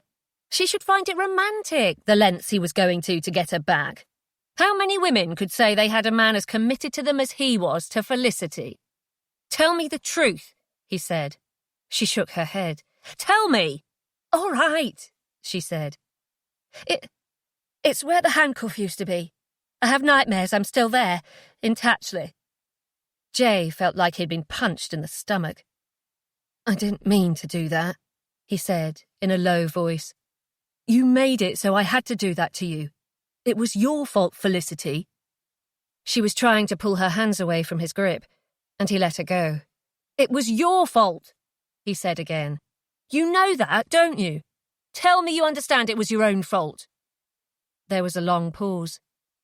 "Nothing you did could be worse than you taking my son from me. If you separate me from Leo, you're killing me." "Then tell me you understand it's all your own fault." This time, When she looked at him, her eyes were defiant. She said the phrase he'd asked her to. She said she was to blame. But the expression on her face made her words meaningless. She was taunting him. She was playing along to get Leo. Well, she wasn't playing nearly hard enough to convince him to give her what she wanted. "Let's go for a walk," he said. Instead of making their way down the track and towards the water, which would be the obvious thing to do, he took a different route up behind the house, where there would be less chance of running into people. Even though it was summer, the air was chilly, and Felicity crossed her arms over her chest. But before long, the sun came out from behind the clouds and warmed them both, the air fresh and pleasant. Far preferable to the dusty atmosphere inside the half-finished building. The path climbed towards some trees, and Jay sat down on a fallen tree trunk at the edge of the woods. He had been thinking about the argument they'd had about her wrist, and he hated the way it had ended up. Felicity obediently sat beside him. "I want to make it up to you, you know," he told her. "I do know I was wrong. I shouldn't have said it was all your fault back in the house just then." She didn't reply. "I'm so ashamed," he continued. "I wasn't in my right mind. You did upset me, but I know I shouldn't have acted how I did." She still didn't speak. He looked at her more closely. Her gaze was on the engagement ring around her finger. Anger pulsed through him, but he tried to push it aside, continue with his explanation. "All the stuff with Mark, it made me crazy." He put his hand on her knee. "It will all be okay," he said. "You can trust me. I'm not the person I used to be. That person makes me sick. I want to get better, and I know if you're with me, I can get over it. All the anger." She was still looking at the ring. It was unbearable. "Take that fucking thing off," he said, undermining all the words he'd just said and making her jump out of her skin. "What thing?" "That ring! That fucking ring! You were staring at it the whole time I spoke to you." She brought her hand up helplessly. "I didn't mean to. I didn't realise I was—" "Take it off and give it to me." She did as he asked, and he held the ring between his thumb and index finger, turning it as though he was admiring it. "Pretty small, isn't it?" he said. "What is?" "The stone. The diamond. It's tiny." "We don't have much money, and I don't really care about stuff like that. It's not important." With a derisive laugh, Jay drew his arm back and threw the ring as far as he could into the trees. Jay, 35. Jay studied Felicity's face as they walked through the woods. She was hard to read. She'd been in turns angry, subdued, sad, and afraid. Most of all, she'd been afraid. What was going on inside her head? Were his words getting through to her at all? They were going uphill through the trees, and it was cool again in the shade. Jay wasn't keen to walk too far, though equally, the idea of spending the whole time cooped up inside wasn't appealing. The fresh air would do them both good. Felicity was walking at a good pace, as though she was appreciating the chance to be outside and stretch her legs. Or perhaps she's just trying to get it over with. She doesn't want to be with you. She's probably trying to take her mind off of worrying about Scott. Jay almost stopped in his tracks as the man's name popped into his head. He'd been trying his hardest not to think about Scott, or at least not to wonder how often the prick was in Felicity's thoughts, especially after she spent all that time staring at a bloody engagement ring. He was looking forward to telling her Scott was dead. But not yet. He was planning to, if a moment arose when it would be useful, but saying it right now would stop her from focusing on him, and he needed to get through to her. Felicity had got ahead of him, and he sped up to catch up with her, until they ended up in a clearing, where logs were stacked up in piles, and there was a rough track running through the trees. Jay stopped abruptly, and looked around. He hadn't been expecting this. People had been working in this area. Felicity stopped too. "I can't see anyone," she said, "if that's what you're worried about." She was watching him, as if she was daring him to say how concerned he was about being caught. He was about to snap at her in irritation. But then the expression he thought he'd seen was gone. Now she was watching him warily. "Don't look at me like that," he told her. She looked away. "I'm not a psycho," he said, his voice rising. "It's like you think I'm going to flip out and attack you for no reason." She didn't reply, and he walked over to her. "Fliss," he said gently. "Flissy, I don't want you to be afraid of me. Didn't we just talk about this? How I regret who I was, how I want to be better. I can't move on if you keep reminding me of who I used to be." "I'm not trying to remind you. I'm sorry, Jay. I'm just so worried about Leo. Is there really no way you can prove to me he's okay?" He gripped both her arms. "He's my son," he said, giving her a shake. "He's my flesh and blood. How can you possibly believe I would harm him?" "Because you don't know what you're doing," she shot back. "You don't think. And you don't know what a 3-year-old child needs." Jay let go of her. "No, you're right.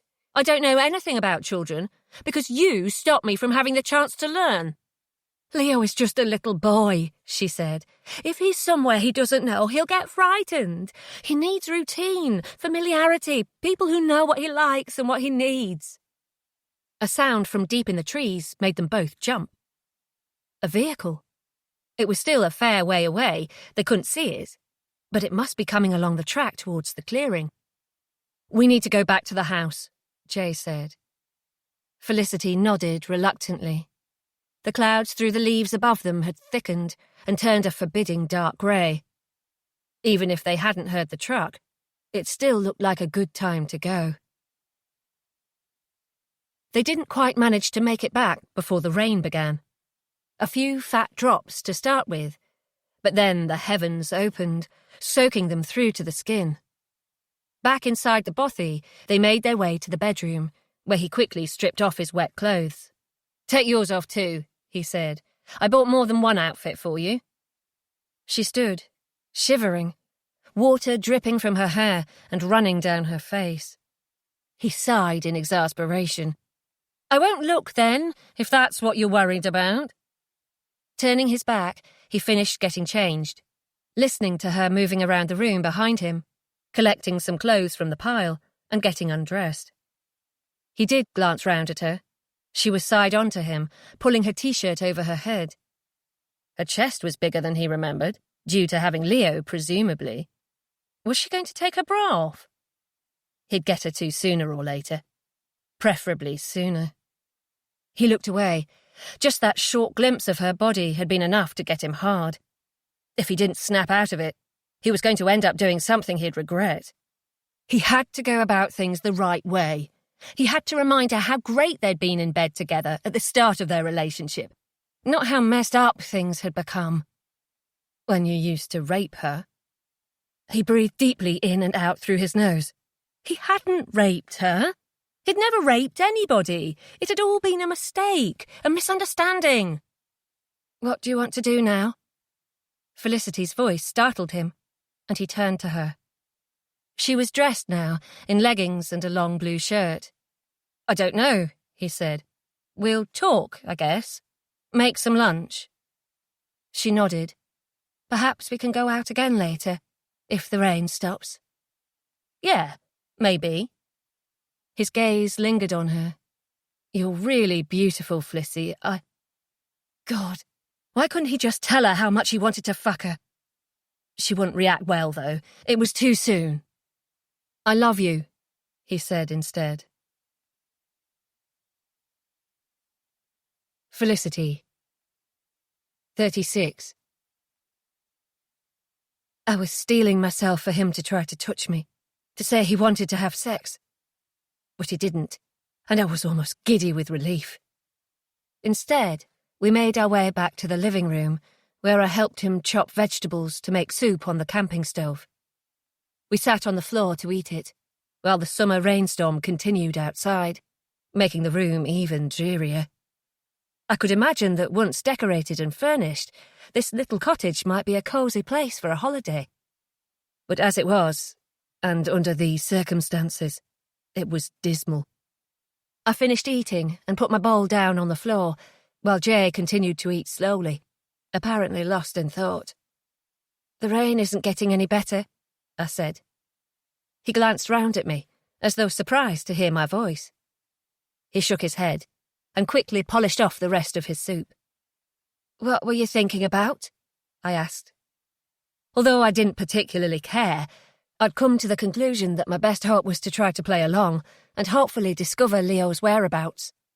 I could try again to force him to tell me, but since Leo was with somebody, Jay would always have the option of contacting them and telling them to move Leo, so I'd never be able to get to him in time.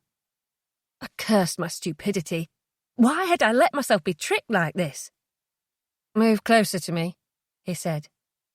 My breath caught in my throat, but I did as he asked, shuffling closer to him on the cold stone floor. He put his arm around me, encouraging me closer, until I ended up resting my head awkwardly against his shoulder, and he kissed my hair. "Sammy used to rest her head on me like this," he told me. I didn't answer. She used to say how comfortable she felt with me, how safe. We'd stay like this for ages sometimes, just enjoying being close to each other. I remember the weight of her head, the feel of her hair. But after a while, we didn't do it so much. She didn't really want to be close to me anymore. His words sent chills down my spine. Why on earth was he talking to me about Sammy? How did he think I would react to conversations about his dead ex-girlfriend? I'm sorry, I said. "It's not your fault. It's mine. She didn't want to be near me because she stopped feeling safe with me. I understand that now." "She was very young," I said. In fact, my heart ached for Sammy, who probably hadn't known who to turn to when she'd found herself trapped in such an intense and dangerous relationship. She'd only been a child, really. But he'd been a child too, and yet already filled with so much hate and rage. "I don't know why it had to end up like it did," he said. "I ruined everything. And not just because of Mark, the way he made me think she was cheating. The seeds of doubt were already there. Before he ever told me any of his lies, I still watched her all the time. I never trusted her." I let my eyes drift over to the window. The rain was petering out, weak sunlight filtering through the clouds. I couldn't stand having Jay's arm around me. My chest was tightening as my mind raced to all the different and awful places this conversation could end up. But he didn't say anything else. He just continued to hold me close to him, until eventually he grew tired of it and got up to clear away our bowls from lunch and tidy the makeshift kitchen. Somehow, the afternoon passed. We ventured out again briefly, but Jay was clearly jumpy about being spotted, so we went back inside, and he boiled some water to make us cups of tea. Finally, tea time rolled around, and I helped him get the food ready. Not too difficult, since all he'd brought for our meal was various cheeses, which he took one by one from a cool box, and a pack of crackers. "I know it's not the fanciest meal," he said, "but I thought you'd like it. I wanted something nice for our first proper evening together."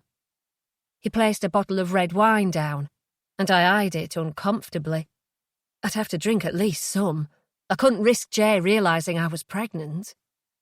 Once he'd laid out the food, we sat side by side on the living room floor again. Jay made a toast about our future together, so I took a few sips of wine and I nibbled at the food. Jay kept watching me, and my stomach began to churn. The wine, the fancy cheeses, his talk of our first proper evening together. It was clear what was going to come next. My hands began to shake while Jay chatted away. I couldn't bear to listen to him. Then he pulled a piece of paper from his pocket and handed it to me. I read it and looked up at him. "Why are you showing me this?" "It's how I got by." "Man with a van," I read from the paper. It said he did house removals and clearances. There was a mobile number, and the name Jason Marriott. "I lived with a girl called Stephanie," he explained. "She was a bit younger than me, and she was lonely. She'd just inherited a house from her granddad, and I lived there with her. I began to understand. So you didn't have your name on anything? She bought me the van, and all the paperwork for everything is in her name. People paid me in cash. I had no bank account. I get the idea. You could do the same. That's how we can be together. Soon, tomorrow or in a couple of days maybe, you could tell everyone you've decided to move away. You could buy or rent a little house somewhere, get a new van, and I could start up this business again. I didn't earn a lot, but it would be enough to help us get by. Nobody questioned it when I was living with Steph.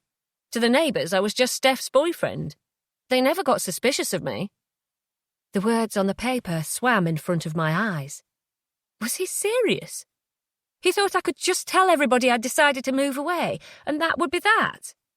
People would be suspicious if I said I wanted to move all of a sudden, I said, especially after Leo going missing.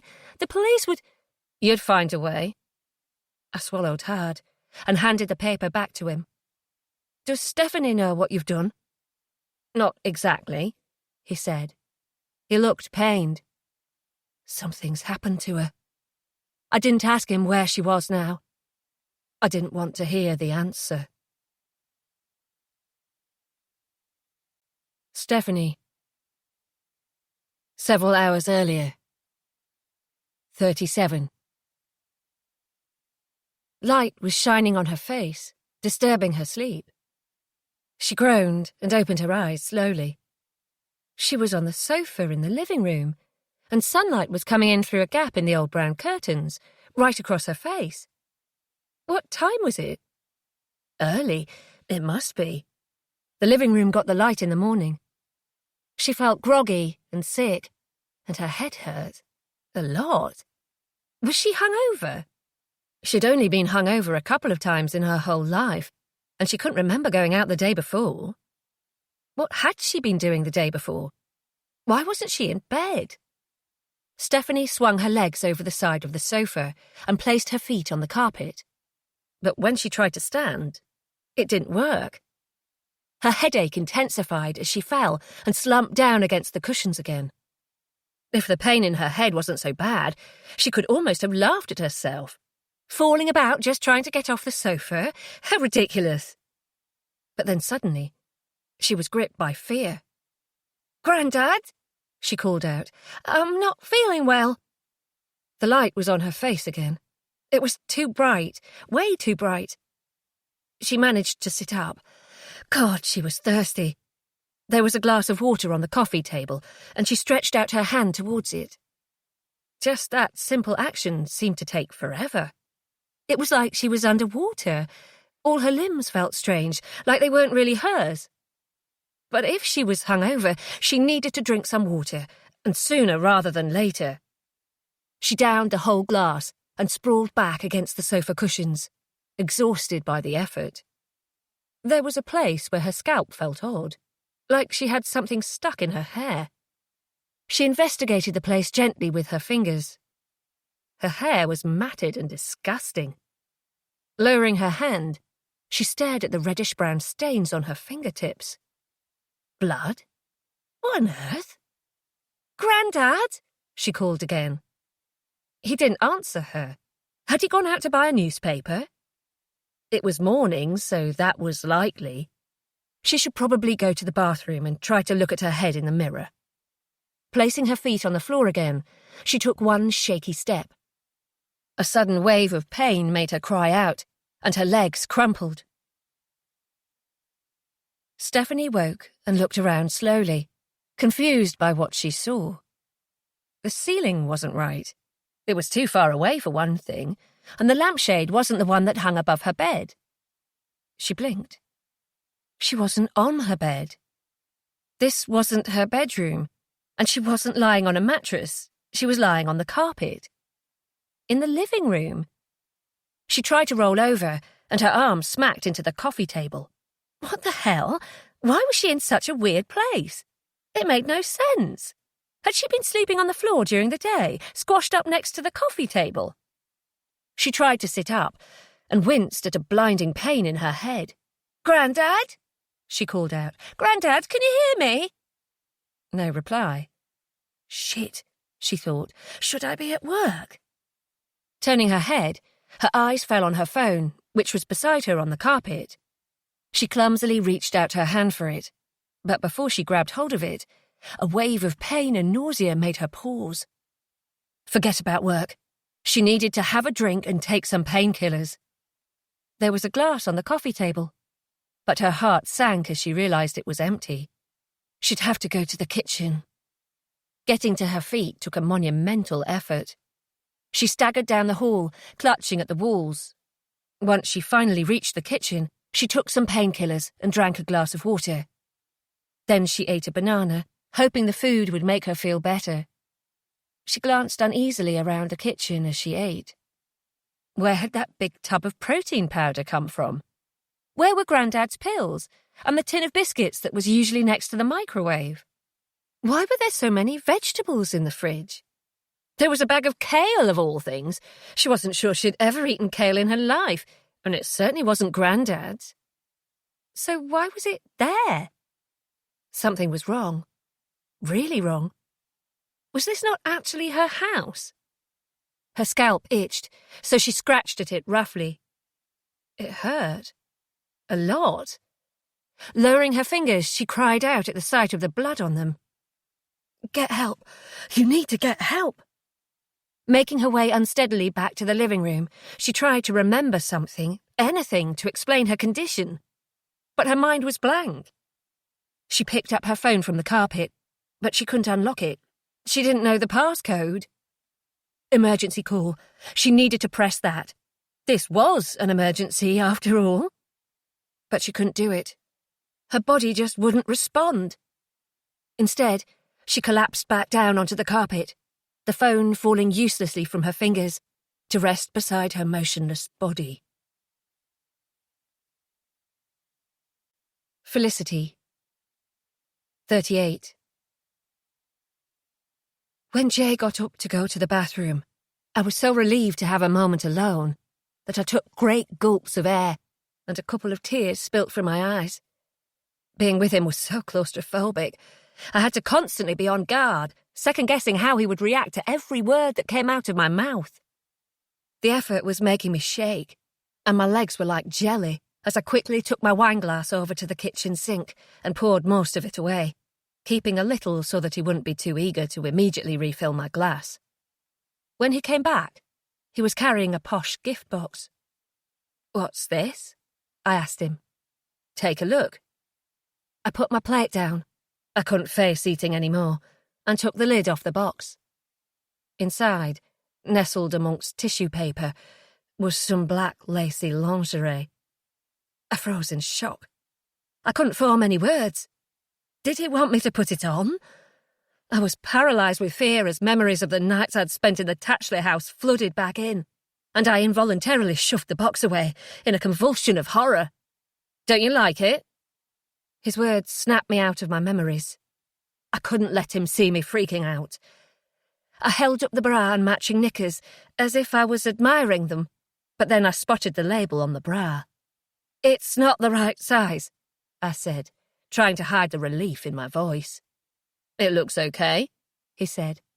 "My body has changed size and shape a bit since I had Leo. If I put this on, I'm not sure it would... It may not look that great." "Forget the bra, then. I'll get you a new one once we're away from this place." I gave him a fragile smile, which couldn't have been too convincing, and then I looked back down at the lingerie until he lifted my chin gently. "We don't have to rush," he said. "We've got all night. I know you're nervous. I'm a bit nervous too, but I think it will help us to get to know each other again. It'll remind us how it used to be at the start. We used to be so good together when it was just simple." "Jay, perhaps we should leave it," I stammered. "I'm not ready." "It's just nerves." He stroked my cheek softly with his thumb, and then he moved closer to me, tilting his head to kiss me. "Don't be afraid," he said. "It's not going to be like it was when things were bad, like it was in Tatchley. We'll take it really slowly." He kissed me gently, and I didn't respond. Every cell in my body was screaming. This couldn't be happening. If I opened my eyes, I'd realise it had all been a nightmare. But my eyes were already open. It was real. He was expecting me to sleep with him. I'd known it was coming, but now the moment was here. My body shut down. I couldn't kiss him back. I just couldn't. It's for Leo. Do it for Leo. But my body simply wouldn't respond, and Jay moved away. Once our relationship is healed, we can be a family again, he whispered. My blood ran cold. He might have said it in pretty-sounding words, but his meaning was clear. He was testing me. If I wanted to see my son, I would have to have sex with him, and I'd have to try to make him believe it was real, that my feelings for him were coming back. Felicity, 39. We perched on the end of the airbed. I let him kiss me again, and this time I dug deep into some hidden reserve of strength inside me, and I kissed him back. I had one single thought in my mind. Leo. I've waited so long for this, he said. Too long, way too long. He started to unbutton my shirt, his fingers brushing my bare skin, sending a chill down my spine. Once my shirt was open, he slipped it off my shoulders and ran his fingers just above the lace at the top of my bra, following the curve of my breasts, apparently with great interest. They are bigger, he said. I nodded. I like it. I'm glad, I said, my voice quivering. He watched my face, his head cocked a little to one side. I had an unnerving sense that he was carefully planning his course of action, as if he'd been presented with an exciting plate of food and was deciding where to begin. Finally, he reached behind my back and undid my bra, slipping it from my body, and then he took off his own t-shirt. My skin was like ice when he touched me again, cupping one of my breasts in his hand and stroking my nipple with his thumb. Tentatively, I placed my hand on his chest, and he looked down at it. You never used to be so cold like this, he said. We used to have so much fun together, Flissy. Don't you remember? I did remember, but I couldn't reconcile those memories with the man that was in front of me now. How could he imagine it was possible for me to have fun with him now? Any kind of fun, let alone sex. What was your favourite time with me? He asked. What do you mean? In bed. There must be times that have stayed with you. Times it was particularly good. I don't know. He shook his head. That's what's so sad. What are yours, then? I asked, playing along. What times do you remember most?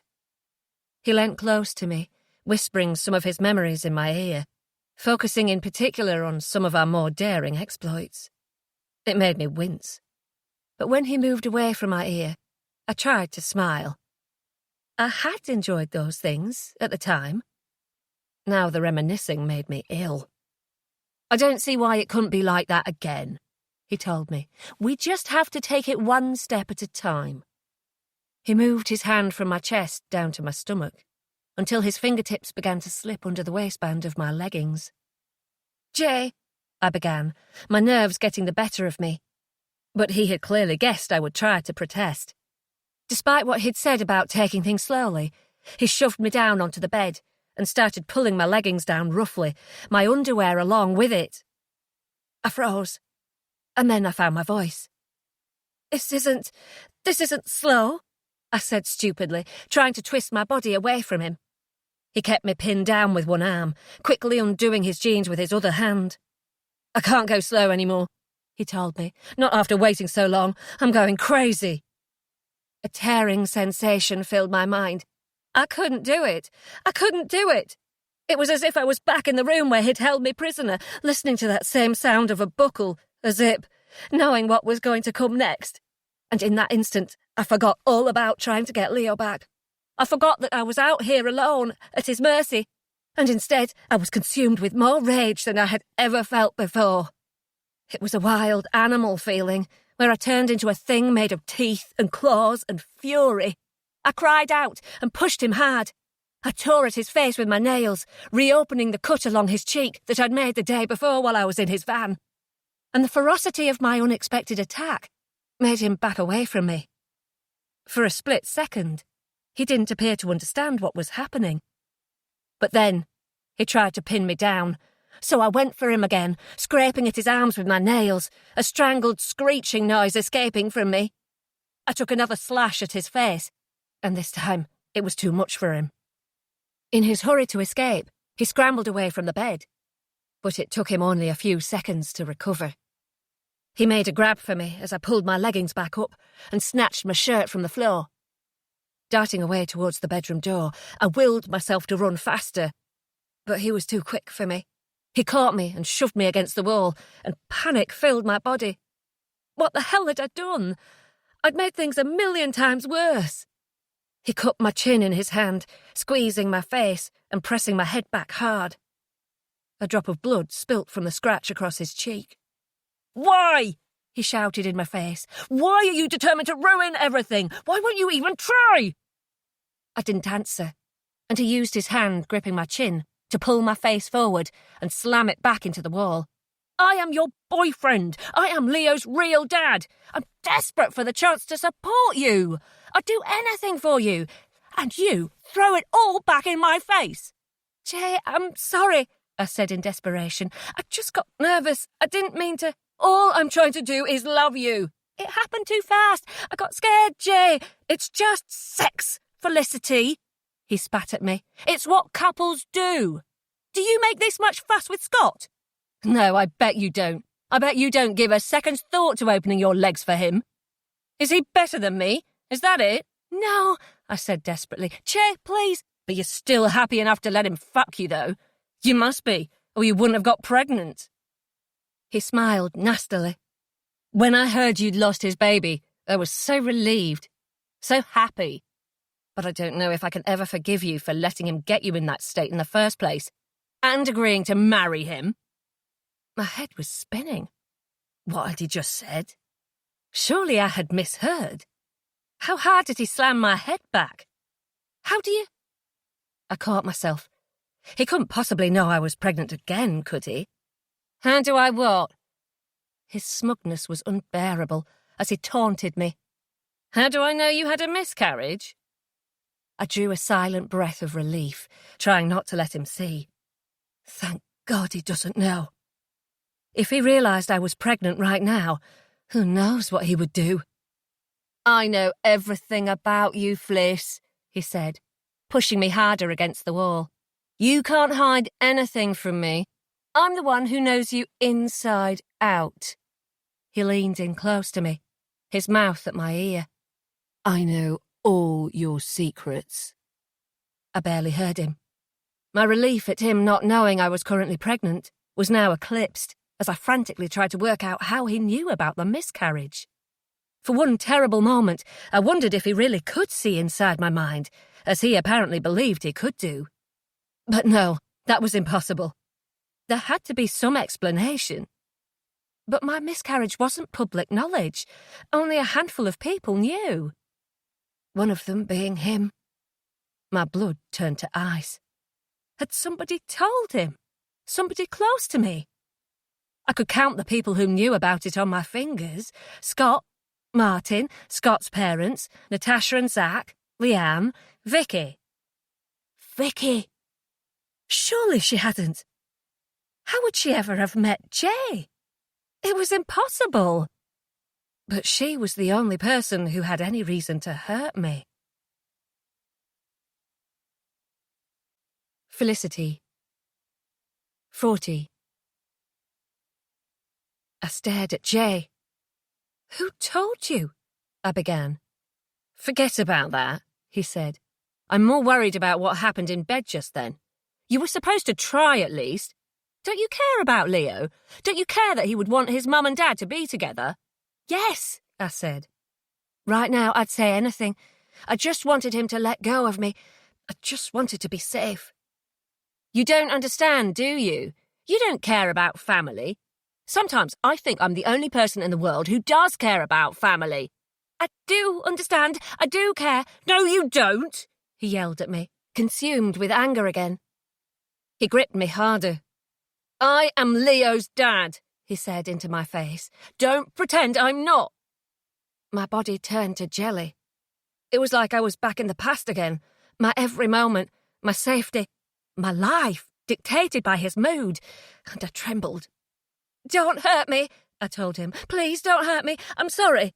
"Stop snivelling. Stop trying to get me to feel sorry for you. I'm the one who's been wronged here. Have you got any idea what it's been like for me these past couple of years, trying to find you? It's been hell, Felicity. Hell." "I just want Leo," I said, my voice cracking. Don't cry in front of him." "It's more than that, though, isn't it? You want Scott to be Leo's dad, right?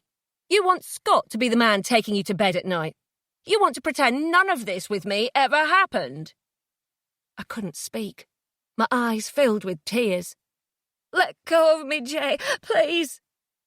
He did as I asked, and relief flooded through me, now that his hands were no longer on me. "We can try again another time," he said, his mood different all of a sudden. Lighter. "I suppose there's no rush. There's nothing else for you now, after all. Scott's dead." I stared at him. Scott was dead? No. He was making it up to manipulate me. I couldn't believe it. I refused to believe it. "I'm sorry," he said, though his face wasn't sorry at all. He looked extremely pleased with himself.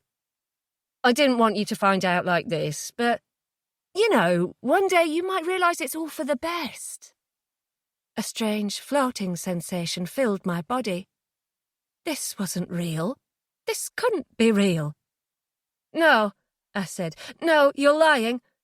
There was a message from Natasha on your phone. It said they found Scott's body. He'd fallen. They reckon he would have died instantly." I don't believe you." The words caught in my throat, and I had to force them out, my voice high and scratchy.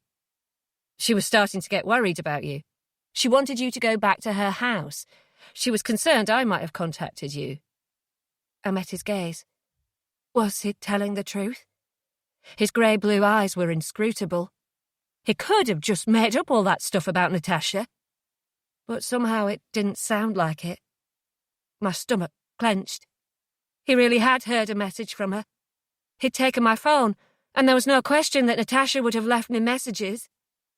Did that mean Scott was really... My knees buckled. Suddenly, I was on the floor. Jay knelt down beside me. "He wouldn't have suffered. Take some comfort in that, at least." "You're pleased!" I shouted at him. "You're pleased!" He started putting his arm around me, and I pushed him away as hard as I could. "I hate you!" I screamed. "I hate you! I fucking hate you! I wish you were dead! Why can't you be dead? You deserve to die, not Scott, not Scott!" A fit of hysterical crying stole my words away. Jay sat on the floor beside me, watching me. "If he loved you so much," he said at length, "why'd he go off and do something as dangerous as climbing mountains anyway? I would never go off and leave you. I care about you too much." It was a long while before I came to my senses again. I was in bed. I couldn't remember how I'd got there, though I knew I'd been awake the whole time I'd been lying here. My face was wet with tears. My body hurt, and I stared up at the ceiling. Dead. Scott is dead. A convulsion of pain ripped through me, and I curled up in a ball. It was as though I was hollow inside and being crushed from the outside. I can't bear it. I can't bear it. I sat up straight in bed, scratching at my wrist as my rage grew, until abruptly I let out a cry of pain and threw the bedding and pillows across the room, screaming blindly, until Jay ran in and put his arms around me to restrain me. "No!" I yelled at him. "No! No! Leave me alone! Leave me alone!" He let go of me. "I'm making some tea," he said. "You need to calm down." I hit out at him wildly, and he moved out of my reach. "Take it out on me if you want," he said, "but Scott is dead. Nothing you do is going to change that." I threw myself back down on the bed and buried my face in the sheet. the only piece of bedding I hadn't torn off and hurled away from me. When Jay turned up with a mug of tea, I took it from him and threw it at the wall. And then I curled into a ball again and was still. Felicity, 41. Fliss? Felicity? I sat bolt upright. Scott! I could hear him. He was outside. I leapt out of bed, following the sound of his voice, my heart racing. He was alive. He'd been okay this whole time, looking for me, and now he'd found me. Sun was streaming through the windows, and I made my way to the front door, where he was still saying my name. The door was unlocked, and I threw it open without a moment's hesitation. There he was, right there in front of me, holding Leo's hand. They both beamed at me.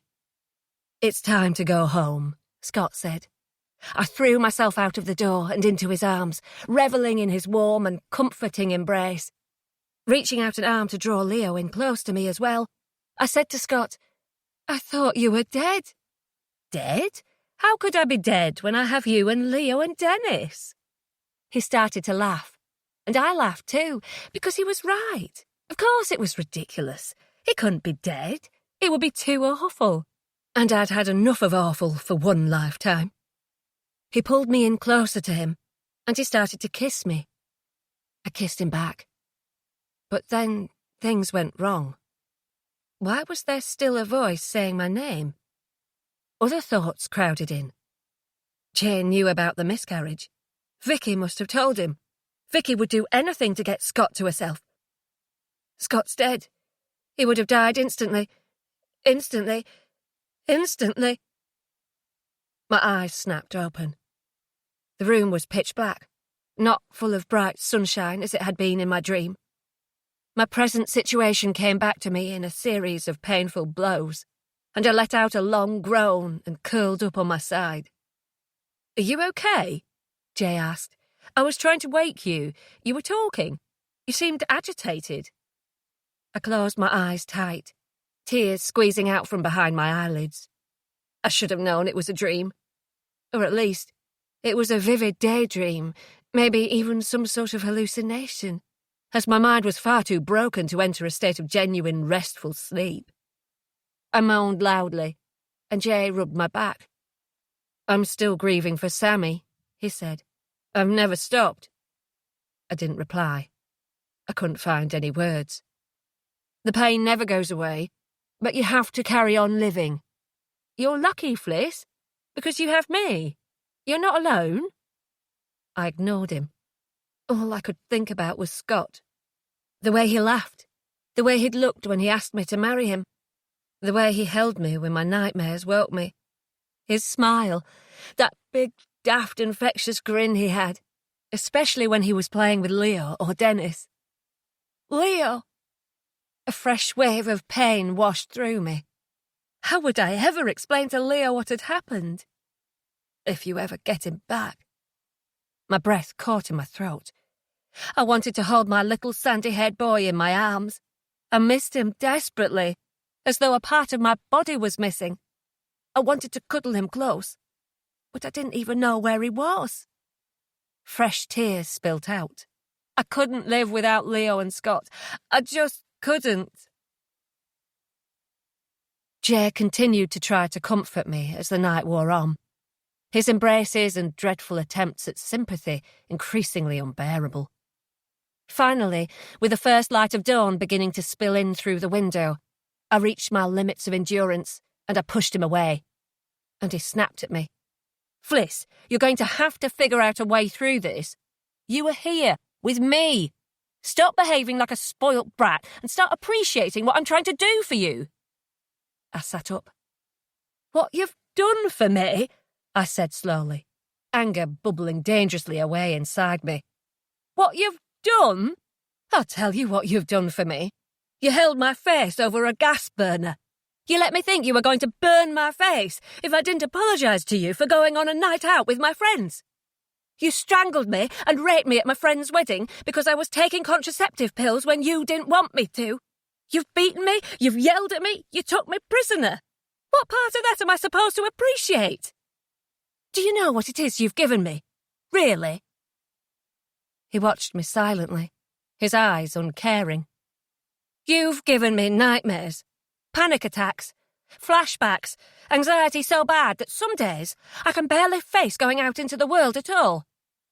Even after I got away from you, I had to give birth to your son, and look at his face and see you staring back at me. I didn't even want him to begin with. I didn't love him. I was so depressed I wanted to walk out of the hospital and leave him there. Is that what I should appreciate?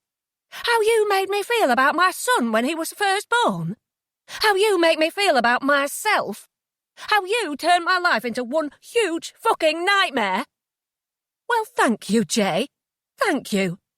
And I can honestly say, nobody else could have done for me the things you have done, because nobody else in the world is as fucked up in the head as you are. I screamed the last few words at him, and once they were out of my mouth, I burst into tears of grief and rage. Get away from me, I yelled at him. Go away! Instead of going away, he pulled me roughly back down onto the bed beside him, his hands quickly finding my throat. His face filled my vision as his hands began to grip harder around my neck. Don't ever talk to me like that again, he said. Do you hear me? I nodded, terrified as he squeezed tighter and tighter until my breath caught. But then he released his grip. My emotions overtook me, and I sobbed so hard my body shook. But then something changed. Some survival instinct kicked in, and I stopped crying. I took some deep breaths and put my hand on my stomach, on Scott's baby. What was I doing? I couldn't just curl up on this bed crying. I had to survive.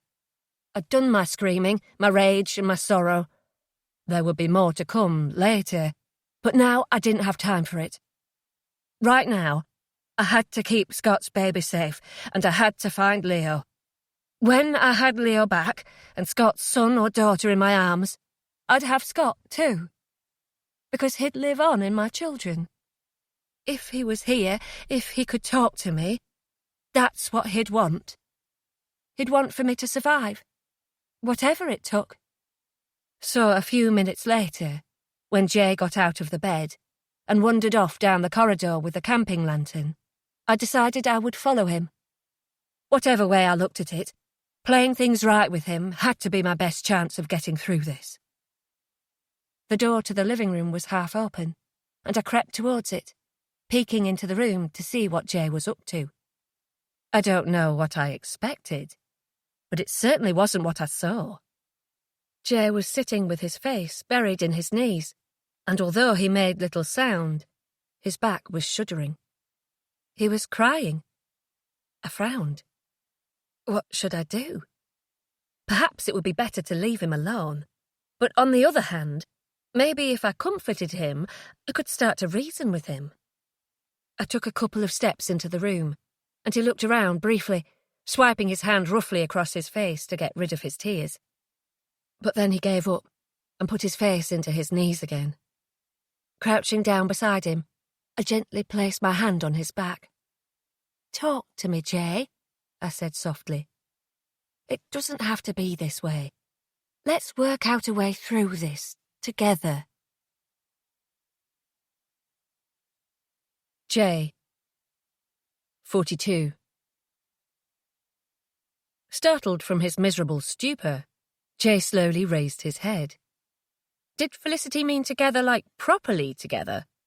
Or did she just mean that they had to decide what they were going to do next? She sat down beside him. I can see how much you're hurting, she said. But no matter how it might feel, I'm not trying to hurt you. You slashed my face open and screamed at me that you hate me and wish I was dead. Besides, all you care about is Scott. You've made that perfectly clear. Why are you out of bed anyway? Shouldn't you still be in there, wailing and tearing your hair out if you love him so much? She didn't reply straight away. But then, her words surprised him. It's like you said. Scott's dead. I can't change that. All I can change is what's happening right now. And what is happening right now? Well, that's up to us, isn't it? He buried his face in his knees again. I know you don't love me. She stroked his back gently. Jay, you must understand that I can't forget what has happened in the past. I know you're offended that I'm frightened of you, but you know why, surely. He raised his head a little. I've told you I'm sorry. How many times can I say it? I know that you're sorry. I know, Jay. I do. She put her hand on his knee, and he stared at her fingers. She'd made him fail. He wanted to show her he was different now, and then he'd ended up hurting her almost as soon as he'd been reunited with her. But it was her own fault. She pushed him beyond the limits of endurance, beyond anybody's endurance. Don't pretend you care, he said flatly. You don't care about me. You don't care what I've done to find you again, or the plans I've made for our future. All you care about is a man who obviously didn't even treat you as a priority. You and Leo are all I care about. She sat down beside him and spoke softly. And perhaps that's the problem. Jay, you can't only live for other people. You have to live for yourself as well. You say you don't understand why Scott went rock climbing. And really, the fact you don't understand is the whole problem. Scott did it because it's important to him. Because he loved doing it. Then he never loved you like I love you. You're right. He has other things to live for too. He's not alive, he snapped. He's dead. Yes, I know. But when he was alive, his life was full of lots of different things, not just me. And that's okay. It's healthy. Listen to me, Jay. If me and you got back together, it would never work. If Leo and I are the only reason you have to live, then we'll never meet your expectations. You'll squeeze the life out of us. We'll hurt you when we're not even meaning to, because we care about other things too. And you'll always be jealous of that. Scott only wanted to be with you so you could help him look after that kid he already has. You don't know him. You don't know what was going on in his mind. Jay tore her hand away from his leg. You're still defending him. How many times do I have to say it? He's fucking dead, Fliss. I'm the one who's here, and all you do is rip my heart out. She was silent for a long time. Jay stared across the room at the wall, a cold, dreary colour in the white light from the lantern. Outside, the dawn was grey, the sun struggling to make it through the thick cloud. She started. I'm not trying to rip your heart out. Is that really how it feels? Yes. And you think I do it deliberately? Why was she asking such stupid questions? Of course she did it deliberately. She'd probably loved coming in here and seeing him in tears, seeing how weak and pathetic she made him. I'm asking you to help me, he said. Give me a second chance. I know there's something wrong with me, but you can help me get better. What reason do I have to even try if I don't have you and Leo? Don't you want to feel less hurt and angry for your own sake? I already told you I don't care about myself. Christ, why was she drawing it out like this, needling him with her little remarks and suggestions when he already felt bad enough? Why couldn't she just say she'd give him a chance? Jay, you must realise that me and you are not going to have a relationship again. I don't love you anymore, and I'm never going to be able to love you again. He looked round at her face. Her eyes were wide, willing him to understand and agree. God, he wanted to wipe that look off her face. His fingers itched to hit her. It would make him feel euphoric to teach her a lesson, make her hurt too, as much as he hurt. But it would only make him feel better briefly. Then he'd just end up feeling even worse. Jay, she pressed him, I'm not saying this to be cruel, but this whole thing is spiralling out of control. You're getting in more and more trouble. Sooner or later, you're going to get caught. You must see that. Even if I wanted to, Leo and I couldn't have a life with you because we would always be looking over our shoulders. I want you to be rational about this. He couldn't listen to any more of it. The self-control he'd had a moment before evaporated, and he lunged towards her, pushing her down onto the floor. A buzzing, roaring sound filled his head. He ripped at her clothes, trying to tear them from her body. He'd remind her who she belonged to. She was trying to push him away. She was saying things, pleading with him. He covered her body with his, pinning her to the floor. He'd never wanted to fuck anyone as badly as he wanted to fuck her now. He managed to keep her held down as he undid his jeans. But she just wouldn't shut up. She kept saying things, stupid things that he tried not to care about. But then some of the words got through. "You said you wanted to change," she said. "You said you wanted to be better. You can make a different choice." He slapped her, and the words paused, but then they started again. "Think of Leo," she said. "What would he say if he was old enough to understand what you're trying to do?" He stared at her. God, he fucking hated her. She was a selfish, manipulating little bitch, trying to use Leo to control him. She made him sick. For a second, his desire to hurt her grew even stronger, and he lifted her from the floor by her shoulders and slammed her back down, her head thudding on the hard floor. "Shut up!" he yelled at her. "Just shut up! Shut up! Shut up!" Eventually, he realised that she had done as he asked. She wasn't talking now. Her eyes were open, but they were unfocused. She was dazed from the knock to her head. Abruptly, all the fight went out of him. He wasn't aroused or angry anymore. Instead, he was left cold and strangely frightened. What the fuck was he doing? He'd failed. He'd lost. There was nothing left now. It was hopeless. He moved away from her, and she sat up unsteadily, pulling her torn clothes around her body. Her eyes glittered with fear as she stole glances at him. Becoming fed up with it, he shoved her so that she fell back onto the floor again. "I didn't say you could sit up," he told her. She stayed down, but it was a small victory. He watched her for several minutes. She stayed curled in a ball on her side, scratching mindlessly at the stone floor with her nails. Grief and fear were beginning to make her lose her grip. But when she spoke, her voice was steady. "Let me go, Jay." "No." She sat up slowly, and this time he didn't shove her back down. "Would you rather I died here than let me go to my son?" she asked him. "Our son," he corrected her automatically. Then he processed her words. Was it true? Would he rather she died here in this house than went off to get Leo, leaving him behind? "You're being silly," he told her, without answering his silent question to himself. "Look, I'll help you to bed. Let's have a rest, at least until it's a bit lighter. Things will seem better when it's daytime." "Jay, I need to be with Leo," she said. "If you give him back to me, I'll make sure you don't get in trouble for taking him. I'll say whatever I can." He glared at her. She was trying to manipulate him, and he wasn't going to let her. "And will you stop me from being wanted for Mark's murder as well?" he spat. "And Sammy's? And take back all the fucking nonsense you come out with about being falsely imprisoned in that house in Tatchley?" She shook her head. "I can't. Even if I wanted to, the police have evidence. If I tried to change my statement, I don't know how much it would help." "Well then, what difference does it make?" "The difference is that I can tell them you gave Leo back to me willingly. I can say you didn't hurt me while we were here, that you're sorry for everything that has happened. That will count for something. Jay, you're not going to be able to just walk away from this.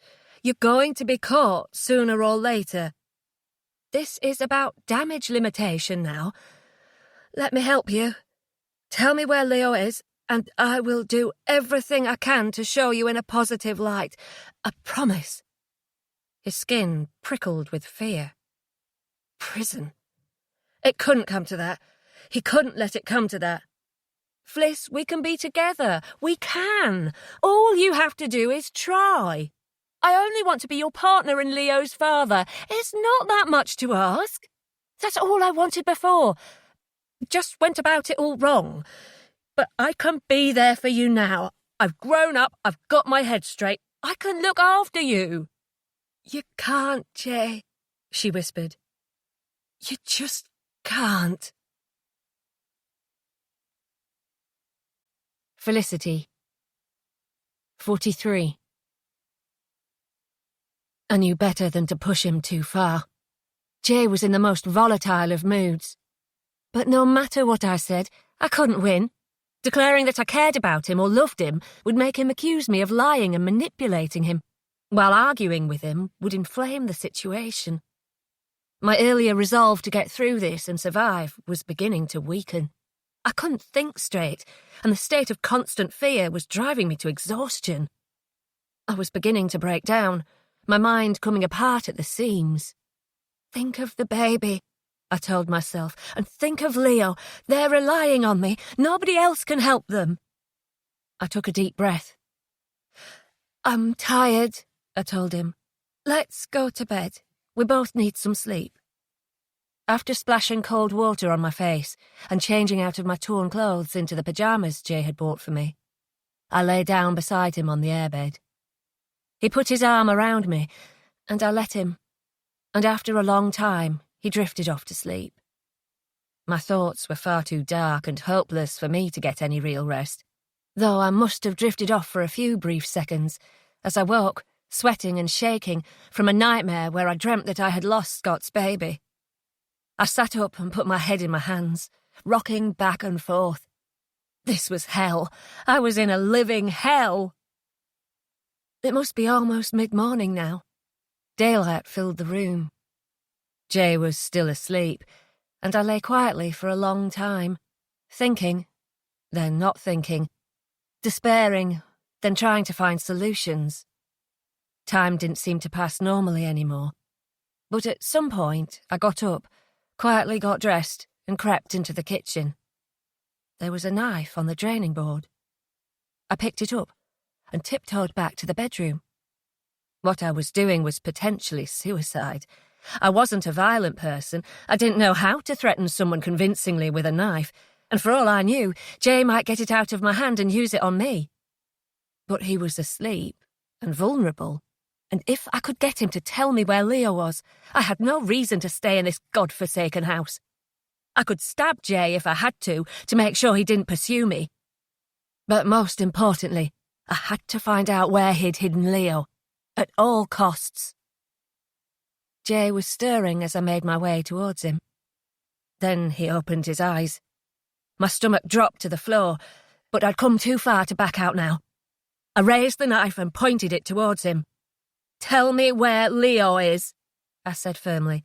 "I'm not messing around. Tell me now, Jay, or I swear to God, I will use this on you." Scott, 44. After many hours of drifting in and out of consciousness, Scott woke properly, at last a bit more lucid. As his eyes adjusted to the hospital surroundings, he was surprised to find Natasha sitting quietly at his side. "Oh," she said, when she noticed his eyes were open. She smiled. "You're awake." "Natasha?" he said, confused. "Where's Martin?" "I told him he should go home. He looked at her closely. Her smile had evaporated, leaving her face drawn and worried. There was a strange look in her eye, one that made him deeply uneasy. He tried to sit up, wincing at a pain in his elbow. God, it hurt. But he needed to focus. Something was wrong. Badly wrong. "What is it?" he pressed her. "Has something happened to Felicity?" "You need to rest," she reassured him. But he knew her too well for her to pull the wool over his eyes. Natasha was tough. She was the one who propped people up, who kept things going. But now, she looked as though she was about to crumble. "Just tell me," he said firmly. "I know there's something, so don't try to spare me, please. I just need to know." By the time she'd finished, the lingering nausea he'd already been feeling had intensified 100-fold. "D.I. Miller has it under control," Natasha told him. "She says you should stay in hospital. There's nothing you can really do." "Are you joking?" he said. "Under control? They don't know where the hell Felicity is. Leo was found wandering in the street by a neighbour. I'm going back to Ulstercombe right now." He moved towards the edge of the bed, the pain in his arm making him shudder. Scott, you're not in any fit state to do anything back home. I can help. A broken elbow isn't going to stop me. It's not just your elbow, she told him. The doctors want you to stay a little longer because you hurt your head and lost a lot of blood. They just want to check. I don't care. I'll sign anything they need me to sign, but I'm leaving now. She paused briefly, and then she nodded, resigned. I knew that's what you were going to say. Scott glared at the cast on his arm. Felicity needed him more than she ever had, and he was in no shape to be much physical help. How could he have ended up injuring himself at a time like this? He should never have gone away. He'd been too distracted to enjoy himself anyway, and had frustrated the hell out of Martin with his worrying. You're lucky you weren't hurt more badly, Natasha said. You're lucky you're alive. We've been worried sick about you. Where's Leo? He said, ignoring her comment. Mum, Dad and Zach are looking after him between them. I flew here straight away. He's been really good by the sound of it. Confused, but he's coping well. We haven't told him the truth about where Felicity is. He wouldn't understand anyway. But we told him Daddy is in hospital, and he seemed to get that. I left Felicity messages to tell her you and Leo are okay, but we don't know if she ever heard them. Her phone has gone dead now. Scott closed his eyes. So Felicity may well believe he was dead. She was alone with Jay, probably terrified for her life, and with no idea what had happened to her son or fiancé. She was bound to fear the worst. It was unbearable to imagine her in that state. Natasha must have guessed what his thoughts were. Scott, try not to... Where the hell am I, anyway? He said, to stop Natasha saying anything further. Am I still in France? She nodded. Are they going to let me on a plane if I've discharged myself from hospital? She shrugged. Who's going to know? Let's get going then. Even though they got moving straight away, it was as though time was slowed down. Ulstercombe might as well be the other side of the world, Scott felt, as he waited at the airport. He managed to speak to D.I. Miller on the phone, but she didn't say much that reassured him. He threw his phone down onto his lap in frustration, and Natasha glanced at him. They're doing everything they can, she said. The police have been going to door all over Ulstercombe. How did Felicity manage to leave? He said, his frustration spilling over. Why weren't there police at the house? There were. They think she must have climbed over the fence into the neighbour's garden. Scott fell silent. Their plane was delayed, and he felt more frustrated, hopeless and useless than he ever had in his life. His arm was hurting, the pain becoming more and more overwhelming. He must be due for some painkillers. Natasha was busy checking messages on her phone, so he fumbled to open the painkillers with one hand, but they were slipping from his grasp. Instinctively, he tried to catch the packet, sending a spasm of movement into his broken arm that made him cry out. For fuck's sake, he said, startling Natasha. How did this happen? How did he manage to take Felicity while I'm in another fucking country? Some people looked round at them, but he didn't care. He scrabbled around on the floor with his good arm for the painkillers, and Natasha reached down to get them. Let me help you, she said. She handed him a couple of pills, and a teardrop splashed onto his hand as he lifted them to his mouth. He sat back in his seat, desperate not to break down when there were so many people around. Jay's a murderer, Tash, he said quietly, though she already knew. I know what he is, Scott. Listen, I understand how helpless you feel, but we'll be on the plane in no time. It's only a short flight. We'll have a bit of a drive after, but we'll be in Ulstercombe later today, easily. To be honest, there's not much more you could be doing in Ulstercombe right now than you can do here. I need to be there if they find her.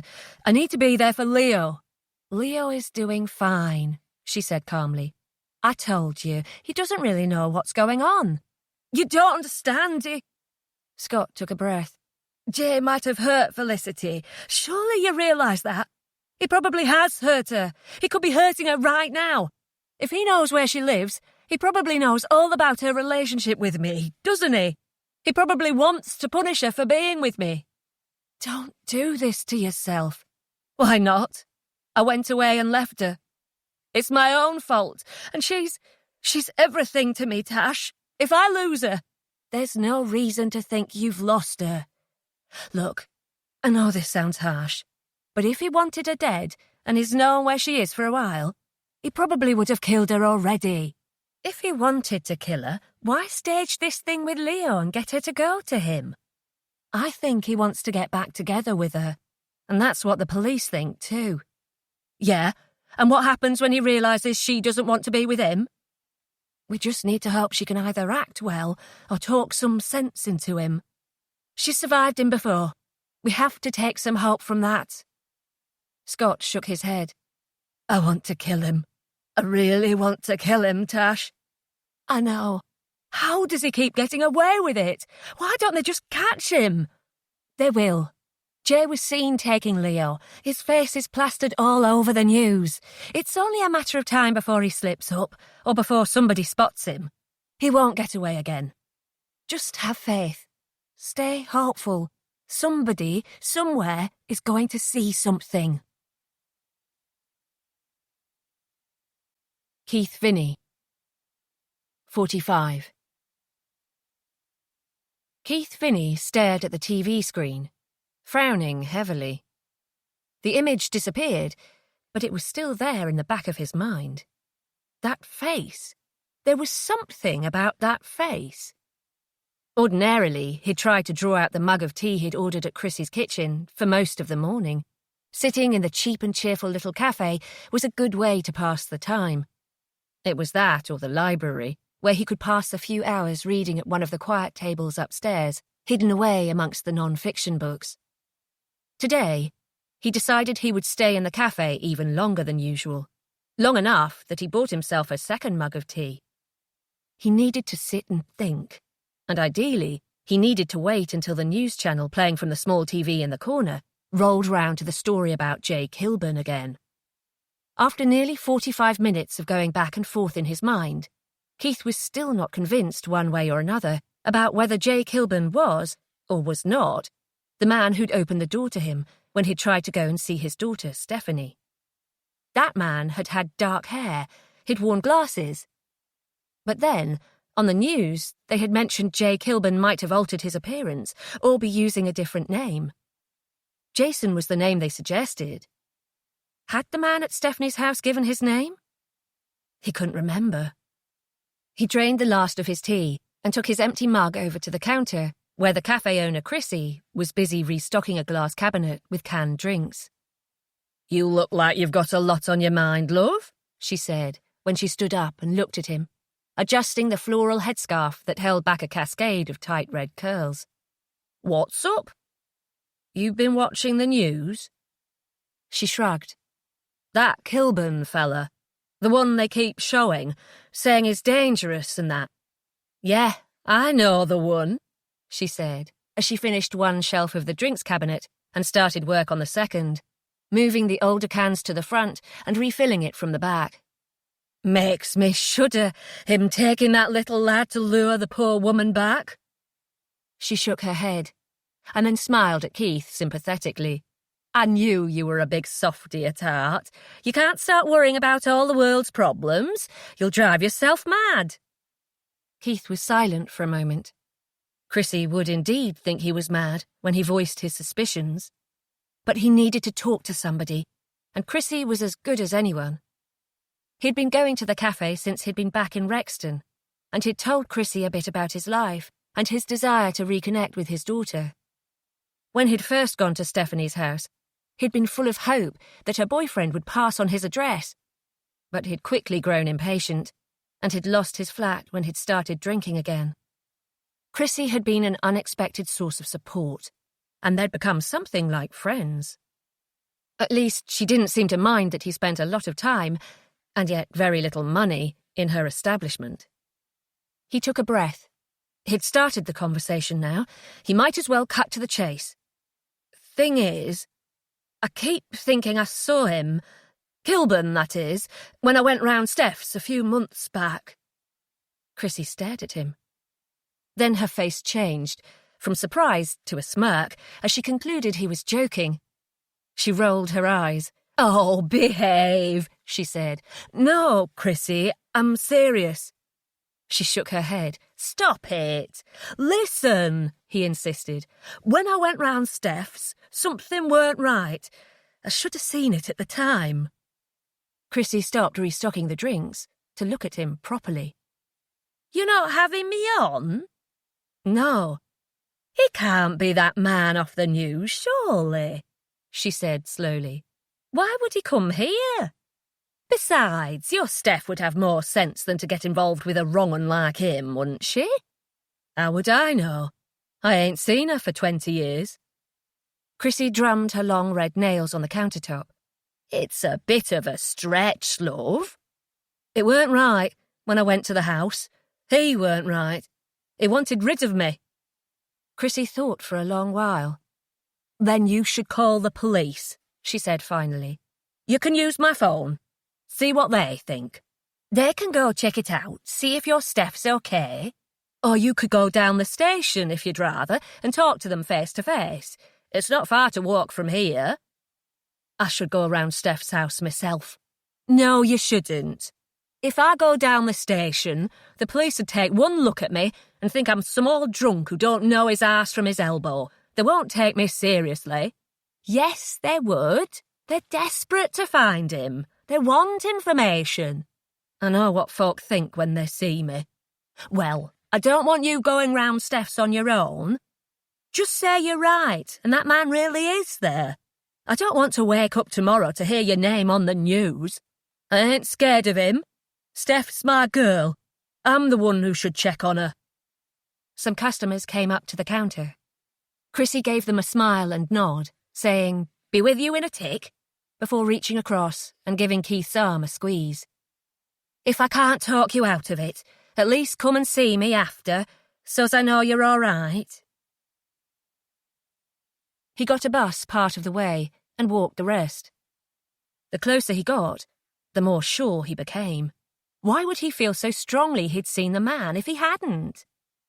But on the other hand, his memory wasn't always so good nowadays. Perhaps if he went round there, he'd just seem like a blundering old fool to his daughter and her other half. As he drew near to the house, he grew increasingly nervous. He'd love to see his little girl. Not that she was little now. But what if she slammed the door in his face? What if the man answered it and he was completely wrong about his suspicions? Or even worse, what if he was right? Keith hesitated. It would be easier to turn around. He could head for the library, or for anywhere other than here. He actually began to turn. And then he stopped himself. He might have spent most of his life trying to put thoughts of Stephanie out of his mind.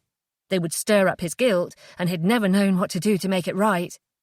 But since he'd come back to Rexton, she was all he wanted. She was the reason he'd come back here in the first place. Because although he wasn't sure he could ever make things right, he wanted to at least let Stephanie know that she wasn't forgotten, that she'd never been forgotten. It was mid-morning now, the time of day probably when one or both of them would be at work, but he continued anyway. He'd come too far to turn back now, and if nobody was in, well, he'd just sit down on the pavement and wait until one of them did turn up. Sure enough, when he knocked on the door, there was no response. He'd half expected the house to be empty, but still he couldn't shake a growing sense of unease. The man who had answered the door to him had been Jay Kilburn. He was convinced of it. He knocked again, mentally going through the conversation he'd had with the man. It had been an odd exchange, and the man had certainly been keen to put him off from coming back again. He'd said it was because Stephanie was hurt and needed space, and Keith had believed that at the time. But was it all a lie? Was it just because the man didn't want anyone poking around in his business? Had he even told Stephanie that her father had come looking for her? Keith made his way over to the front window. There was a lacy net curtain with heavier curtains behind it, but he could get a vague view of the living room beyond through a gap where the curtains didn't quite meet. He stepped into the front garden to get a closer look. standing nose to nose with the glass and peeping through holes in the lace-net curtain. Nothing. Wait. He squinted, trying to make sense of what he was seeing. There was a shape on the carpet. Legs. And then the rest of the body was obscured behind the coffee table. Somebody was lying on the floor inside the house. That wasn't right. He knocked again on the front door and called through the letterbox. In desperation, he tried the door handle, and when he pushed down on it, the door simply opened. He rushed into the living room, not even pausing to close the front door behind him. On the patterned brown and yellow carpet, a young woman was slumped, face down. Her hair was caked with blood. There was a large patch on the sofa too, and a heavy lamp with blood on it was lying on the floor. Keith quickly knelt down beside her, turning her onto her side and sweeping hair out of her face. Her eyes were closed. Her hand had been stretched out towards her phone, which was beside her on the carpet. It looked as though she had woken at some stage, tried to call for help, and collapsed. He shook her lightly, but her body was a dead weight, and when he put his fingers against her wrist, there was no obvious pulse. "No," he said, squeezing her hand tightly. "You're not allowed to be dead. You're not allowed to be dead, Steph. You're my little girl. You're not allowed." He took a deep breath and tried to pull himself together. Her body wasn't cold. She wasn't showing any response to him, but he felt stirrings of hope. He held her wrist again. Was there a little whisper of a pulse? He couldn't be sure, and he quickly grabbed her phone to call for an ambulance, and then sat holding her hand. "You're going to make it, Steph," he told her gently. "You're a survivor, like me." Of course, he had no idea what sort of a person she was, not having seen her since she was a child, but he vowed that if she pulled through this, he would make sure he got to know exactly who she was now. And if this had been done by Jake Hilburn, and he was certain now that it had been, then God help the man if Keith ever managed to get his hands on him. His body surged with relief as Stephanie's eyes flickered open. She was utterly bewildered. "Grandad?" she said vaguely. Then she fixed her gaze on him. "Who are you?" she asked, frightened. What should he say? "I'm Keith Finney. Your dad." Her eyes closed again. Had she even heard him? It didn't matter. Not right now. What mattered was that she was alive. Scott, 46. "It's good news, isn't it?" Natasha said. "That Jay smacked some poor girl over the head. He nearly killed her by the sound of it." Natasha sat down next to him and handed him a mug of tea. He'd never been so sick of tea. It was like people thought they could fill the void of Felicity's disappearance by giving him enough cups. "No," Natasha said patiently. "I mean, it's good that they know where he was." Scott sighed. He'd just been given an update from the police on the progress of the search for Felicity. Although it was undoubtedly a step in the right direction that the police had now discovered where Jay had been staying, the fact he'd left for dead the woman who had been sheltering him for years didn't fill him with hope about what state Felicity would be in. And they still didn't know where he was now. "They'll make a breakthrough soon, I know it," Natasha said. "Finding somewhere he's lived, someone he's had a relationship with. They might not be able to ask her any questions just yet, but who knows what they'll be able to find from her phone, from neighbours, or what they'll turn up in the house." "I know, Tash," he said. "I know it's progress, but I'm so—" "You're scared about what might have already happened to Fliss."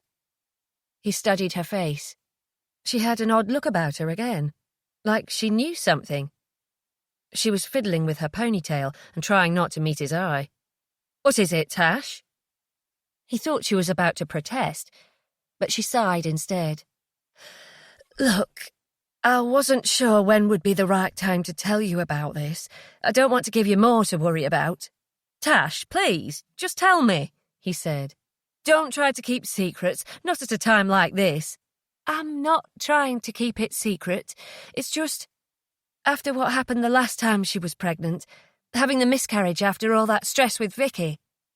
His heart skipped a beat. Fliss is pregnant again? Is that what you're telling me?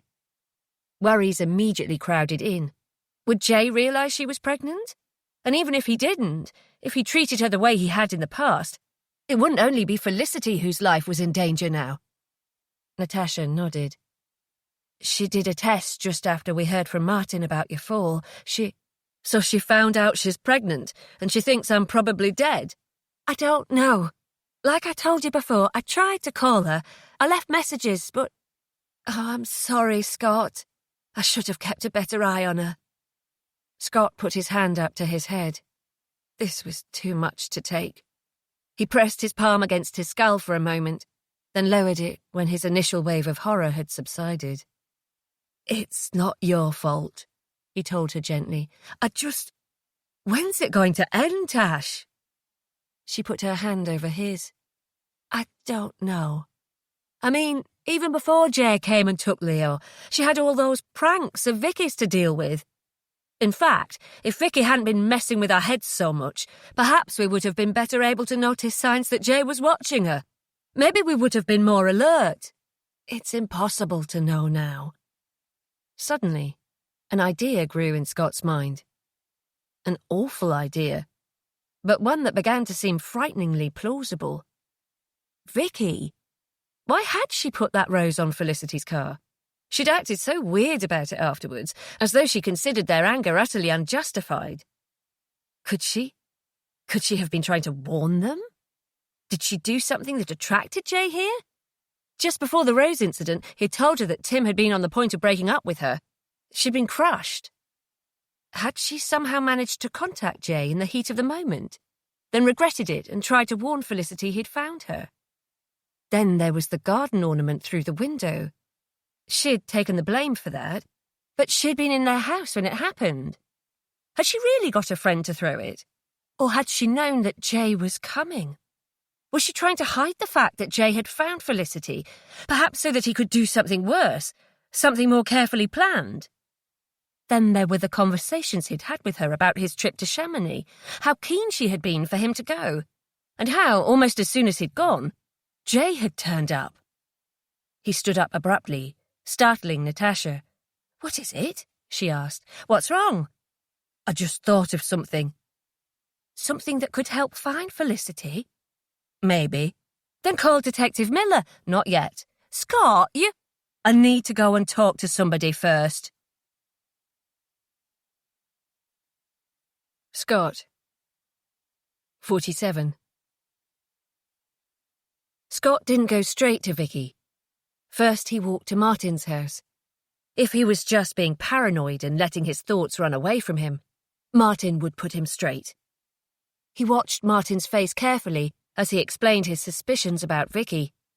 And at the end, Martin said, It's a bit of a leap, isn't it? I mean, I know this stuff with the rose and your window, it's pretty messed up. But would she really try to help Jay? How would she even have crossed paths with him? I don't know. But the way she's been behaving has been all over the place. And she really was keen for me to go away this week. When has she ever been keen for me to have my own life in the past? Her behaviour has always been all over the place. You know how it was with Tim?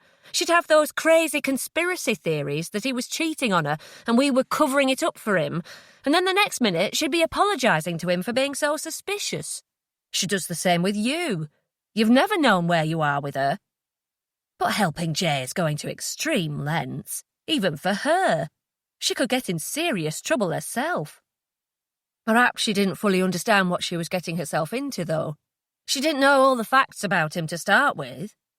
Maybe she had some kind of contact with him, just online or something. But when she realised exactly what he'd done, she got frightened and warned us with the rose. And then what? Did a U-turn and decided to help him take Felicity prisoner? Perhaps me and Fliss getting engaged tipped her over the edge. I think she's always hoped I'll make a go of it with her, even though half the time she hates me. Martin sat quietly for a while. They were in the living room of his small house, just off of Ulstercombe High Street, and every few minutes, snatches of conversation from people walking by outside would drift in through the window. It was a warm day, and the heat was claustrophobic in the small room, making Scott's head swim, despite the rotating desk fan on top of a cupboard in the corner. "Have you told the police your suspicions?" Martin asked eventually. "No. I know how it sounds. I don't want to say it out loud to anybody else." "So what are you going to do?" "I'm going to go and ask her." Martin shook his head. "Look, if you're wrong, you're going to mess up whatever shreds of a civilized relationship you've got left with the mother of your child. And if I'm right, she might know something that can help us find Felicity. Felicity's pregnant again. I just found out from Tash." Martin paused. Scott waited impatiently as he thought it over. "All right," Martin said finally. "Did you walk here?" Scott gestured at his broken elbow with his free hand. "Can't drive like this. And it didn't take long to walk here." The last bit wasn't strictly true, and even as he said the words, a wave of exhaustion washed over him. The pain in his elbow was still very bad, too. It took everything he had just to concentrate. He tried to stand, but slumped back down and shook his head. "You don't look like you're in great shape, Scott. I'm driving you back to Natasha's." "No!" he said, his voice so loud Martin was taken aback. "No," he repeated, more quietly. "I can't rest until I've got the truth out of Vicky. I have to know. I want her to look me in the eye and say she had nothing to do with it." "And you really don't think it would be better to leave it to the police?" "That's too slow. If Vicky knows something, I'll get it out of her. I know I will." "Okay," Martin said with a sigh. "I'll drive you to Vicky's if you're determined to talk to her. But I'm taking you straight home after. You need to rest." Vicky didn't answer the doorbell. After knocking a couple of times, Scott looked round at Martin, who sat waiting in the car. Martin shrugged. Determined not to give up, Scott made his way over to the gate at the side of the house, beyond which a narrow corridor of paving stones ran along the wall down to the back garden. Sounds of Dennis playing reached him from the garden, so he quickly opened the gate and hurried down the path. Vicky was laid out on a sun lounger on the small patio overlooking the grass. Dressed in shorts and a bikini top, she was busy looking at her phone through a pair of large, showy sunglasses. "Jesus," she said, sitting bolt upright when he said hello. "You scared the shit out of me, Scott." She sat up on the edge of the sun lounger, and Dennis ran over. "Daddy! Daddy!"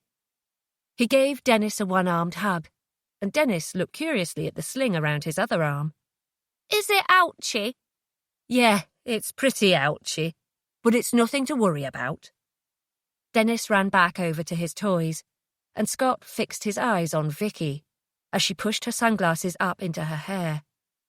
"I need to talk to you," he said. Vicky, 48. Her stomach flip-flopped. Ever since she'd dropped Leo back near Natasha's house, she'd been terrified of who might come knocking at the door asking questions. "What do you need to talk to me about?" she asked casually, though her mind was racing. What the hell was he doing here? What did he know? She hadn't even realised he was back in Ulstercombe. "If you come to tell me you're alive, then you could have saved yourself a journey. I already knew. Martin told me you were in hospital." She frowned at him.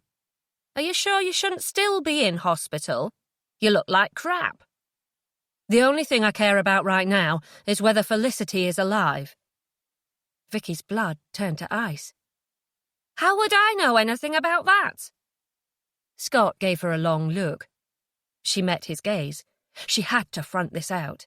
If he suspected, he'd be looking for signs of weakness. "Why were you so keen for me to go away with Martin?" he asked. "I wanted a bit of time where I didn't have to see you, or think about you, or speak to you." Scott nodded. "Vix, tell me the truth. I know you hate Felicity. You told her once that you hoped her ex found her." I don't know what you're talking about, she said, though her mind was in turmoil. He knew. How had he found out? Could he prove it, or was he just suspicious? I don't think we should be having this conversation in front of Dennis, she told him. All right, Scott said. Martin drove me here. I'll ask him to keep an eye on Dennis, and we can talk inside, if that's what you'd prefer. I'd rather not talk about this at all. I feel like you're accusing me of something. I've already had the police round here, asking if I've seen anything, because they know what I did with that rose. I don't deserve this, Scott. I've done nothing wrong. I hope that's true, he said, because if I find out you had something to do with this... Her head began to pound. She'd barely slept since Jay had turned up at her house. She couldn't get her thoughts straight. I want you to leave, she said. This conversation is over. I'll just tell the police to come and have another chat with you then, shall I? They're not going to come here just because you ask them to. They'll only come here if they have a good reason. And they won't get a good reason because this is nothing to do with me. I mean, what do you think you're doing, showing up and coming out with these wild theories? Has your spell in hospital pickled your brain or something? Or did you hit your head harder than you thought when you fell? Because this is harassment. So you're not glad Felicity is out of the way, then? Because that's what you wanted, isn't it? I don't care enough about her to get myself into trouble, she shouted. Dennis looked round at them. Until this point, they'd been keeping their voices hushed. But now Dennis came over. Why are you arguing? We're not, sweetie, Vicky said, but your daddy is upsetting me, so I think he should go.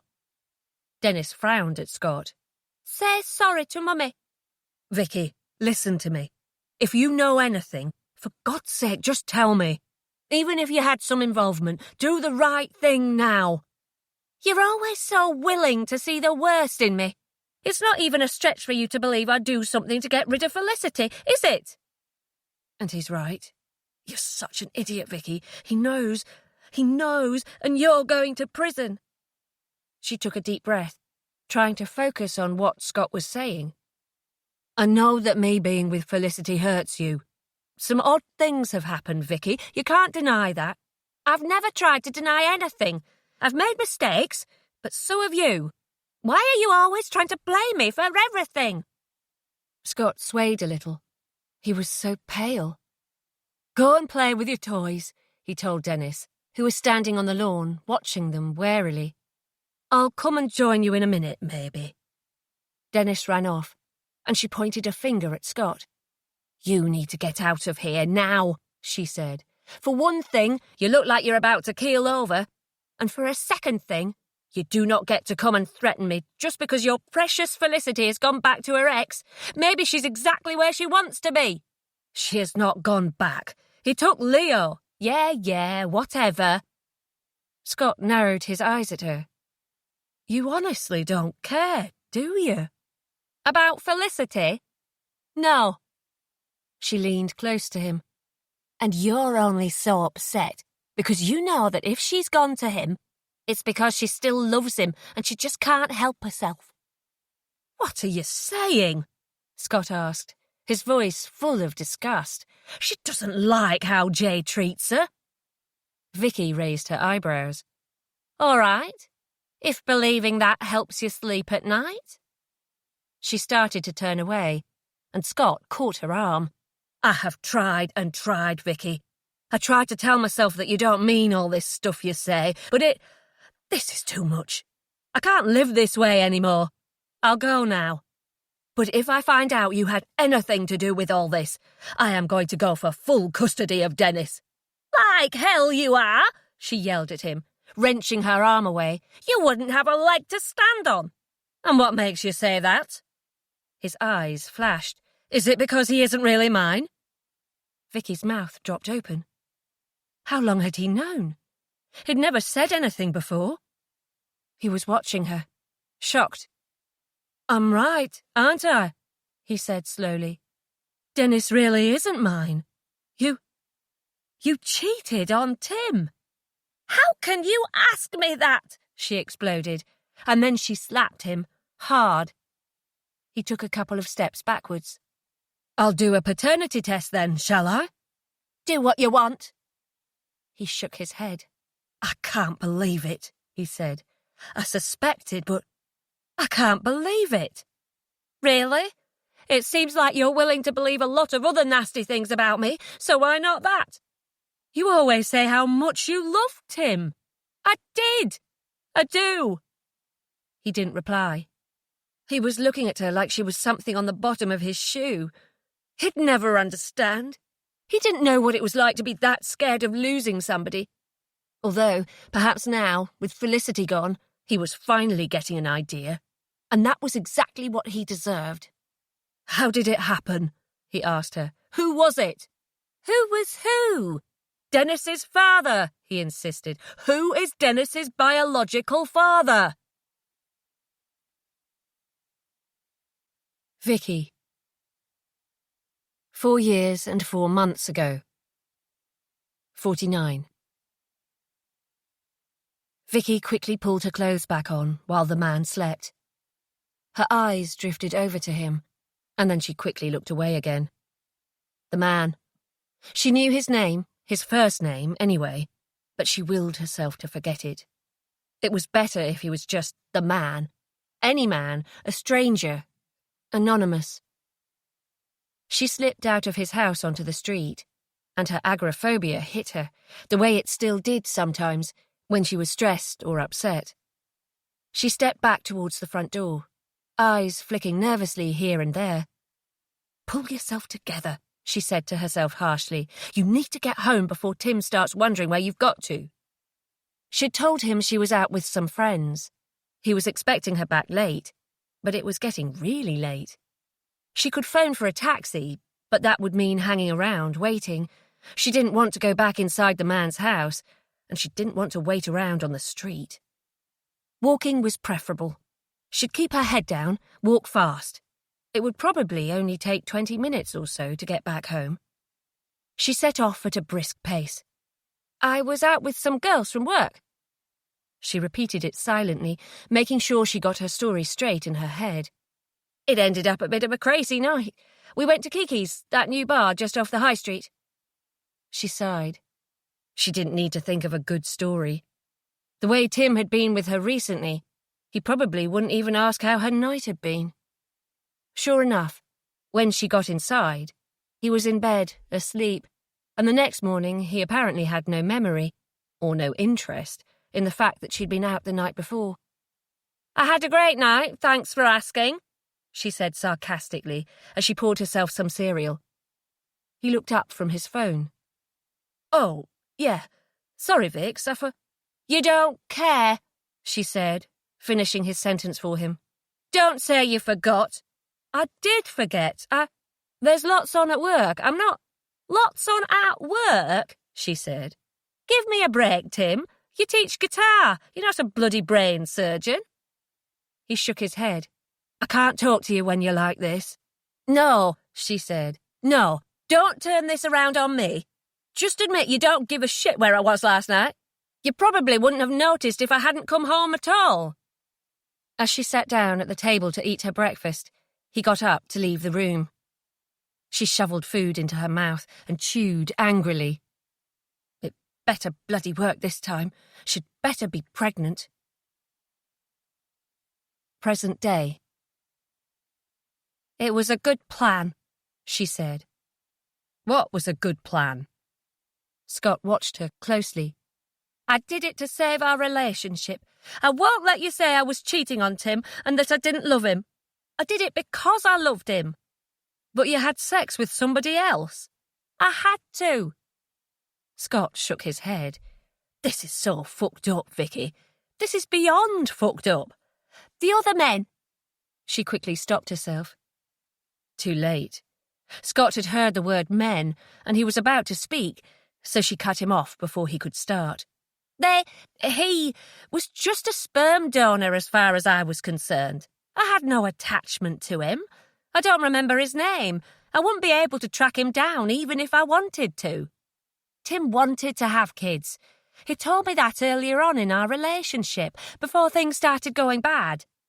Before you interfered. He was never going to be able to get me pregnant, so I did the next best thing I could. We both wanted a baby. If he hadn't died, he would have stayed with me so that he could have a family. He would have thanked me in the end. For having sex with other guys? He would have thanked you? Really? I just told you. The baby would have healed everything. Babies don't heal relationships. You throw a baby into a relationship that's already broken, and it won't fix it, Vix. It'll blow it apart. You don't know what you're talking about. If you'd both wanted to have a family, you could have worked something out together. There were other routes you could have explored. You didn't have to do what you did. His eyes widened, as if something had occurred to him. Except you knew. That's why you tried to do it behind his back. Because you knew he was going to break up with you. 4 years and 4 months ago. Daylight was streaming in through the curtains when Vicky woke, and she rolled onto her side to look at Tim. He was just waking up, his straw-coloured hair all messy, and when his eyes fell on hers, a little crease formed between his eyebrows, as though instead of being pleased that her face was the first thing he laid eyes on, he was disappointed and fed up. Though a week had passed since their argument after her night out, the atmosphere in the house was still frosty. "It's a nice day," she said. "Why don't we go for a walk or something?" "Vix, you know I'm going climbing with Scott today." He paused, and then added unconvincingly, "We'll do something tomorrow." "We won't, though, will we?" Tim rubbed his face with his hands. "It's too early for this. I only just woke up." "You never want to talk to me, Tim." He sighed and swung his legs over the side of the bed. "I'm going to have a shower." She reached across and caught his arm. "Why won't you talk to me? I've got things I want to say." "You never have anything new to say, though, Vix. It's just the same thing, round and round in circles. We can't have a proper conversation. You're always so suspicious of me. The trust. I'm not sure there is any, is there?" "I want to talk about having a baby." Tim turned and stared at her. "Are you joking?" He sat down on the edge of the bed and touched her arm gently. "Vix, you know I can't. There are ways, though. If we wanted to do it, we could look into our options." At the look in Tim's eyes, she trailed off. He hated the idea. It was written all over his face. Her period wasn't due for another week yet, so it was too early to do a test to see if her latest attempt to get pregnant had been successful. But the thought there could be a new little life inside her frequently filled her stomach with butterflies. There were no butterflies now, though. Now she just felt sick, and her head was beginning to hurt. If he didn't like the idea at all, not even in principle, how would he react if she did have to tell him in a week's time that she was going to have a baby? "You're so stupid, Vicky. What were you thinking? He doesn't want you. He never wanted you."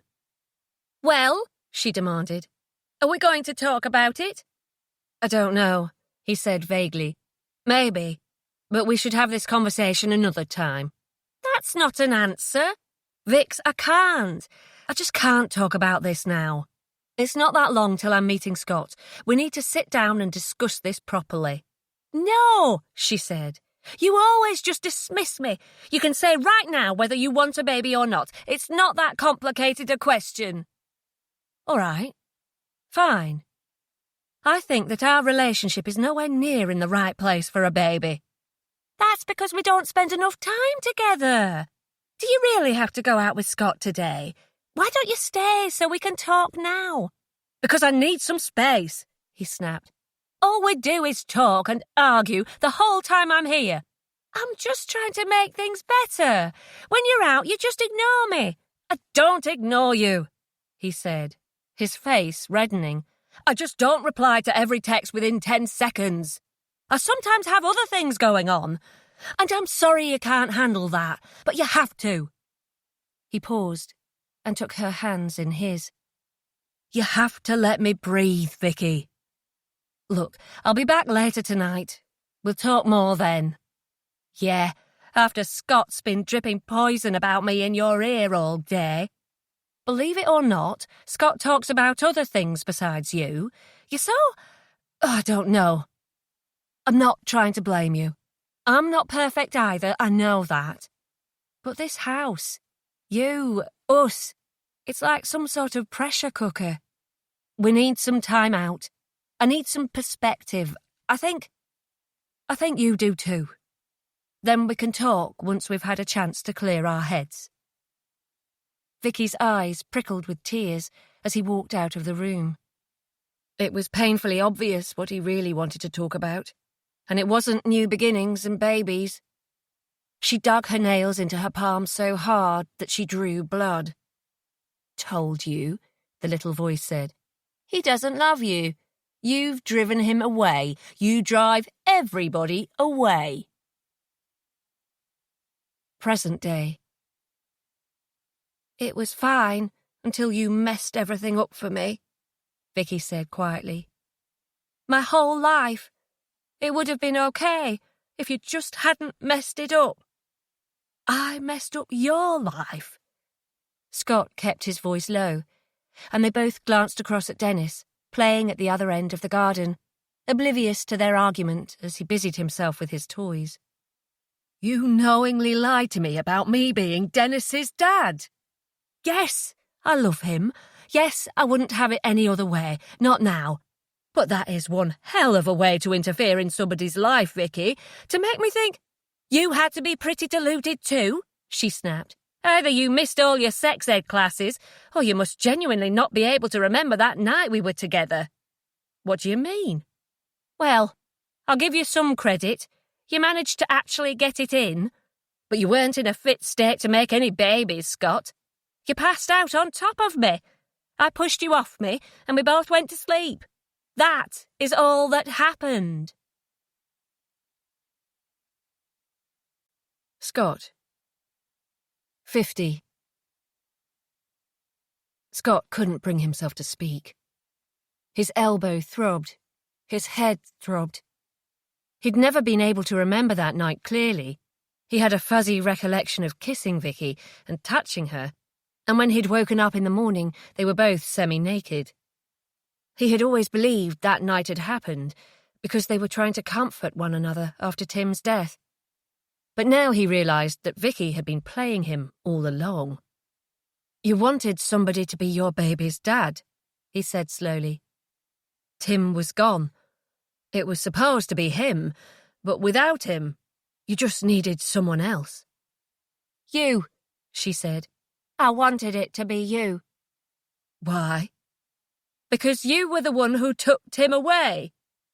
If you hate me so much, why did you tell me something that would mean I'd be in your life forever?" She shrugged. "To make you pay." "Dennis isn't a punishment. He's one of the best things that ever happened to me. He gave my life meaning." "Don't be so ridiculous." "Meaning? No, he gave you responsibility, something you've never shown any of before." "I don't know why you have this obsession with me," Scott said. "I've never purposefully done anything to hurt you. I never meant for our paths to even cross, if I'm honest." "And that," she said, "is the biggest problem." "What?" "You weren't interested. None of you were. Not back then." "When?" "That party, the night I wanted you to walk me home." Scott's frustration boiled over. "That was years and years ago. What the hell does that have to do—" "Everything, really," she said. "It made me who I am. It made me the person who is standing in front of you now. So it couldn't be more relevant, could it?" Vicky. 18 years ago.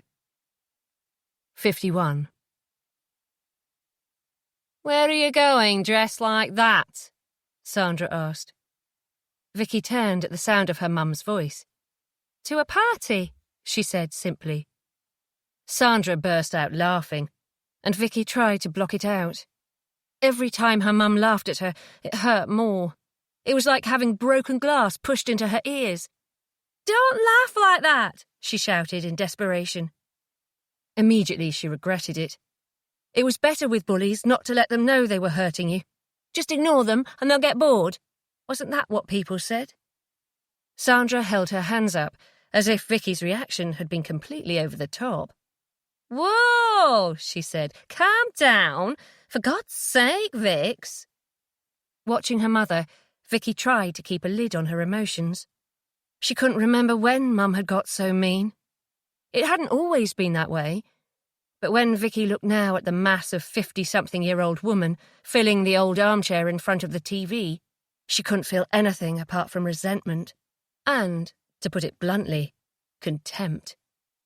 Even though it was only the two of them in the house, and her mum was hardly likely to go out anywhere with her health the way it was, she was dressed in a sparkly purple top, and her face was fully made up, her hair styled. She was watching a cooking show on TV. It was absurd. She hadn't cooked a proper meal in the kitchen for years now. "Look," Sandra said, "stop pretending you have somewhere to go." "I do have somewhere to go." "So you were invited, were you? Whose party is it?" Vicky twisted her hands around in front of her. She hadn't been invited. She'd overheard Scott, Martin and Tim talking about it, and was determined to go along too. "I thought as much," Sandra said. "Come and sit down." "No," Vicky said. "I'm going out."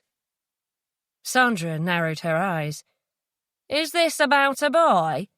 "No," Vicky said quietly. "It is, isn't it?" Sandra leaned forward in her armchair, the cookery show forgotten now that she'd found something much more entertaining to focus on. "What's his name?" "I'm not telling you." "Because he doesn't exist?" "He does exist." "So, he must have a name then." Vicky stopped twisting her hands around and dug her nails into her palm. She wanted to run away from this conversation, from her mum's voice that wormed its way into her mind until it taunted her even when she was away from the house. But even if she ran away from Mum's questions tonight, she'd have to come back home sooner or later. She'd have to go and pick up her mum's prescription tomorrow, help her with the grocery shopping, make sure she was fed and kept swimming in cups of tea. She couldn't avoid these conversations. If she didn't have this one now, she'd only have to have it later. "Scott," Vicky said. "His name is Scott." "And he likes you, does he?" "I don't know. I think so." Sandra laughed again, and Vicky snapped. "He does like me. Why is it so hard to believe?" "Have you looked in a mirror? Tottering about in heels with those shapeless legs and fat feet of yours. I'll be surprised if you don't fall flat on your face. You look ridiculous. And I don't know what on earth you've done with your face. You look like a toddler who's been playing with Mummy's makeup. You know, when I was your age, I used to have boys queuing round the block. But you're about as appealing as a wet flannel, with a personality to match." Sandra pealed with laughter again, and Vicky saw red. There was a half-empty mug of tea on the table, one that Vicky had made several hours earlier, and she picked it up and threw the cold liquid at her mum's face. For a moment, there was silence. Neither of them could believe what had just happened. Sandra tried to leap up from the armchair, something that was never going to happen. Instead, she flopped back down again, and then began to lever herself up more carefully with the help of the armrests. "Mum, I'm sorry," Vicky started. "You ungrateful little cow," Sandra snarled. "When I think how much easier my life could have been if I hadn't had you." "You'd have nobody to look after you if it wasn't for me." "Do you think I like having to rely on you all the time? I hate it. If I could have it any other way." Vicky didn't hear the rest. She fled from the house, determined not to return until she absolutely had to. Or at least to try and arrive home with one of the boys, preferably Scott. That would give her mum something to chew on. If she managed to get a boy to walk home with her, maybe it would wipe the smug smile off her face, for a day or two at least. Scott. Present day. 52. "I had no idea," Scott said. "I didn't know your mum treated you like that." "Yes, you did," You knew what she was like when the agoraphobia was really bad, how she used to try to cure me by kicking me out of her car in the middle of town among all the people because she was so angry I couldn't help her out with things like I used to. That's why I had to move out. And you know the funny thing? When I did move out, she managed surprisingly well on her own. I knew what she was like about your agoraphobia, Scott said, but I didn't know she used to laugh at you like that. Vicky shrugged. Everyone used to laugh at me and criticise me. You know, she got so far under my skin that I can still hear her now, droning on, putting me down. And she's not even here anymore. She's been dead for fucking years now, and I can still hear her. Scott was silent for a while. Vicky had had problems with her mum for most of her life, but he genuinely hadn't realised it had been quite so bad. So you wanted me to walk you home that night to prove a point to your mum? I thought it would shut her up, and I knew she'd still be angry with me, so I was scared to go home alone. And Vicky's voice trembled, but she quickly got herself back under control. I just wanted to feel like I had friends, and for somebody to like me. You know, really like me. I didn't know you felt that way about me. I don't anymore. I didn't carry on fancying somebody who got me stabbed. I didn't get you stabbed. You did. I didn't want to go straight home after I realised you had no interest in me. And I didn't want to stay at the party either. I wandered around the streets for ages. I got soaking wet. I was freezing cold. I thought a man had started to follow me. And you know, for a split second, I wasn't sure I even cared what happened to me. Once I realised he really was after me, though, then I got scared. I didn't want to die, even if nobody else in the world gave a shit whether I was alive or dead. We did give a shit. Don't lie to me. None of you were interested in me. I just hung around like a bad smell. I knew I irritated you. But I hoped. You were the only people who seemed to be able to tolerate me, so I thought that was a place to start. Scott tried to make sense of it all. Vicky had been very awkward when she was younger, though as an adult she was popular enough. Once she'd got out of her mum's clutches. But how could he forget the way she'd treated Tim? And now him and Felicity. If anything, shouldn't she have known how horrible it was to be bullied and controlled and not want to inflict it on anybody else? His heart hardened towards her again. Vicky, do you know anything about what has happened to Felicity? Vicky looked like she'd been slapped. She watched him, speechless, and then she took a step towards him. You still don't give a shit, do you? She shouted. I just told you all that about me. And all you ask is where your precious Felicity is. Well, I'm not telling you, Scott. You and her, you can both go to hell. You're telling me that you do know where she is? Yeah, I do, she spat, furious. But you can't prove anything. I'm not going to help you find her. I'm calling the police, he said. Vicky flew at him, and he dodged away from her, shielding his broken arm. He tried to get his phone out, but a wave of nausea and exhaustion washed over him, and he plonked down onto the edge of the sun lounger, scared his legs were about to give way. The pain in his elbow was becoming unbearable again. He must be due more painkillers. Tell me where she is, he said desperately to Vicky. But the scrape of iron on concrete distracted her, and she looked round behind her at the garden gate. Martin came into the garden first, followed by 2 police officers. Vicky stared at Scott, her eyes huge and glassy with fear. Vicky, tell me where she is, Scott said, as calmly as he could, while he struggled to get to his feet. If you try and cover this up, you're going to make everything so much worse. It can't get any worse, Vicky said. Scott, 53. So they arrested Vicky, Natasha said again, even though they'd already gone through it all with her. She told me that she knows where Felicity is, Scott said, because he couldn't think about anything else. She knows where she is. Don't get worked up again, Natasha said calmly. She knows what Jay is capable of, Scott shouted, and yet she's happy to let Felicity be raped and beaten and most likely murdered just to make some stupid fucking point to me. Scott, she's lucky the police came when they did. I wouldn't be responsible for my actions if I'd been left with her much longer. They both looked round as Martin came in, carrying a couple of mugs of tea. He handed one to each of them. Scott stared down at the brown liquid. "How does this help?" he said. "I've put 4 sugars in it, since you won't eat anything. I can't eat right now. All I can think about is Felicity and Vicky and what she's done." Natasha touched his arm. "None of us can believe it, Scott," she said softly. "And as for what she said about Dennis not being yours, I'm so sorry." Scott tried to calm down, and he took a few sips of the sweet tea. "It makes no difference to me whose Den really is," he said finally. "A part of me always suspected. But it doesn't matter. Dennis is my son, and I love him. It's as simple as that." "Yes," Natasha said, "you're right. And you've always been a fantastic dad, and you've tried to help Vicky, too." Her face contorted with disgust. Not that she deserved it.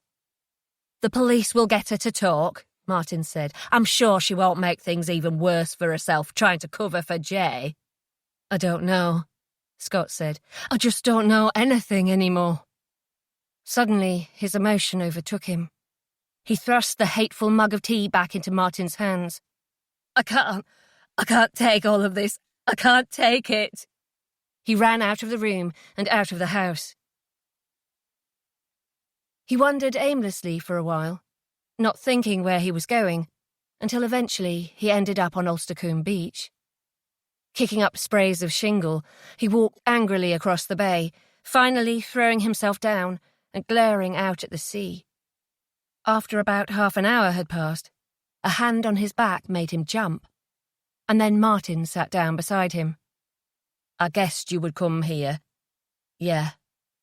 "You left your phone at the house." He held it out, and Scott took it. "There's good news," Martin said. "There is. They've got an address in Scotland.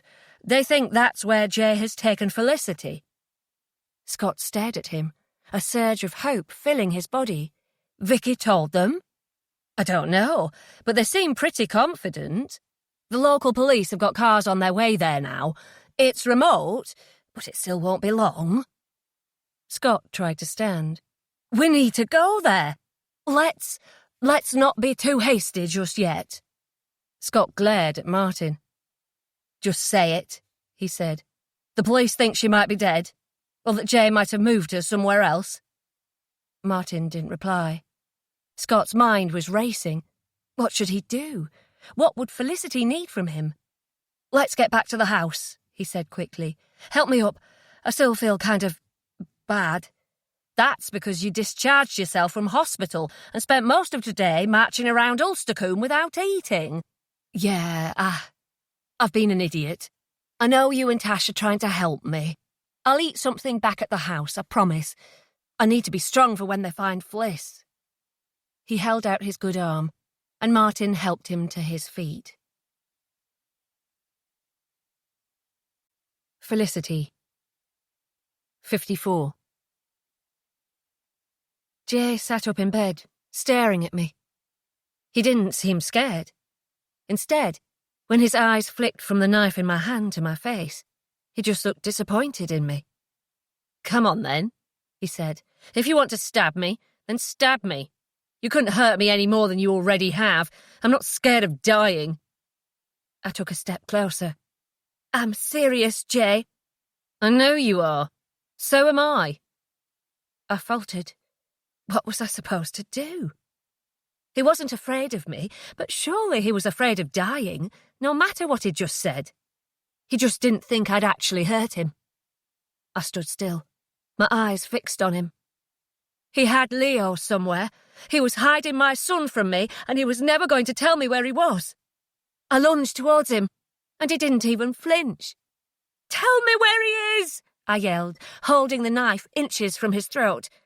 My hand was shaking. I had no idea what I was doing, but I was desperate. "Fliss, you're not going to stab me," he said, though I thought I saw a flicker of fear in his eyes. "If I die, I definitely won't be able to tell you where Leo is." "Just tell me!" I screamed. Before I knew it, he'd grabbed my wrist with both of his hands, and I was fighting to hold on to the knife. Fear overtook me, and I clung desperately, but he was pushing the knife back towards me, my eyes fixed on the blade, and as Jay forced it in my direction, I released my grip on it in a desperate bid to try to make it go away. He immediately snatched it up. "You're a very stupid girl, Fliss," he said, gripping the knife. "How did you think that was going to end?" "I just want my son. I want Leo. Please. I wasn't going to hurt you. I don't want to hurt you. I just want Leo." Jay nodded. He lowered the knife, but he was still holding it in his lap. "You know, my dad always told me that women were bad news." "What do you mean?" I asked shakily. "That they lie, cheat, betray you, hurt you, make you feel weak and hopeless." I didn't reply. I wanted to believe he was wrong, but life has taught me otherwise. Apart from Sammy, of course. Sammy was the only good one. I kept watching the knife in his lap. He was holding the handle firmly, but the blade was resting harmlessly against the duvet. God, why had I done this? One wrong word now, and he could slash my skin open with that knife, or kill me with it. He hates blood, though. Would that be enough to stop him? I had to hope so, and I had to pick my words carefully. I'm sorry about what happened with Sammy," I stammered. "I know how much you loved her." "Love," he corrected me. An idea suddenly struck me. "Would Sammy want you to do this?" I asked. "Would she want you to separate me from Leo, to keep me in this house?"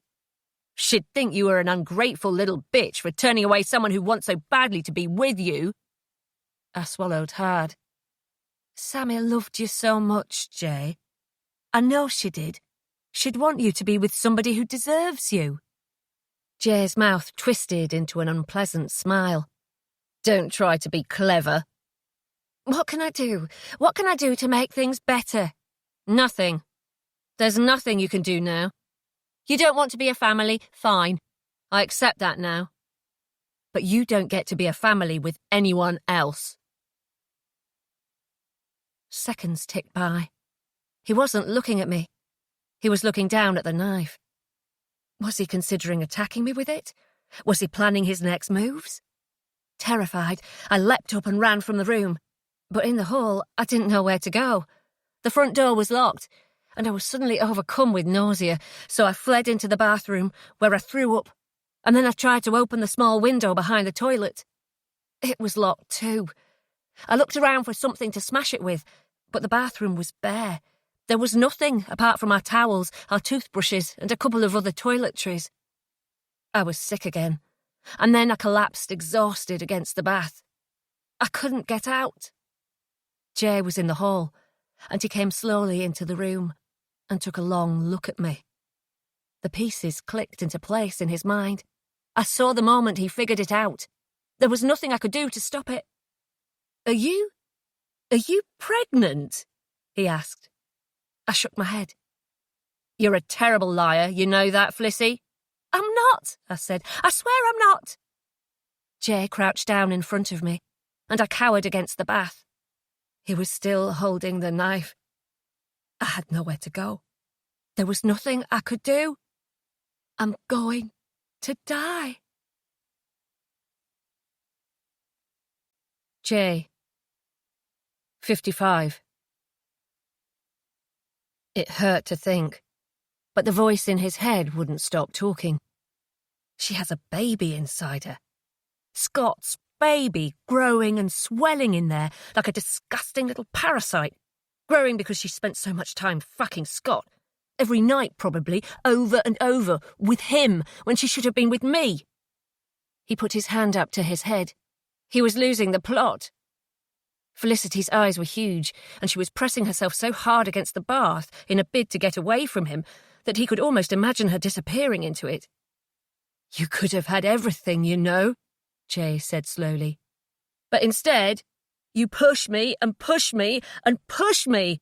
It's like you want to see me break." "I don't. I'm sorry, Jay. I'm sorry I've hurt you so much. I didn't mean to. I just..." Swiftly, he raised the knife, holding it against her cheek, and she squealed with fear. "No, not my face, not my face." "Why not your face? What does it matter what your face looks like, huh? Unless you want men to want you. Is that what you care about?" A tear fell from the corner of her eye onto the knife blade and trickled down the metal. She was shaking uncontrollably, trying to back away, but she had nowhere to go. "Do you think Scott ever loved you the way I do?" he asked. "No, yes," she sobbed, confused. I mean, no, I don't know." "Scott was only interested in you because you're so easy. You're a slut, Fliss. You always have been and you always will be. I wish I'd realised it sooner." I'm sorry, please, please." "Don't beg like that. It's not endearing. It's pathetic. It makes me sick to even look at you." She stopped talking, but her eyes were still silently pleading. Was this really what he'd come to? Threatening to cut the face of a terrified pregnant woman? He pressed the knife harder, and it began to cut into her skin. She whimpered, but didn't speak. He wasn't the monster here. He wasn't doing this because he enjoyed it. He was doing it because she'd betrayed him over and over again. He was justified. "No one will want you anymore. You know that," he told her. "You're dirty. You're used. No other man will ever be able to love you." You're right," she said. She didn't mean it, though. That was obvious. She was just trying to calm him down. "I don't understand why you won't even give me a chance," he said. "It never had to end up like this. This is your own fault." He pushed her back against the bath, but to his surprise, she kicked out at him hard with her legs, knocking him off balance. The knife slashed across her cheek as he fell, and thick drops of blood began to leak from the wound. His eyes fixed on it. He couldn't look away, though it horrified him. Blood. Dirt. Why had she decided to bring a knife into things? He hated knives. He'd only used them as a last resort, like when he'd needed to get information from Vicky, fast. While he was distracted, Felicity took her opportunity to strike. She shoved him hard while he was still off balance, and he toppled to the floor. She scrambled to her feet, and then turned and kicked him in the groin. Pain exploded in his body, and for a time he was incapacitated, curled up on the floor while she sprinted through to the living room. She was going to run away. She'd obviously given up on getting answers from him about Leo, and was only interested now in preserving her own life. Hot anger flooded his body as he listened to the sounds of her making her escape, and as soon as he was able, he pulled himself to his feet. He ran after her, reaching the living room just in time to see her disappearing through the open window. He quickly followed, catching up with her as she raced down the grass towards the narrow track, and he wrestled her to the ground. Before he knew what he was doing, his hands were around her throat, and he squeezed and squeezed, while Felicity grabbed desperately at his arms, trying to push him away. Moments ticked by. Felicity's struggles, initially frantic, grew weaker. Jay stared down at her face, her short blonde hair splayed around her against the scrubby grass, her blue eyes losing their light and life, the cut on her cheek, steadily oozing blood. Suddenly, it was as though he was no longer looking at Felicity. Instead, he saw Sammy, her panicked face as he pinned her against the wall in her family's home, squeezing and squeezing her throat because he believed she'd been cheating on him. He released his hands from her throat, his eyes filling with tears. "Sammy, no," he said. "I'm sorry. I didn't mean to. The woman's face turned back to Felicity's again. She rolled over to her side, coughing and straining to get her breath back. But Jay carried on kneeling, transfixed by his memories. Sammy, when he'd hit her, with blood on her lip. Sammy when he'd attacked her in Tatchley Wood, her clothes and face all messed up with bits of leaves and mud. Sammy trying to reason with him, telling him over and over that Mark was trying to mess with his head, and he hadn't believed her. Tears rolled down his cheeks. He thought of Stephanie, blood in her hair, lying dead in the living room of her house. And his eyes fell to Felicity again, still gasping for air. What had he done? What had he done? Felicity, 56. As soon as I could breathe again, I tried to run, but Jay grabbed me by the ankle and I stumbled. "Let go!" I screamed at him. "Let me go!" "I can't let you go," he said. He was crying, and his voice was oddly low and soft. "I can't let you go, Flissy. I love you. We have to be together." I tried to shake his hand from my leg, but he was hanging on with all his strength. "Get off me," I said. "Get the fuck off me."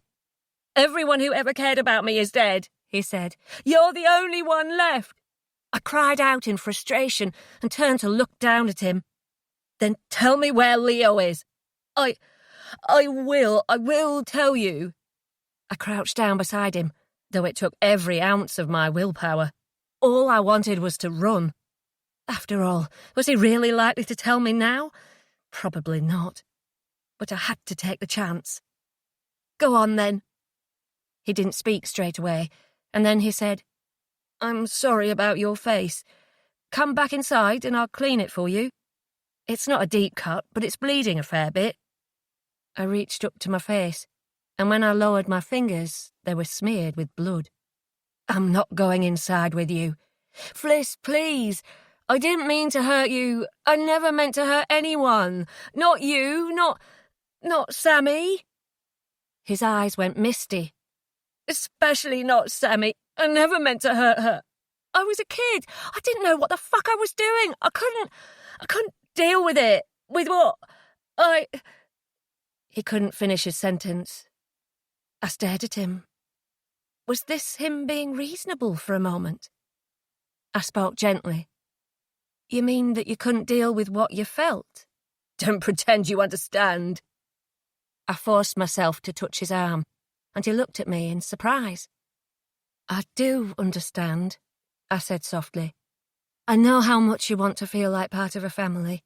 I know how much it hurts you when people let you down. You and Sammy both wanted to feel like you belonged.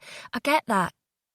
But 16 is so young to have a relationship that intense, and nobody realised you were having trouble dealing with it. Somebody should have realised, Jay. I wish somebody had. You could have got help before it was too late." "I didn't need help. I just needed Mark to not fuck things up." I took a deep breath. I had to try to get through to him. "Jay, how old was your mum when she had you?" He didn't seem to hear my question. Instead, his eyes were wide, wild. "I don't want to go to prison, Fliss," he said. "I can't go to prison. I never meant to do any of this." "I know that. But Jay, please, listen to me. You're suffering. I can see that.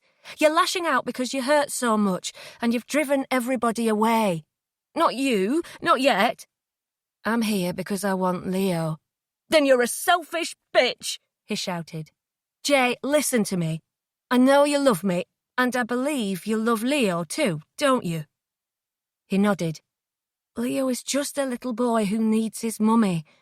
I'm sure you, of all people, understand that." He glared at me. "You think that's why I'm like this? Because I have mummy issues? Is that why you started asking me about her?" "I'm trying to understand. Just talk to me, Jay. You obviously need to talk to somebody." I thought he was going to shout at me. Then he said, "She was 16. I nodded.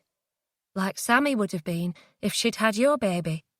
Music is the breath between the words. Take this time to enjoy that breath. This audiobook is free, and your presence means a lot.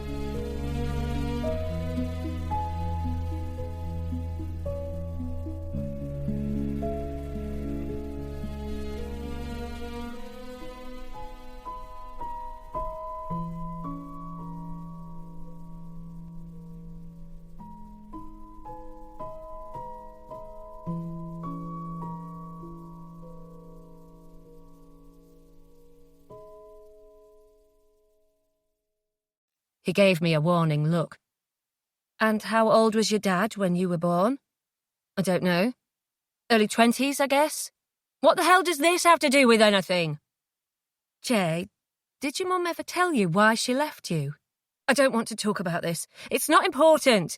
Please, Jay. He shrugged angrily. I don't know. I never really listened to her. It was just noise. I don't believe that you didn't listen. I don't give a fuck what you believe. Isn't it possible that you want a family so much now because you feel like you didn't have one when you were a child? That you're so set on everything being perfect that you're trying to control everything? But people don't like being controlled. Jay, I loved you, but you trapped me. You frightened me. Whether you truly meant to or not. And, I mean, you say you love me and Leo, and I'm not saying you don't. But since I've been here, you haven't even asked anything about us. You haven't asked me what Leo likes doing, what his personality is like. And you haven't so much as asked me how I am. Maybe you love the idea of us more than anything else. And you can't make us fit your ideal. People don't fit nicely into moulds, Jay, and when you try to force us, all we do is break. I never did anything to you that you didn't bring on yourself. Okay, well... And my mum brought everything on herself too. She used to drive Dad mad, wanting to go out partying with her friends all the time. She had a baby. She had responsibilities. He said he couldn't trust her to do anything, not even to go back and try to get her exams, because if he let her out of his sight, she'd be gone. He said she didn't love us. I bet you anything in the world that that wasn't true, I said. She may not have loved your dad, but I'm sure she loved you. She was really fucking great at showing it. Yes, she left. But she came back, didn't she? When you needed her? Look, I don't want to start speaking against your dad. But doesn't what happened between your parents sound a little bit like what happened between you and Sammy? Between you and me? Jay didn't answer. He'd shut down again. Let me clean your face, he said. Reluctantly, I followed him back towards the building, but I refused to go inside. I sat on the grass near his van, and after a few minutes, Jay came out, dressed in jeans and a t-shirt instead of the shorts he'd been wearing when I'd woken him in bed, and carrying a little first aid kit. He sat beside me and cleaned my face, covering the cut with a large dressing. We could still go, he said. Just get in the van and drive somewhere. Start again. I told you how Steph and I made things work. It's still not too late. You could do the same. We won't get caught. That's no life for any of us. He was silent for a time. This is your last chance, Fliss, he said. What do you mean, my last chance? I'm not going to let you walk away from this. You do not get to go back to your life, back to Scott, back to Leo. I stared at him. Back to Scott? What was he talking about? He smiled nastily. Scott's alive, he said, as if it was no big deal. And Leo's fine too, by the way. You know how much it hurts me that you think I would put our son in danger? He was never in danger. He was with that ex of Scott's. Only she got scared and left him near Natasha's house. That's who has Leo now. My mind was racing. Scott was alive. Leo was with Natasha and Zach. Vicky really had been involved. The miscarriage. That was how Jay knew. Just as I suspected. I tried to stand. My heart was crying out to be with Scott and Leo, my body surging with emotion. Now I knew that they were both safe, that Scott was alive. Alive! But Jay pulled me back down. Last chance, he said again. Fear began to seep through me. Last chance before what? Jay, 57. Deep down, he'd suspected it would come to this. That was why he'd brought the tape out with him. She would never go with him willingly. He'd never get her to do anything willingly. She struggled when he grabbed her and taped her wrists behind her back, but he managed to do it. And then he bound her ankles too. "Jay, don't do this," she cried. "Let me go! Let me go!" "I'm not going to let you go," he said calmly. "I haven't decided what I'm going to do with you yet. But I have decided what I'm going to do about Scott." She stared at him, with her eyes wide. "Jay?" "There's really no other way," he said. "I can't let you be with him, Fliss. I can't let him bring up my son." "I won't go back to him," she said. "I'll leave him, if that's what it takes." "I have no way of knowing you'll stay true to your word, do I? As soon as you're away from me, you're just going to do whatever the fuck you want. So, you see, I'm going to have to kill him, Felicity." "Jay, think about it," she pleaded, struggling against the tape that bound her. "You said you don't want to go to prison." "I'm going to end up there anyway. I've got no way out of this. You've told me that yourself." "But you can make it less bad for yourself. Jay, please, just let me go and leave Scott alone.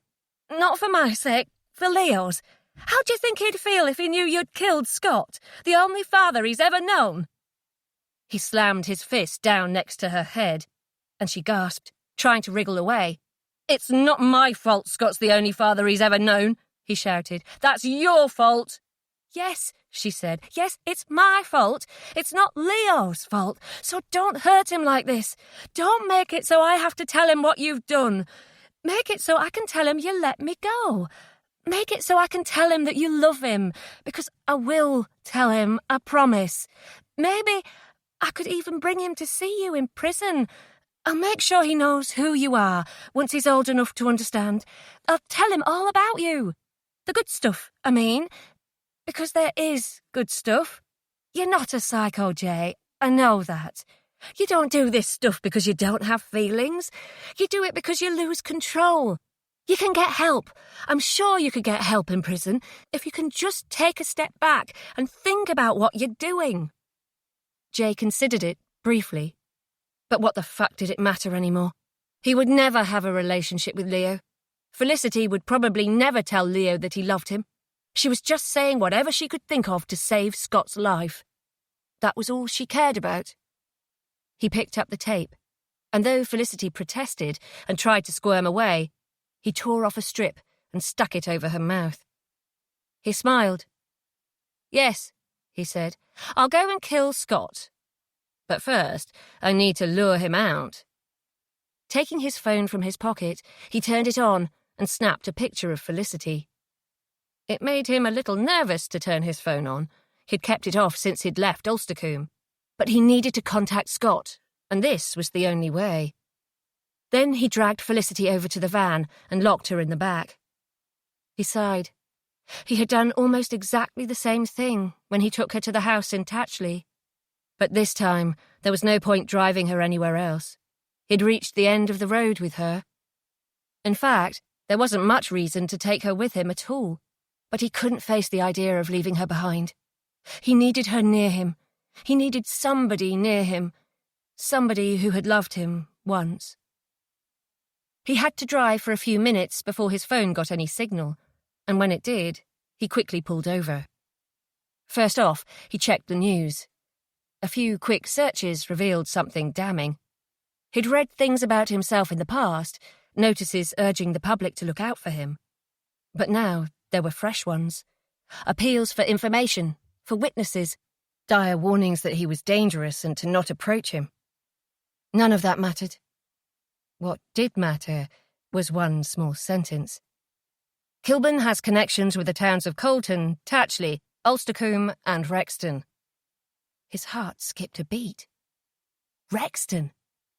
They had found Stephanie. That's surely what it meant. They'd found her, that's how they knew he'd been in Rexton. And if they'd found her, they would have gone through her mobile.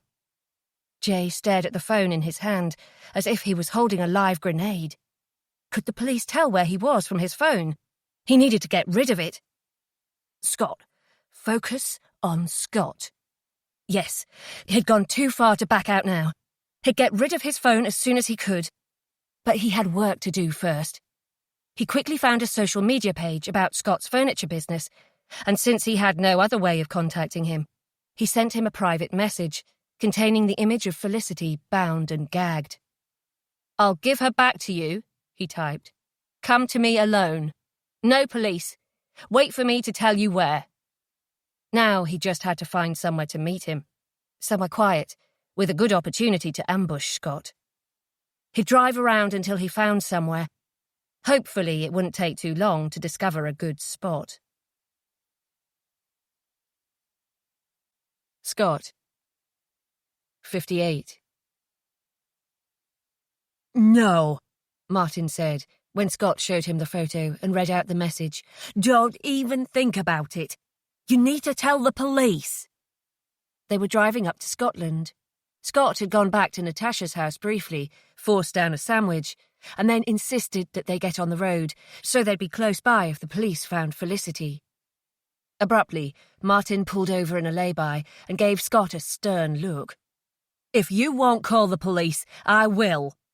He took out his phone, and Scott grabbed it from his hand. "You saw what he said. He's got Felicity." "Don't be so stupid," Martin said. "Do you really think he's going to hand her over to you? It's a trap, Scott. He's going to make you meet him somewhere with promises that Felicity will be there, but she won't be. It'll just be him." "I'm not scared of him." "Well, you should be. I'm not taking you anywhere to meet him. You need to call the police right now." Scott's mind was racing. Martin was probably right, but that photo of Felicity was overwhelming. He couldn't get it out of his head. She was tied up, her eyes terrified. A plaster covered her cheek, and a huge bruise bloomed around her nose. His emotions boiled over. "Just carry on driving," he said. "He's probably still in Scotland somewhere." "No way. Then I'll do it myself." He started to open his door, and Martin said, "For God's sake, Scott, stop. Think. This is fucking crazy.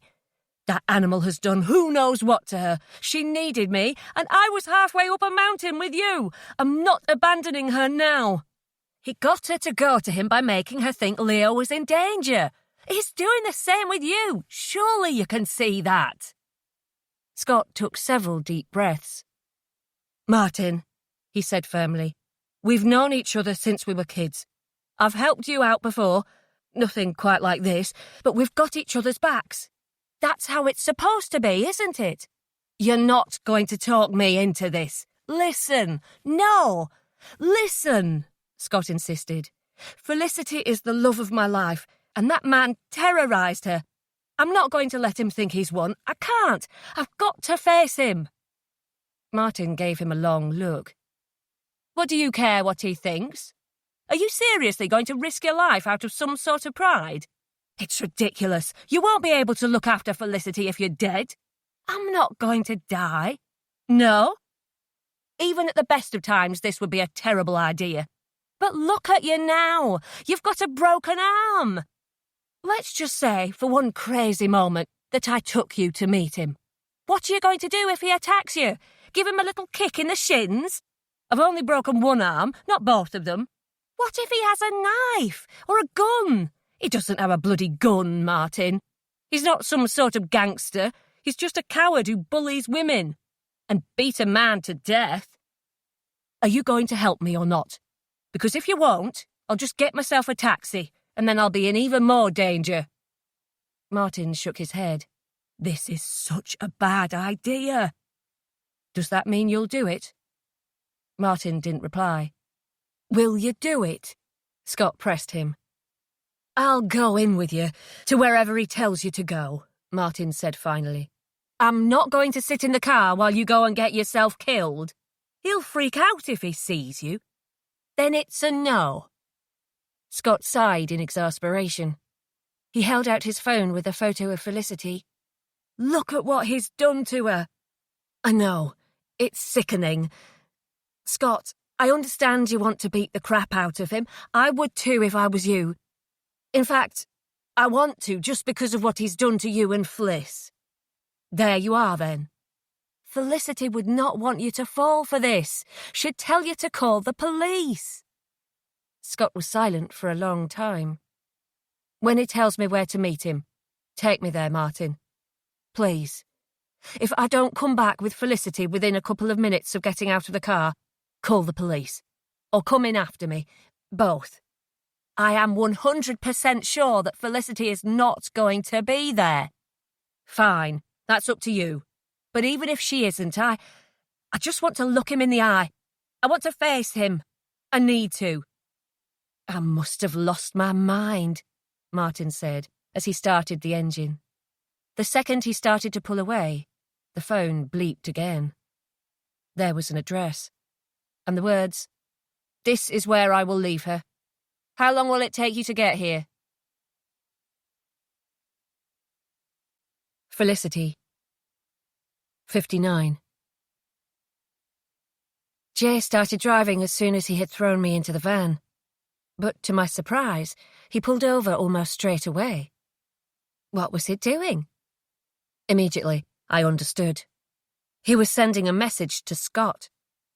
Depending on how quickly he found a way to contact him, I might have a few minutes.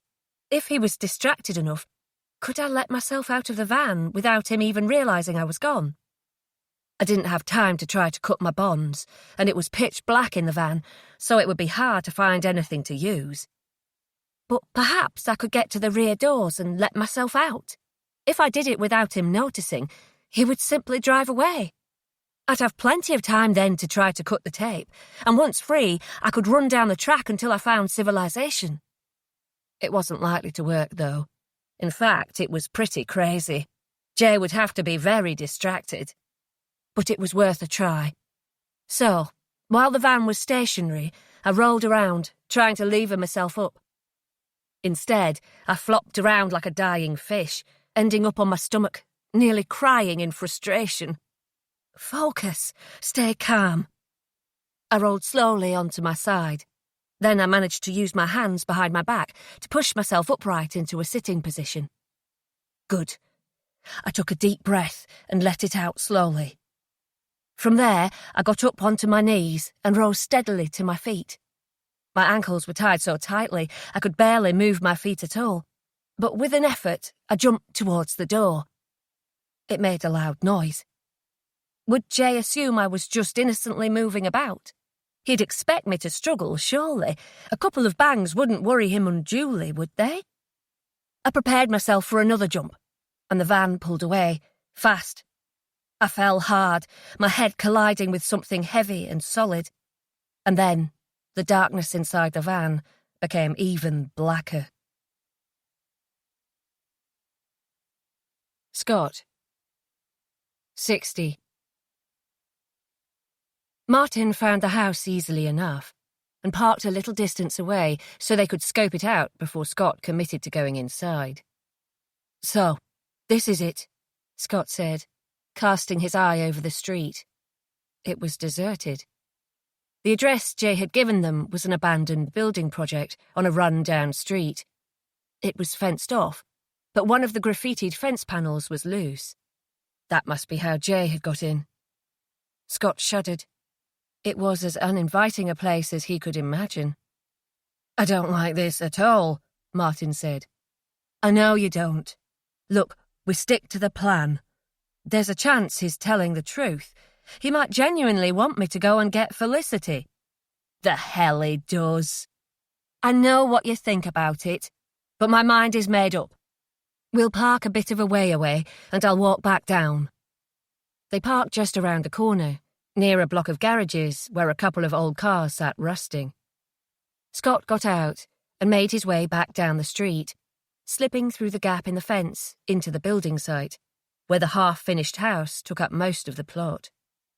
It was boarded up, but there was a way in through one of the windows at the back, where the board had been torn away. Inside, he stood in a large, dim, apparently empty space, lit only by the small amount of sunlight making it in through the one window. Before he'd taken 2 steps, the back of his thighs exploded with pain, and he crashed to the floor, only narrowly avoiding landing on his broken arm. The movement still jarred his arm, though, and he cried out in pain as he rolled and tried to look up at his attacker. But there was nobody there. Then a figure appeared behind him. Scott just about managed to jerk himself out of the way as a metal bar swung towards him. But his movement was limited. He wouldn't be able to keep dodging the attacks for long. If nothing else, he'd soon be too exhausted. Adrenaline wasn't enough. He was still too weak after his accident. Martin was right. What the fuck had he been thinking? Expecting more blows, he curled up on the floor, his elbows still screaming with pain after the jolt it had just received. He couldn't even look up at Jay. Finally, the pain subsided enough that he could speak. Where is she?" he asked. He raised his head, and Jay crouched down beside him. "She's not here," he said. Scott tried to stay calm, focused. He had expected this, after all. Jay was rotating the metal bar menacingly in his hand, and Scott couldn't help but start to panic. But he couldn't let his fear show. "Why'd you want me, then?" he asked. "I would have thought that was obvious." Scott felt weak and helpless, his exhausted body pushed to its limit. But he fixed his eyes on Jay. "Killing me won't make Felicity love you." Jay smiled. "Perhaps not, but it'll make me feel better, knowing that you're never going to get your hands on her again." "So?" Scott said. "Why are you waiting? You've got a pretty effective weapon there. Why not just crack on?" "Oh, I will. I wanted to tell you a few things first, like who it was who helped me to take Felicity. I thought you'd be interested to know." Jay took out his phone and started to play a recording he'd made of himself and Vicky talking. Arguing, in fact. She was angry that Jay had brought Leo to her house. She was saying he was supposed to take them both, Felicity and Leo. It made Scott feel sick. Jay was clearly enjoying his reaction. "Bet you didn't expect that," he said. "The mother of your child hating you so much that—" "I know it was Vicky," Scott said. "I worked it out myself." Jay stopped the recording. He looked disappointed, but he quickly rallied, putting the phone away and getting a firm grip on the metal bar again. Scott's heart was pounding. How was he going to get out of this? Martin would have called the police by now, surely. And Martin would come to find him soon, once he got worried about how much time had passed. He only needed to make sure Jay stayed talking a few minutes more. But he was so angry, and he couldn't think straight. "You know, I'm glad I've met you," he said. "I always wondered what sort of lowlife would treat women like you do. And now I know." Jay slammed the metal bar down on the floor, inches from Scott's face. But then he went back to holding the bar in his hands, a contemplative expression on his face. "Sometimes I wonder, if I could count them all up, how many times I've fucked Felicity over the years. I mean, I've known her quite a while now, and although we had a little break, she was pretty wild when I first knew her. I don't think I've ever known a woman who loves fucking as much as she does." He gave Scott a scathing look. "Oh, your experience with her is different, is it?" he said, though Scott hadn't made any reply. Jay moved closer to him. "Maybe it's because, no matter what she tries to tell herself, she likes someone to take control, to show her who's in charge." Scott was overcome by a surge of rage, so intense that he lurched across the floor towards Jay, punching him in the face with his free arm. Then he collapsed to the floor in a heap, while Jay laughed and wiped some blood from his lip. "I'll let you have that one," he said. "I know it's not nice, finding out about who Felicity was in the past. I don't blame her for anything that happened to her. I blame you." Jay smiled. "You can tell yourself whatever you want. I wonder, Scott, why did you come here? You must have known I wouldn't give Felicity to you. I imagine you're telling yourself you came here to help her and to teach me a lesson. But it's not true. I know what the truth is. You came here because you don't like the fact that I know every inch of her body, that I'm Leo's father, that I'm always going to be inside her head every day for the rest of her life. You came here because you're jealous of me." Scott swallowed hard. He couldn't let Jay play mind games with him like this, but he found himself yelling, "I'm Leo's dad! Felicity wants to be with me!" Jay raised the metal bar, and Scott cowered against the floor. But then, the sound of sirens made them both pause. The effect on Jay was instant. He froze, terrified. Scott braced himself, expecting the metal bar to come crashing down. But it didn't. Jay dropped it, his face a mask of panic. He scurried off towards the window and disappeared. Martin, 61. Martin didn't wait for even a couple of minutes to call the police. He did it as soon as Scott was out of the car, and then he got out himself, intending to follow Scott down the road. But then, something caught his eye. At the end of the block of garages was a patch of wasteland, with tufts of grass growing up between cracked concrete, an old sofa, and a few black bin bags that had torn and spilt their contents. That wasn't what had caught his eye, though. Round the side of the garage block, almost behind it, was a white van. And unless he was very much mistaken, it had just moved, as though something alive was moving around inside it. He frowned, squinting at the van. There! It did it again. He approached it cautiously. Could it be Jay's van? Probably not, really. For all he knew, there might be a couple having sex in it, or something stupid like that. He was about to turn away and rush after Scott, but then it hit him. Scott had said Jay used to drive a white van, and Jay had Felicity somewhere. His mind made up, he ran over to it. "Felicity," he called out. "Felicity, it's Martin. Are you in there?" He put his ear up against the door. Was that a moaning sound inside? "Felicity, are you in there? It's Martin. Can you answer me and let me know if you're okay?" There was a feeble banging sound from within. He tried to open the doors, but the van was locked. "Felicity, you're going to be okay," he said. "The police are coming. Scott is here."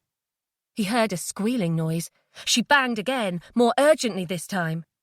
"Is Scott in danger?" he asked, though it was a stupid question. They both knew the answer. "Has Jay come to hurt him?" More banging. Martin turned, intending to sprint back towards the house, but he stopped in his tracks. There was a man standing motionless at the other end of the garage block, with blood on his face. Martin peered closely. Was it Jay? Unsure what to do, Martin stayed frozen on the spot. But when the sounds of sirens filled the air, the man made a dash for the van. It was Jay. It had to be. Martin tried to stand in his way, but Jay was like a man possessed. He slammed into Martin, practically throwing him out of the way, and scrambled into the van. Martin turned to see Scott, half running, half limping. "Felicity is in the van!" Martin yelled. "She's in the van!" They rushed to stand in the way of Jay's escape, but he drove the van at them full pelt, and they were forced to jump out of its path. "In the car," Scott said. "After him, quickly!" Felicity, 62. My heart was racing. I'd only just come round, and before Martin's words had truly sunk in, the van had started moving again. Fast, very fast. What had Martin said? Scott was here somewhere. He'd come to meet Jay. There had been some yelling before the van moved. Martin had been calling to somebody that I was inside the van. Scott? Had he been telling Scott? The van swung round a corner and I slammed into a hard plastic object. I rolled over so that I could touch it with my bound hands. Was it what I thought it was? Tortuously slowly, I moved my fingers over the plastic toolbox, finding the catch where a metal bar hooked over a clip to keep it closed. I tried to keep my breathing slow and calm as I tried once, twice, 3 times to lift the bar away from the clip. Finally, I did it. I pushed the lid back and felt around inside. There were screwdrivers, a hammer, pliers.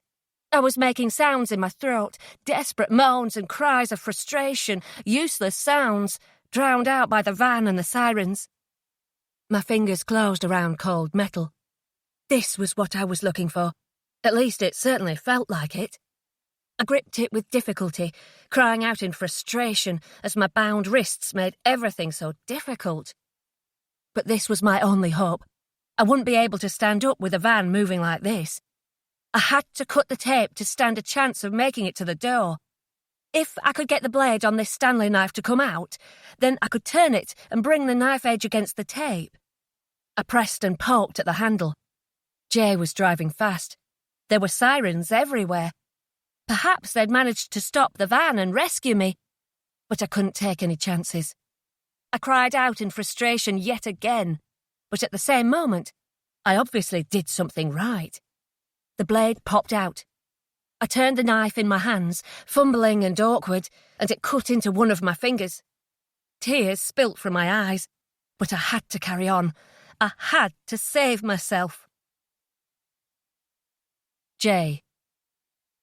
The sound of the sirens filled his mind. He drove madly, blindly, panicking at the police cars behind him. This couldn't be real. This couldn't be happening to him. Some tears splashed onto his cheeks, and he wiped them away. He couldn't go to prison. He couldn't bear it. Trapped in there, with nothing to think about but what he'd done, with no hope of ever being with his family. You have no hope of that anyway, his mind nagged him. Felicity hates you. She'll never let you be a part of her life. She'll never let you be a part of Leo's life. Fuck! He yelled out loud. He'd lost everything. It was all gone. Everything gone.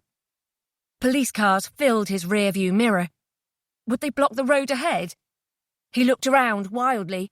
There had to be a way out of this. There had to be. A way out to what? What have you got left? His tears were flowing freely now. How had he fucked everything up so badly? Why was his life like this? Panicking, he took a turn to the left into an industrial estate. He didn't slow his speed for a second, and he was sobbing as he set his sights on the side of a large, pale grey warehouse. Felicity. After a sharp turn, Jay began to drive very fast in a straight line, just as I finished slicing through the tape around my wrists. I brought the knife to my ankles, hacking madly at the tape, and I tore away the piece that was covering my mouth. I ran across the floor of the van, legs unsteady, and my hand closed around the handle on the door. To begin with, I was in such a blind panic I couldn't open it, but I was sure the door was supposed to open if someone tried the handle from the inside. I pushed down again, harder. It was stiff, but finally the door swung open, and there was tarmac speeding by beneath the van. We weren't on a normal road. It was a car park. Jay was no longer trying to escape, that was clear. He was driving towards something, a building, a vertical drop, I didn't know what. But instantly it hit me that he was trying to kill himself, and his efforts would likely kill me too. The tarmac was moving so fast beneath the van. I screamed, and I jumped. Jay. He pressed the accelerator pedal to the floor, and the warehouse wall grew bigger, closer. He closed his eyes. "Sammy," he whispered. "Sammy, I'm coming. Sammy, I love—" He opened his eyes a crack. You, he said. His vision was all wall now.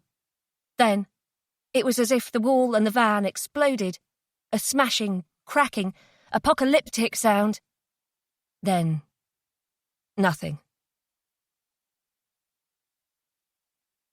Felicity, 63.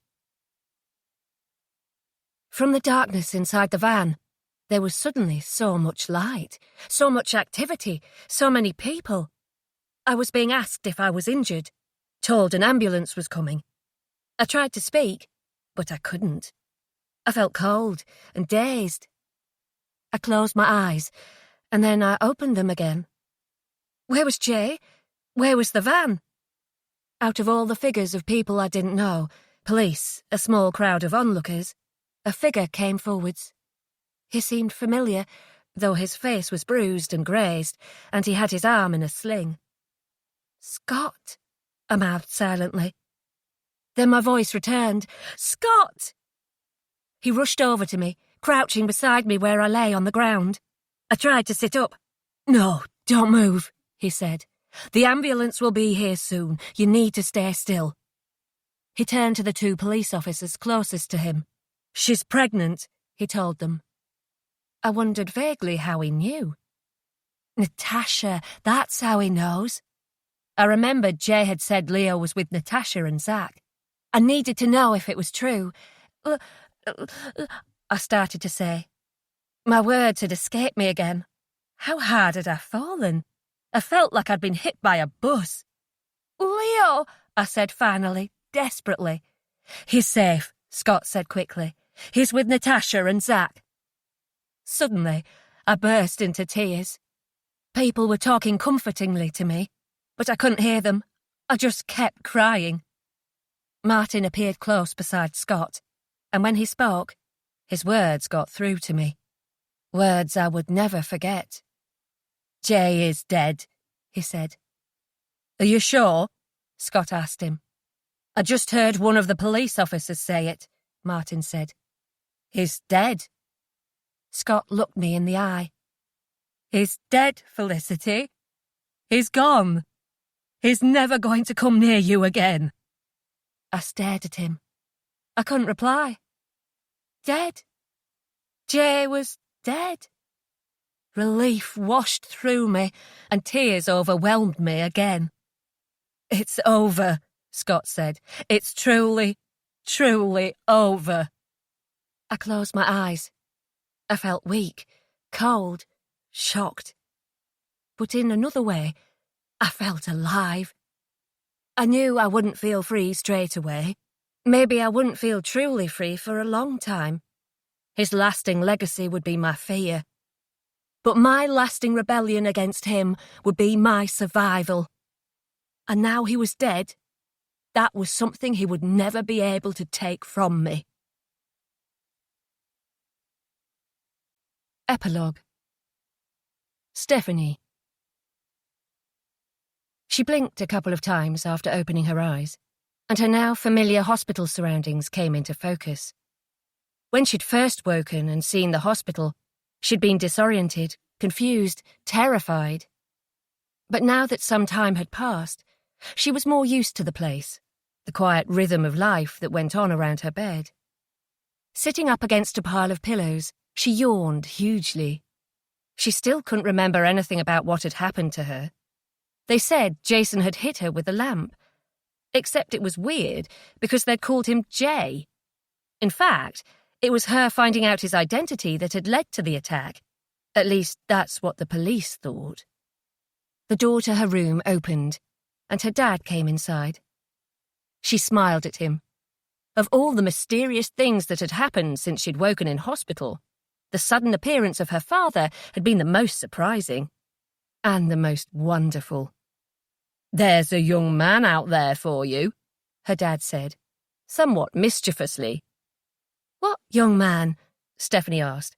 "What are you talking about?" She looked around at a little knock on the door.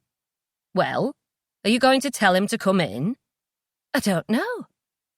Her dad got up and opened the door, and a nervous, dark-haired man, clutching a box of chocolates, edged into the room. Your dad wasn't sure if you'd recognise me. I know we've only talked online a few times." The pieces clicked. "Xavier," she said. "I remember. Yes, I remember." She looked from her dad to Xavier and back to her dad again, warm butterflies fluttering in her stomach. Then she glanced at the box of chocolates in Xavier's hand. "So, are you going to give me those, or what?" she said, with a laugh. Xavier handed them to her, and his hand brushed hers. It felt tingly, like the tests the doctors did to check she had feeling in her fingers. Except nice. More than nice. It felt right. Felicity. 4 months later. "I can see your bump," Leanne squealed when the wind blowing off the ocean flattened my top against my body. "Can I touch it?" I nodded, and she put her hands on me. "Oh, it's so lovely, Fliss." She let go of me to try, without success, to wrangle her wind-swept red hair into a ponytail. "You must be so excited." "I am. Good job you're getting married in a few weeks, or you'd struggle to fit into your dress." "Yeah." She turned serious. "It's all happening fast, though, isn't it? Are you sure you're okay?" I nodded. I have good days and bad days. We walked along Ulstercombe Beach in silence for a time, the blustery wind snatching at my breath and turning my cheeks pink. "You know what gets me?" Leanne said. "What's that?" "Vicky. I mean, what the hell was going on in her head?" "I don't know." "So Dennis really isn't Scott's?" "No." Scott had done a paternity test. He'd been upset, though he said it made no difference to him. It had still been a shock, however, to see it in black and white. "But does she love him or hate him?"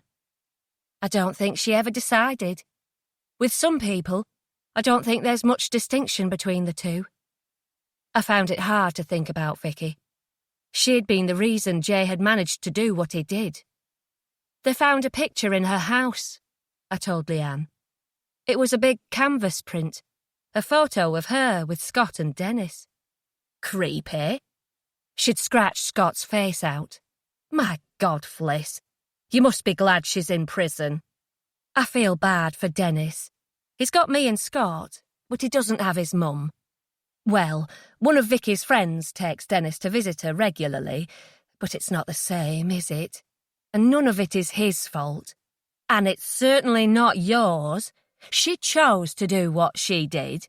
She could have gone to the police much, much earlier, as soon as she saw Jay in Ulstercombe. But she tried to help him. She covered up for him. There's no excuse." I sighed. "It seems like people hurt the most the ones they want to be with the most.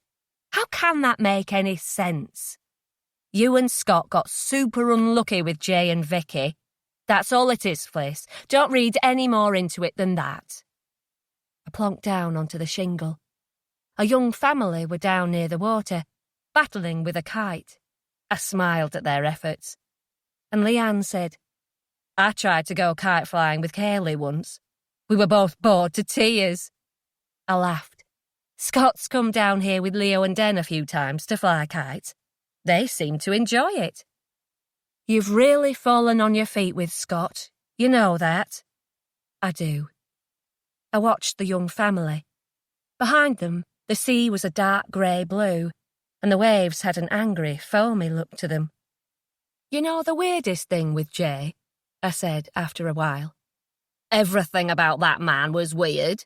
"Seriously, though." Leanne cocked her head to the side. "I'm listening." I took a deep breath and let it out slowly. "It's just, all he wanted was Sammy. All along. I'm not sure any of it was even about me. Not really." "You mean the teenage girl he and Mark killed?" "Yeah. I don't think he ever moved on. Not a single day. I think in his mind, he's still back there." She shivered. Thank God he's gone. They said he would have died instantly. Well, I'm glad, Leanne said, though I wouldn't have minded him suffering a bit before he snuffed it. I didn't answer her.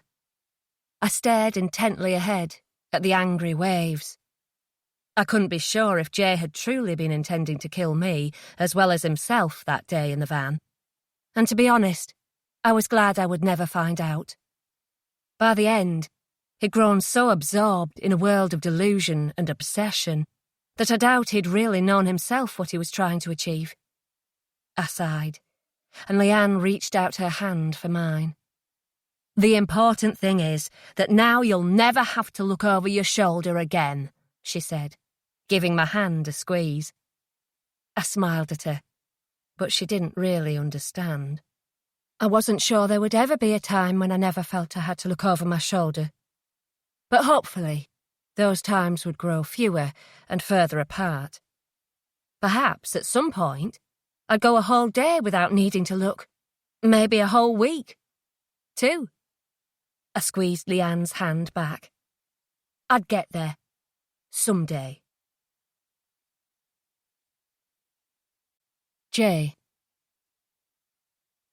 They said he died instantly. But he hadn't. He'd died quickly, that was for sure, but it hadn't been immediate. Before he died, he'd seen something. He'd felt some pain, he'd heard sounds, he knew he was dying, and he'd stopped seeing what was really in front of him, and found himself looking at something else entirely. He was in a room, a dark grey, empty room. Wait, it wasn't empty. Sammy was here, and in her arms a baby. Warmth spread through him. Sammy was glowing, her light brightening the dull space, and the baby was glowing too. Her son. Their son. He tried to rush towards her. He felt light, free, the happiest he had ever been. He was desperate to touch her, smell her hair, hold her in his arms.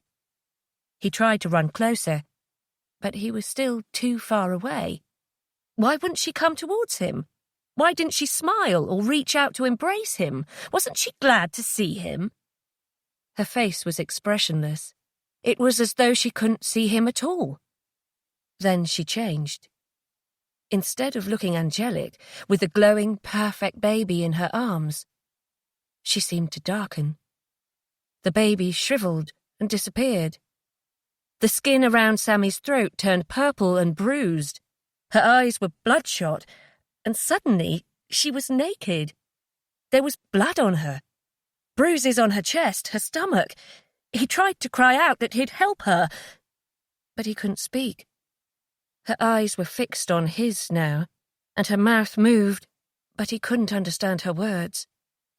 Finally, his fingers were close enough to touch her, but instead of feeling warm and soft, she was as cold as death, her skin like marble. Her eyes stayed fixed on his, pleading, desperate, and then her body dissolved, turning into a cloud of grey ash that fell through his fingers and disappeared.